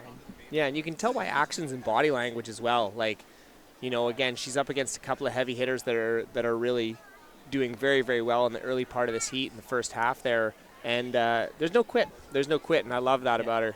And I love that. That's intimidating to go up against these, someone like Serena. And Annika knows that Serena's done these contests before, right? Annika's probably assessed the competition and been like, okay, these girls are good, can I go up against them? And that takes a lot to then say, yeah, I'm gonna do this. I'm gonna stack it up against older, bigger surfers, and that's scary. So a lot of courage there is really is awesome. Here we go again. Annika just eyeing down this foam wall here. She's gonna scratch into it. Excellent. Dropping the knee, cruising. Bit of time on the wave there. Nice ride. I like that wave selection really pulling through. So well done, Annika. Yeah, that was solid stuff. Really good stuff from Annika. Again, full send mode. She's in full send mode on every one of the waves that she turns for. We got mad props for you up here, Annika, going for it. And I guarantee you it's going to be such a good experience for her, because she's going to be able to see what it takes to kind of really hold your own in the Princess, and she'll be a girl that hopefully we'll be seeing in future Princesses, and then she'll be one of those girls in the red jersey, being one of those top seeds. So yeah, just feel good story all around. So a little bit of a situation update here as we just kind of passed the halfway mark. Sitting in first, our surfer in red, Serena Porter, sitting on a 5.40 and a 4.77 with a combined heat total of 10.17. Our surfer in yellow, Ruby Ford, who is just in full send mode, has a combined heat total of a 6.13, and then we've got Jade Rosine, who's just got that 3.43 right at the beginning there, and hasn't been able to back it up yet, but she just needs a 2.71 to push herself into that transfer spot. And then our young charger on the inside there, Annika Lounsbury, locking in her first score for a 2.33. So great work there, girls. Still plenty of heat left. Still anybody's game. That's right, 8 minutes, 22 seconds remaining, so plenty of time to mix that up. Seeing that contention between Ruby and Serena. Ruby just on her way back out, trying to improve her 6.13. Serena sitting fairly comfortable with that 10.17. Again, seeing kind of the two battles forming here, if you want to put it so. I see Annika again going for this insider. She's just going to not quite get into that one, but piecing it together in her mind there, finding out which ones are going to offer that ride, which ones are going to let her in those more powerful inside waves is what she's looking for right now, as we see some sets out the back too. So action everywhere, waves, breaking left and right, inside, outside, so plenty of excitement, plenty of activity. Yeah, Cox Bay has not disappointed us today. I know, like I said, it's been a little bit smaller. The swell's been much more, I don't want to say more contestable, but as just on the corner of your screen there, we had, I think, our surfer in red just again flying down the line. Nice little hit off the top. Oh, and another one. Oh, just comes unstuck. That would have been a huge score if she'd have nailed that one. But love that commitment, throwing caution to the wind, just going for it. Some might even say full send mode. That's what that was, that's for sure. That's what we're seeing for sure. Here we go. Oh, just Ruby getting caught in the lip there on that one too. So not holding back right now. They're going for it. Trading wave for wave and really trying to get the most out of those rides. So this is some serious competitive surfing going on right in front of us, with all competitors throwing down. Yeah, you're right. And the last of Serena Porter's come in at a 4.87, so she has improved on her heat total. So now she's sitting with a combined heat total of a 10.27. So she's kind of putting a little bit of space between her and the rest of her competitors. Ruby is in need of a 7.15 to get into that first place spot, so she's going to have to do something pretty special to knock Serena out. But Serena's sitting there pretty comfortably right now. On the back of some good surfing. And Serena's had 4 waves, and all 4 of them have been really, really solid waves. They're actually the 4 highest scoring waves of the heat. So Serena's been a little bit selective of her waves, but every one she's made them count, that's for sure. Really that competitive experience coming into play there. Yeah. She, I think, has a comfortable lead right now, but she's really not letting that lull her into a sense of complacency. She's not holding back, and to your point there, Robbie, it shows that she's got her eyes on the prize. Oh yeah, she's one of those very much in contention. I want to say, just for lack of experience, that the other girls in this heat are just not going for it with the same energy, and that, or not the same. I don't want to downplay their abilities, because they are absolutely crushing it right now, but just that experience right now in the competitive world is coming through for Serena, and giving her that lead and that ability to pick those high scoring waves.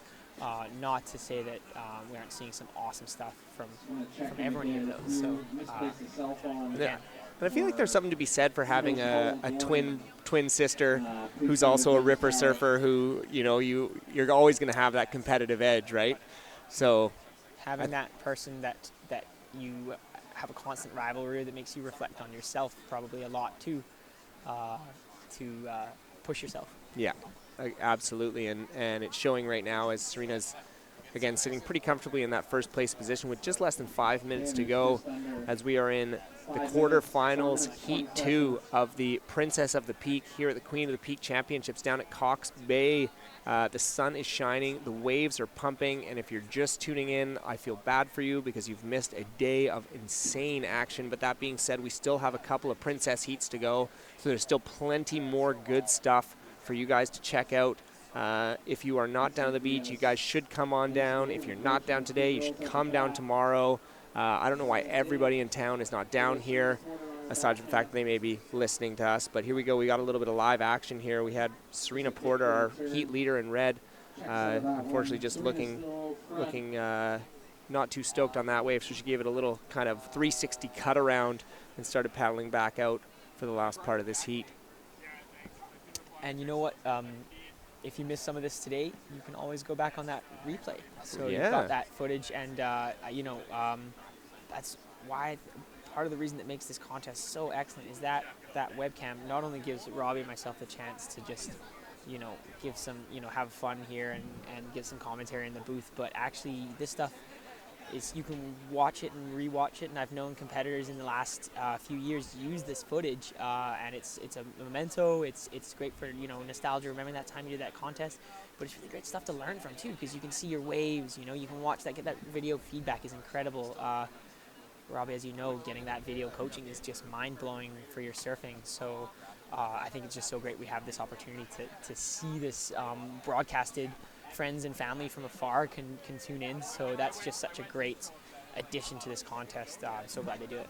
Yeah, it's funny you say that. I'll never forget something I read and listened to. It was Taj Burrow, one of my favorite surfers growing up, where he talked about if you want to get better at surfing, get videoed. That was his piece of advice. And so to all you competitors out there that want to go back and kind of see how you approach the heat and almost do like a debrief, it's never a bad idea to go back onto the webcast and have a little look at how the heat played out for you. And it's funny, when you're in it, you don't really have a stamping of time and scores and all that kind of thing, but then when you get to rewatch it in slow motion and rewatch it and rewind and all that kind of stuff, you can get some really good information and be able to, again, for the next heat and really improve off the next heat. So it's sometimes painful.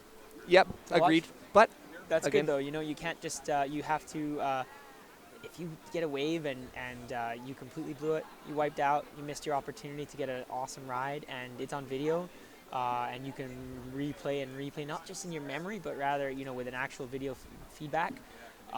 It stings that much more, but it emphasizes to you what you could have done, and that's going to really help you in the future. So we're going to see.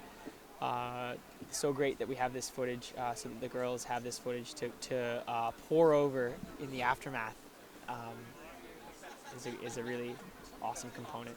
Well, and a lot of the world's best performers, you'll ask them what really has defined their successes, and it's their failures that define their successes. So I think it's really important for everybody to remember that just coming out here and going out and competing is a win on its own, and whether it went the way you wanted it to or not, it's a really good learning experience and a really good way to come back and do things better next time. The beautiful part is it's the age-old thing about surfing, which is there's always going to be another wave. You may have bunged it up on one wave, but there's going to be another one. As we saw just on the inside there, our surfer in blue, Annika Lounsbury, charging as per usual, trying to wrangle that one. Oh, give it a nice wave. There you go. Good on ya. Good competitor, Annika. Solid effort from Annika there, getting that insider wave. So excellent determination, commitment, seeing that competitive drive there. And it looks like we have about just under 20 seconds remaining. Annika's gonna cruise in after a good session. So clock ticking down now. Ruby bringing it in. Oh, is that a little bit of a buzzer beater there? I think that was Ruby's best wave thus far. Oh, a nice clean face on that, controlled rhythm through the inside. So the great way to end the heat for Ruby for sure. So really, really exciting watching that those girls go out and push each other in that heat setting, and I think just a big variety of experience there in that heat compared to a lot of the heats we've seen. So really cool to see that kind of shared stoke there. Stoke's better shared. Yeah, no doubt about it. So and we'll get some results to you once that last wave of yellow of Ruby Ford comes through. But we'll talk you into our quarterfinal heat number 3. In the Princess of the Peak in red, we have Chloe Platinius. In white, we got Ava Duncan. In yellow, we have Charlotte Norman, and in blue, we have Lily Frost. So we've got the quarterfinal heat 3, Princess of the Peak. When we get them, we'll give you the results of our last. Oh, here we go. Oh, we never. Oh, maybe she caught it after the horn. Potential there. Potentially Right on the caught it- cusp, yeah, right? right on the cusp. Either way, great last wave ridden by Ruby. Yeah, So unreal. here we go on to got Chloe Platinius, Ava Duncan, and Oh, Chloe just laying into that one. Wow, that was awesome. Really good way to start. great first turn, great first opener with a 6 dropping out right away, just being adjusted by the judges' score there, 5.5. So what a way to start. What a way to start. Chloe Platinius, another deadly competitor out there. So we'll be excited to see how the other competitors answer to that opening wave, because that was pretty radical. Yeah, that was good stuff there, Adam. Chloe just laying into that one. And then, must have been off screen, I didn't quite catch it, but it looked like the surfer in white, Ava Duncan, dropping a 4.00. So opening up their accounts early, barely 90 seconds old this heat, and shots have already been fired across the board. Really good stuff from these ladies. Obviously have been working with Shannon Brown on the competitive strategy of how to attack. Get a little wave in early, feel comfortable, get your feet in the wax, and then just start doing damage from there. So really good stuff from those girls. For those of you that don't know, Shannon being the Team Canada coach, and I'd go out and say probably the reason that the Tofino population can surf like they do. You know, just Shannon has brought a kind of wisdom and wave knowledge. Just seen one of the surfers kicking it out there from overseas, from Australia, where everyone absolutely rips, and your average Joe there can just do, it's just ingrained in the culture there in a way that it is more new here in Canada, and Shannon has sort of lovingly shared some of that knowledge, just helping people far and wide coming to Tofino improve. It's an amazing coaching. We've had some cheers. I think we just missed something go on there, and perhaps Epic Rival stand by for some scores coming through. So yeah, I did hear switch stance, so I think our surfer in yellow might have thrown a little bit of steezy style in there. Our beach MC Mike Jacobson was pretty stoked. He was pretty stoked on that. There was a scream and a little bit of laughter, so he must have liked what he saw. As we see a score lock in for Charlotte, she locks in a 3-1-3 on her last switch stance maneuver, so the judges liked what they saw there. Yeah, back on Shannon Brown, I'll give you the nod on that one for sure. He's definitely the reason why Tofino surfs well. Obviously, their skill and all that kind of stuff, but for those of us that are not career surfers, not professionals and all that kind of stuff, he makes us significantly better than we would be if we did not have him. I think, yes, that's a good way to put it, Robbie. Just I don't want to, Shannon's a humble guy. I wouldn't want to oversell the, sort of toot his own horn too much there, but the knowledge he's brought to the table in surf coaching has been definitely made a big impact. So yeah, you're absolutely right. And as well for our surf mama, Chrissy Montgomery out there, she's taken so many of those young female surfers under her wings, giving them jobs at the surf shop or giving them jobs at the surf school, so they can, not only can they teach, but they can also surf on their own and have access to all the wealth of knowledge there. So big ups to you, Chrissy, for being such a huge part, a huge foundation of the female surf community here. We love you. We think you're great. I think nobody in this world could disagree with us. I can't think of anybody in this world that would actually think that Chrissy is not an absolute legend of this town. And if they don't agree, then they can have a chat with me and I'll set them straight. that sounds about right, Robbie. I couldn't agree more. Just obviously to look at the role, Surf Sister. Again, bit of conflict of interest too. I work for a competing surf school, but it's undeniable when you look at the way that Surf Sister has kind of included, gotten a bunch of girls stoked to surf. Just watching the number of employees there that have entered this contest and done well. I would really love to see other surf schools in town. I think as a result of that, here we go, Chloe.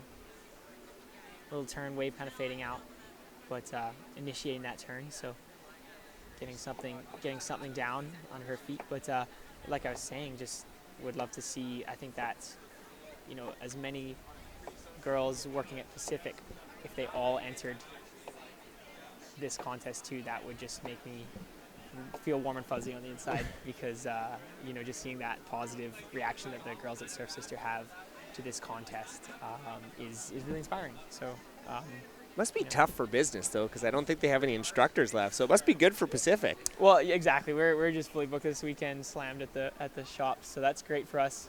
The Surf Sister girls are out surfing, so we get all the lessons coming our way. But you can't deny the awesome thing that's going on right now. Business or no business, whether these instructors are teaching, I think that it's so important that they're out here just shredding. As we saw Chloe Platinius just throw a sick turn right in front of us. So, and Lily dropping into, is that Lily? I can't see, the glare is making Ava. Ava. Might be Lily. Hard to say that glare right now. I think that was Ava in the white, just getting a nice cruising kind of trim along the whitewash there, and Charlotte going for a solid little inside double up too. So the girls putting on a show right now. Waves getting ridden all over the place. Scores dropping. So that last right-hander of Chloe Patinius came in at a 5.00.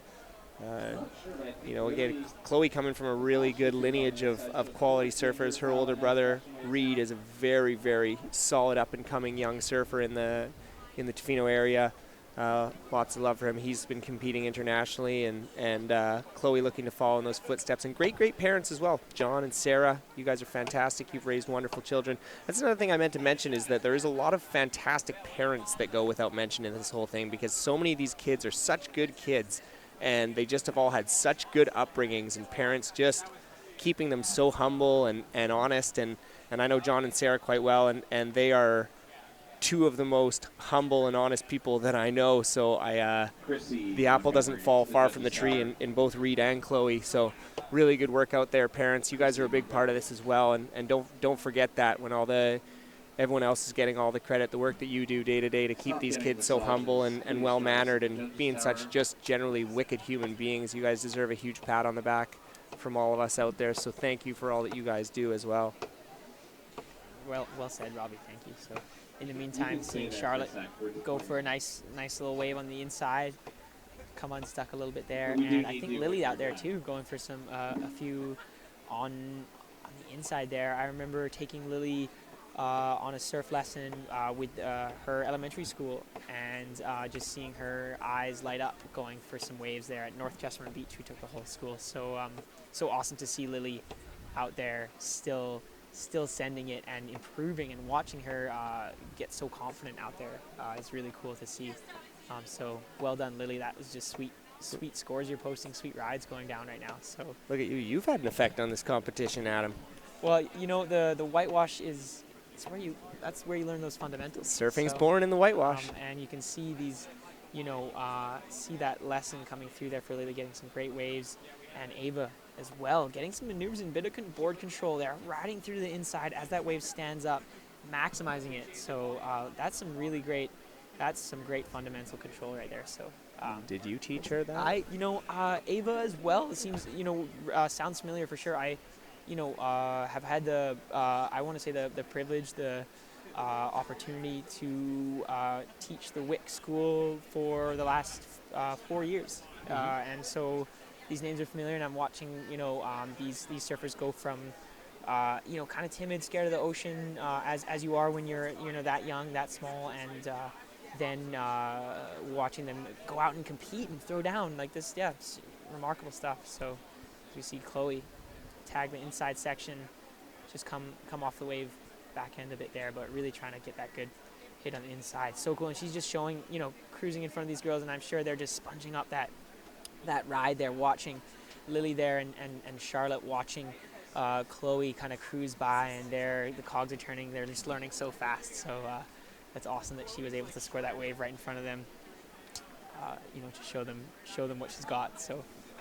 yeah, it's such a cool dynamic. We talk about those whitewash warriors, and there's probably a few little girls hanging out at the beach that are probably just like, I want to be that whitewash ripper. Yeah. And then the whitewash rippers that are like, I want to be that person ripping the green. And then it's one giant feeding pipe towards the Queen of the Peak. I think that's what's so exciting about this, the Princess of the Peak there, is that I think you see that accelerated rate of learning is incredible, and where it all begins, where the Mateas and the Snowas and those heavy hitting competitors now came from watching these girls out of the whitewash, and that in itself is amazing. So we're just watching history in the making right now, to that degree. Maybe being a bit melodramatic about it, but the impression you had, look at this. There we got Lily. I'm right, Lily just catching right on the peak. Yeah, that was great. Great drop in. Fantastic control. Who taught her that? I don't want to take too much. No, I'm credit. just giving you the gears. No, I have to say though, I do. Lily left an impression on me as one of those students that had that like glint in her eye for surfing. So and at the skate program too, she skateboards. Again, party waves going down. Yes, Whoa. That's great. Lily backing it up again, making another ride. So Lily and Ava. Does it multiply scores if you party wave? I feel like it almost should. I like that. I like what they did though, those ladies. That's sharing is caring out there, guys. Sharing is caring out there, especially in the Princess. Sharing is especially caring. Yeah, I think they're at this point that when you're kind of in that zone with the whitewash, you're not necessarily going left or right. There might be that kind of priority coming into play, but I really think that that's not what this is about really in that level. I don't think the judges will be doing anything like throwing interference calls or things like that so much, unless there was a straight fender bender situation. But they're just cruising on that wave. Saw Charlotte just go for a sweet one there, so they're having a time right now. Yeah, it's just as fun for us to watch. All of us have been through that. Just starting out and going for the whitewash and graduating to the green waves and graduating as you go. And it's such a fun journey. It's so fun to be a part of. And I like to live a little bit vicariously through all these ladies, like going through those steps, even though they all kind of surf better than I do. But that's still, I've made those graduation steps, and it's fun to live through them. Like you said, you saw the twinkle in Lily's eye when she caught a good one, and you're like, oh yeah, they're hooked. Yeah, no, for sure. So, and this is where so many people advance out of the whitewash too soon. Maybe Rob, you might have fallen victim to a little bit of that. Maybe. So, I'm still trying to figure it out. Trying to work on your pop-ups, and this is where you learn those skills of confidence in the ocean. Lily making it through, right, getting out of that foam ball, or that's Ava and Lily both getting a ride there too. So really negotiating that turbulent water there is not easy, and they're riding shortboards, right? Your typical, they're really getting through those waves, getting some sweet rides right now. It's kind of turning up a notch with another ride posted by Charlotte. Just the rate of waves getting caught here is just bumped up as we see that time ticking. So charging progression in front of our very eyes at a rate that we haven't seen so far. So I think that's just amazing. Again, another reason I love watching the Groms. Yeah, you're absolutely right. It's awesome. You can almost see them getting better each and every wave as up and riding. We've got Chloe Platinius with a nice little turn off the top there. Look at that form. Look at that reach and touch read. Like that is that's fantastic stuff. Shannon is up here just feeling great about that. I mean, he drills that into our heads on the daily. I think I saw a single tear roll down Shannon's cheek there with that board control. Chloe throwing that board at the end there. I mean, she didn't go with it, but I might go so far as to say that Chloe could be doing airs soon with that kind of style and approach there, kicking the board out. Once you start kicking your board off the wave and your board goes in the air, some things start to go 2 and 2, and she might be thinking, oh, maybe I'll go with my board the next time. Right? So again, like you just don't get. I mean, the older categories of Queen of the Peak, I mean, they're getting good fast, but I mean, you just don't see that same level of just that rate of progression here is next level. So look at we this. got another party wave. We got Ava and Lily charging together. Do you think they're synchro communicating right now? They're probably sitting there being like, okay, I'm going to go for this one. Let's go for this one. I think so. That'd be pretty epic. I'm not going to lie. I want to see an on-wave high five. We saw surfer paddling out earlier. Yeah, Christy Murphy and Leah Dawson. That was legendary. That might be my highlight for the day today. That was pretty awesome. Also to see Christy ride that wave so skillfully all the way through after that, before and after. I think it ended up being one of her counting scores. Oh, I don't doubt. The way, what I just loved is she, at the end of the wave, she walked off the nose of the board into the sand. Just the most casual dismount. I was like, that to me made the score. Wow. What just happened? Chloe just blowing up in front of those other girls, just like you called before, Adam, having them get to see her just absolutely tee off on a wave right in front. And I think that's going to be her best wave of the heat thus far, as we're seeing scores roll in relatively quickly. And it looks like she might even make it up into that excellent range. So absolute ripping there by Chloe Petinius, and the judges are definitely going to reward her for that level of commitment as well. Definitely up close and personal with the other surfers there. You know, that is just so, there's something so exciting about, I mean, we can only kind of grasp a little sense of it being here up in the tower or being on the beach as a spectator. When you're in the water and someone does something like that in front of you, you are kind of dumbfounded, and I'm sure those girls are looking at Chloe right now, and I mean, just kind of inspired and going, I want to do that. And that's the flame kind of being lit there. That's the, oh my God, I Chloe's been, doing this, and I can see kind of, I think that was in front of Ava and Lily there. And they're going, wow, like, and as you watch that happen, they're kind of piecing together how they might do that down the line, not too far in the future. Yeah, it's great stuff. You're exactly right. When you see someone just over top of your head, as this one kind of reforms into a green wave here, as Lily. Yeah, well done. Is that Ava or Lily? That's Ava. So hard to tell right now. I think it's Ava, because I think Lily has a hood on, but if not, that was awesome stuff as she caught that reform right up into a green wave. That's the dream. That's the next step in the graduation, is we have Lily another goes surfer. well. Yeah, So dude, they're all charging. This is nuts. We've had. Chloe pushing the fins. Oh, was that? I think we might have had a claim there. we had a radical maneuver out the back as we were seeing Ava and Lily get some epic reforms on the inside. So really great wave reading is what I'm seeing there. Is they're not going for those whitewash waves. They're looking for that corner, that green wall of water standing up in front of them. So real nuance understanding here. Charlotte going for a nice little inside or two, not quite holding on, but they're taking these waves apart. Yeah, you're absolutely right. And just when we thought Chloe kind of had the heat done and dusted, she decided that it wasn't good enough for her. So she's gone out, and the last of hers was a 7.33, and then that last cheer you heard was from the judges, and that came in an 8.27. So she now has a combined heat total of a 15.6. So she's comboed the entire field here, Adam, and she was just putting some really good surfing on display. I think she may be using this heat as a way to put the other princesses on notice that, she came here to win, and she's been putting in the hard work. And wow, that was some good stuff, man. The judges are just stoked on what she just did. That's a solid score to come through. High excellent range, 8.27, 7.33. So Chloe's making a statement that she is a heavy competitor for this title. And Ava got a lot of work to do to get into that competition with Chloe.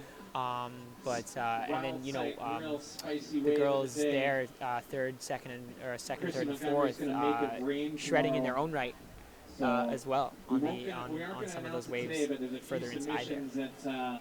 Yeah, it's almost too bad you can't have all three of those girls cut through. They definitely have charged. I mean, Ava's got 10 waves now. The computer screen can't even handle how many waves she has at this point. As we got another up and riding. Chloe, nice little cutback, getting back into the power source. She's looking at this one for a nice, another little turn, little gouge. She sticks that, kind of rides out. Another solid score as this heat ticks down to a close, and that is the end of quarterfinal number 3. So raise your glasses to these girls. They are absolutely crushing it out there. officially, unofficially, we are going to see Chloe and Ava in through the next round. Lily and our other surfer, which was Charlotte, if I do remember rightly. Awesome work, you two ladies. We will see you next year, and you will guaranteed be charging twice as hard, because a year is a long time, and you guys are just ripe for the taking right now. Absolutely killing it out there. Amazing heat, and right back into quarterfinal heat 4. But all in all, just I don't know about you, Robbie. I'm just feeling really impressed by what I'm seeing on all levels. No matter what kind of position you're ending up scoring in that heat. So many waves ridden, really well read, and final results just coming in here. But just that ocean skill there really shining through with such a young age. Oh, and here in live action, our surfer in red, Aqua Breweiler, with a huge carve. And this thing is opening up for her, and she's going to go for another one, another little jam. Oh, just comes unstuck, but really good first turn from our top seed there, Aqua Breweiler. So in this heat 4 of our quarterfinals of the Princess of the Peak, in red we have Aqua Breweiler, daughter of Raph and Joey. Really, really awesome young girl. Obviously some pretty good surfing lineage there. In blue we have Isla Duncan. In yellow we have Zara Obretenov. And in white we have Toby Terrio. Final heat of the day, guys. It is on right now, and Aqua has already kind of put a bit of a stamp on this heat, dropping a 6.0 with that first turn, man. That was really, really good stuff. Very, very smooth and stylish. Isla's already got a combination of 2 scores, sitting with a 5.83, so she just needs a 2.51 to get into second or into first place, and she actually has snuck herself in there. So, but Aqua just sitting on that 6.0. Look at this replay. Look at this turn. Wow, that was good stuff, man. Really good wrap, really technical, well done. Oh, little gouge, that was almost a little bit Raph Breweiler-esque there. Wow, good stuff. Seeing that surfing lineage more than evident with aqua surfing, super dialed, technically consistent, solid, so already connecting multiple maneuvers on the first wave. And, I'm sure there's only more of that to come throughout this heat of just some wave laceration, really. Wow. Devastation. Yeah, there you go. No, really good stuff. Really, really good stuff. And it's pretty much in the town of Tofino. For those of you that don't know, the Breweiler family is kind of a little bit of the first family of surfing here, with Sep, Raph, and Kath being a lot of who kind of pioneered around here. Raph actually now working for the Coast Guard, who were actually just out on the boat, about out in front of us a couple hours back. So big shout out to you, Raph, and all that you've done for the surf community here. You and Sep have really set the bar for a lot of the younger generation. I know when I first moved here, you guys were the godfathers of the water. And thank you for all that you've done for our surf community as well. And what do we have here? We've got Isla, I believe. Oh, wow. Isla with a great little inside wave to start off her that score there. Maybe she's going ridden through even further. So great wave from Isla there. Followed up with a good right-hander from, what's that, Aqua? That was Aqua as well, yeah. Yeah, and she's going to get rewarded here, Adam. She didn't have a backup wave yet, but she certainly has backed it up. The last of red looks like it's coming in at a 5.77, so now she's put a pretty good lead in front of herself with the 2-wave heat total of an 11.77. So put Isla in a bit of a pickle here. Isla's got to get herself an 8.28 to get herself into that first position. Zara kind of nipping at Isla's heels there. She just needs a 4.84, and we're just waiting for our surfer in white, Toby, to open up her account, as we see someone stroking into a little right-hander there. Looked like Zara there, getting a nice cruise on the inside, really just hopping off with grace, showing the judges that she didn't wipe out, but she finished that ride, got off on her own accord, and is going to start to build some good foundations there. So again, just really more solid surfing we're seeing from these grommets. Just kind of blows my mind every time. I'm just like, how are these kids putting it together so well, so fast? The athleticism, yeah, it's inspiring stuff. The eye of the tiger. There we go. And here we go. Got our surfer in red paddling into that one, but just kind of turning the other direction. Didn't like what she saw there. And on the inside here, looks like we have Isla. Look at that claim, hard claim, pulling out her hair. She doesn't even know how to function. This is awesome. Look at this thing. Green wave all the way to the inside. Hops off in ankle deep water. All the way.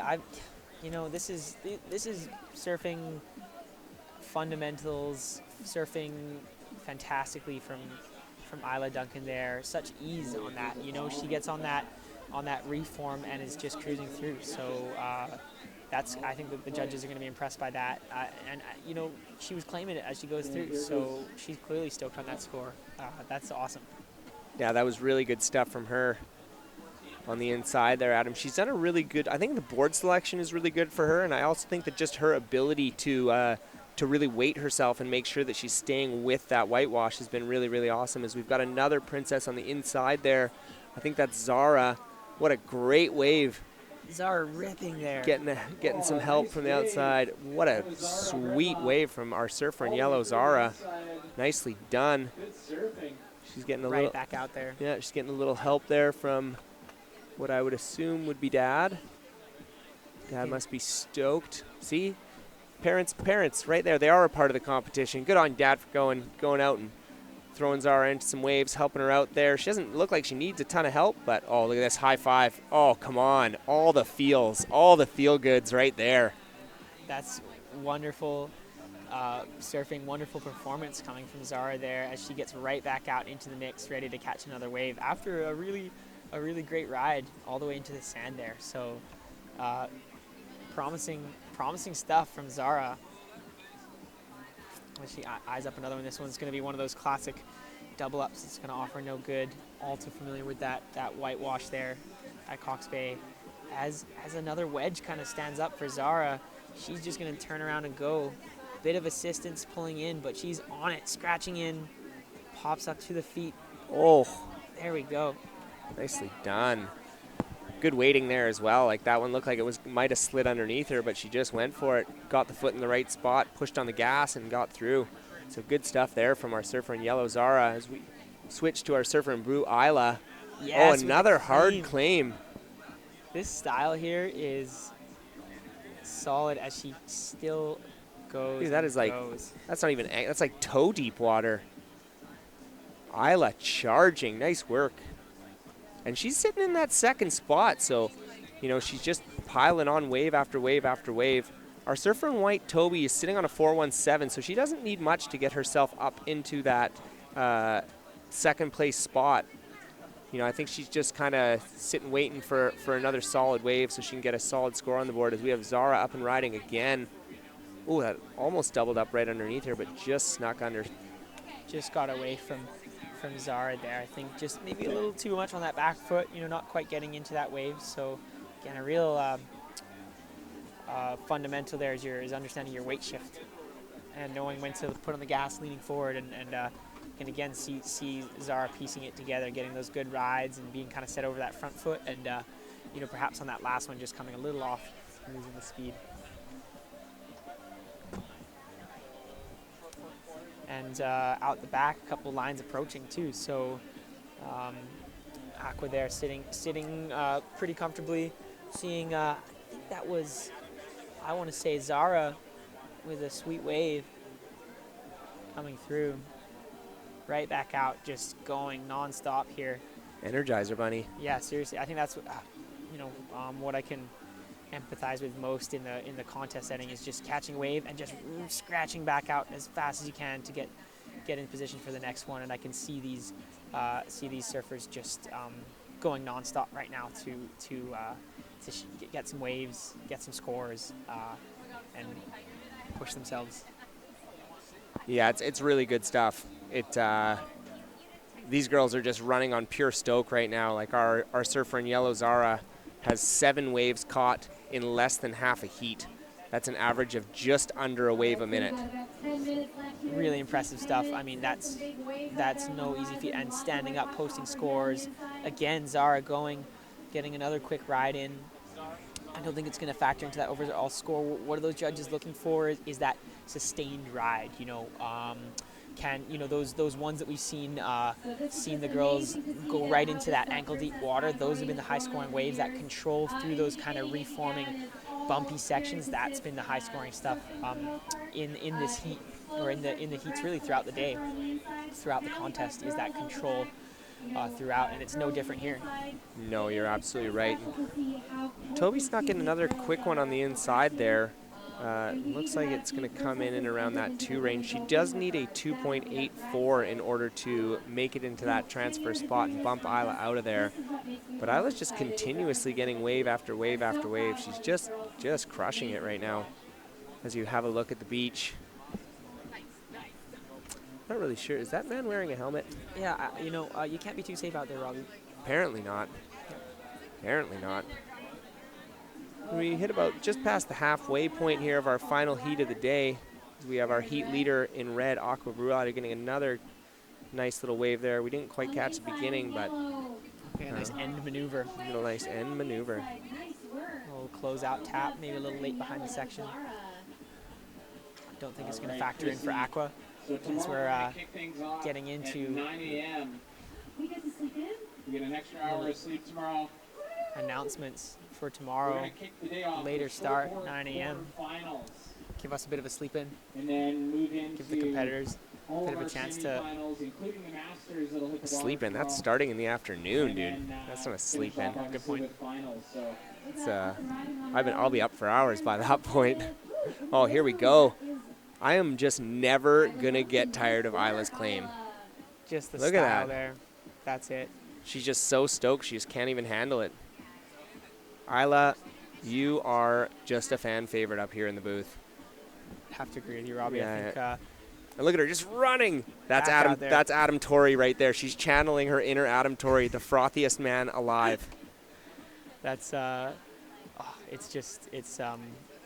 look at that still going. Oh, you know? yeah. That's so Pure stoke. It's pure stoke, and Isla's got plenty of it, as you can see there, controlling her board, getting through those waves. That's real wave knowledge there, and real ocean ability that we're seeing. So that's amazing stuff, and I think we're going to see a few more epic rides from Isla as the heat winds into the back half. So stay stoked, Isla. Yes, I don't think that's going to be a problem. No. And here we got on screen, we've got Zara again. Ooh, just digging the nose a little bit. Back to Nice. that weight distribution there, a bit too front-footed there, maybe not quite getting that board on plane. But again, you can see with these groms, each wave is something learned. And Oh yeah. well done with Isla on another ride. We're about 2/3 of the way finished. This is our final heat for today, Adam. I'm sad to say, because I could just sit here and basically do this forever. Been a treat. It's Yeah. been really wonderful. And watching out the back here, not quite on camera, as That was Aqua again. yeah, it's just been glorious. It's been absolutely wonderful. This day, this weather, these swells rolling in. We really couldn't have asked for more, not just from the conditions, but from the amazing displays of surfing that we've seen today and yesterday, and surely again it's just going to crank up another notch tomorrow. So this is something else, and again, just we are frothing. Froth Stoked. monsters in the Froth booth. monsters in the booth. Yeah. Big grins across in the tower here from everyone involved, and even the participants. I've seen lots of high fives, lots of encouragement, people blowing themselves away, people who didn't think they were going to crush it in the heat coming out on top. It's cool to see. couple upsets, a couple people not really getting what they want. That's the nature of competition, isn't it? Yeah, not everybody can win. No, and that's kind of what makes it what it is. Not always easy. You don't always get that result you want, and it's in those moments. Robbie, you said something quite apt earlier about the experience that failure gives you, and I think that it's so true. You know, you've got none of the competitors who have gotten on the podium in these heats before, in these contests before, got there easily. No, and you know, I guarantee you talk to any of our princess champions and our queens, and they've all lost heats before, and it's not the heats that they've won that's defined them. It's the ones that they've lost, and what have they learned, and how have they grown and what they've done better next time. And it's, you know, you actually made a really good point about even just watching these kids right now as you see them from wave to wave making better and better decisions. Like, you're literally watching them get better each wave. Man, I wish that happened for me still. No, but please. This is I couldn't agree more. It's that openness to you know, they don't have any bad habits yet. They're not in a rut. No. Their brain is kind of, and their physicality, their movement is, they're learning new things every single wave. Look at this here with a really sweet ride from Isla, and she had a little control on that. Again with the claim, she's just victorious there. Cruising through on that beautiful little wave. So again, we are just stoked to watch, and the stoke is being transmitted. Yeah, there's no shortage of it here. No, as we're heading into our final 3.5 minutes here. It's a bit of a tight one. Toby still within striking distance. She just needs a 2.77. She's been quite quiet. She only has 2 waves under her belt, so she just kind of needs to sneak something in there. But our 2 little rippers in blue and yellow, that they've pretty much maxed out the screen for how many waves. Zara with 13 waves at this point. I think that might be the record. I think that might be the record for the most waves caught in the heat so far. She's still almost averaging a wave a minute. It's pretty darn close. So good on you, Zara. You are charging, and Isla as well. But as the time ticks down here, it looks like Aqua's got a pretty good lock on this heat. Really good surfing from her.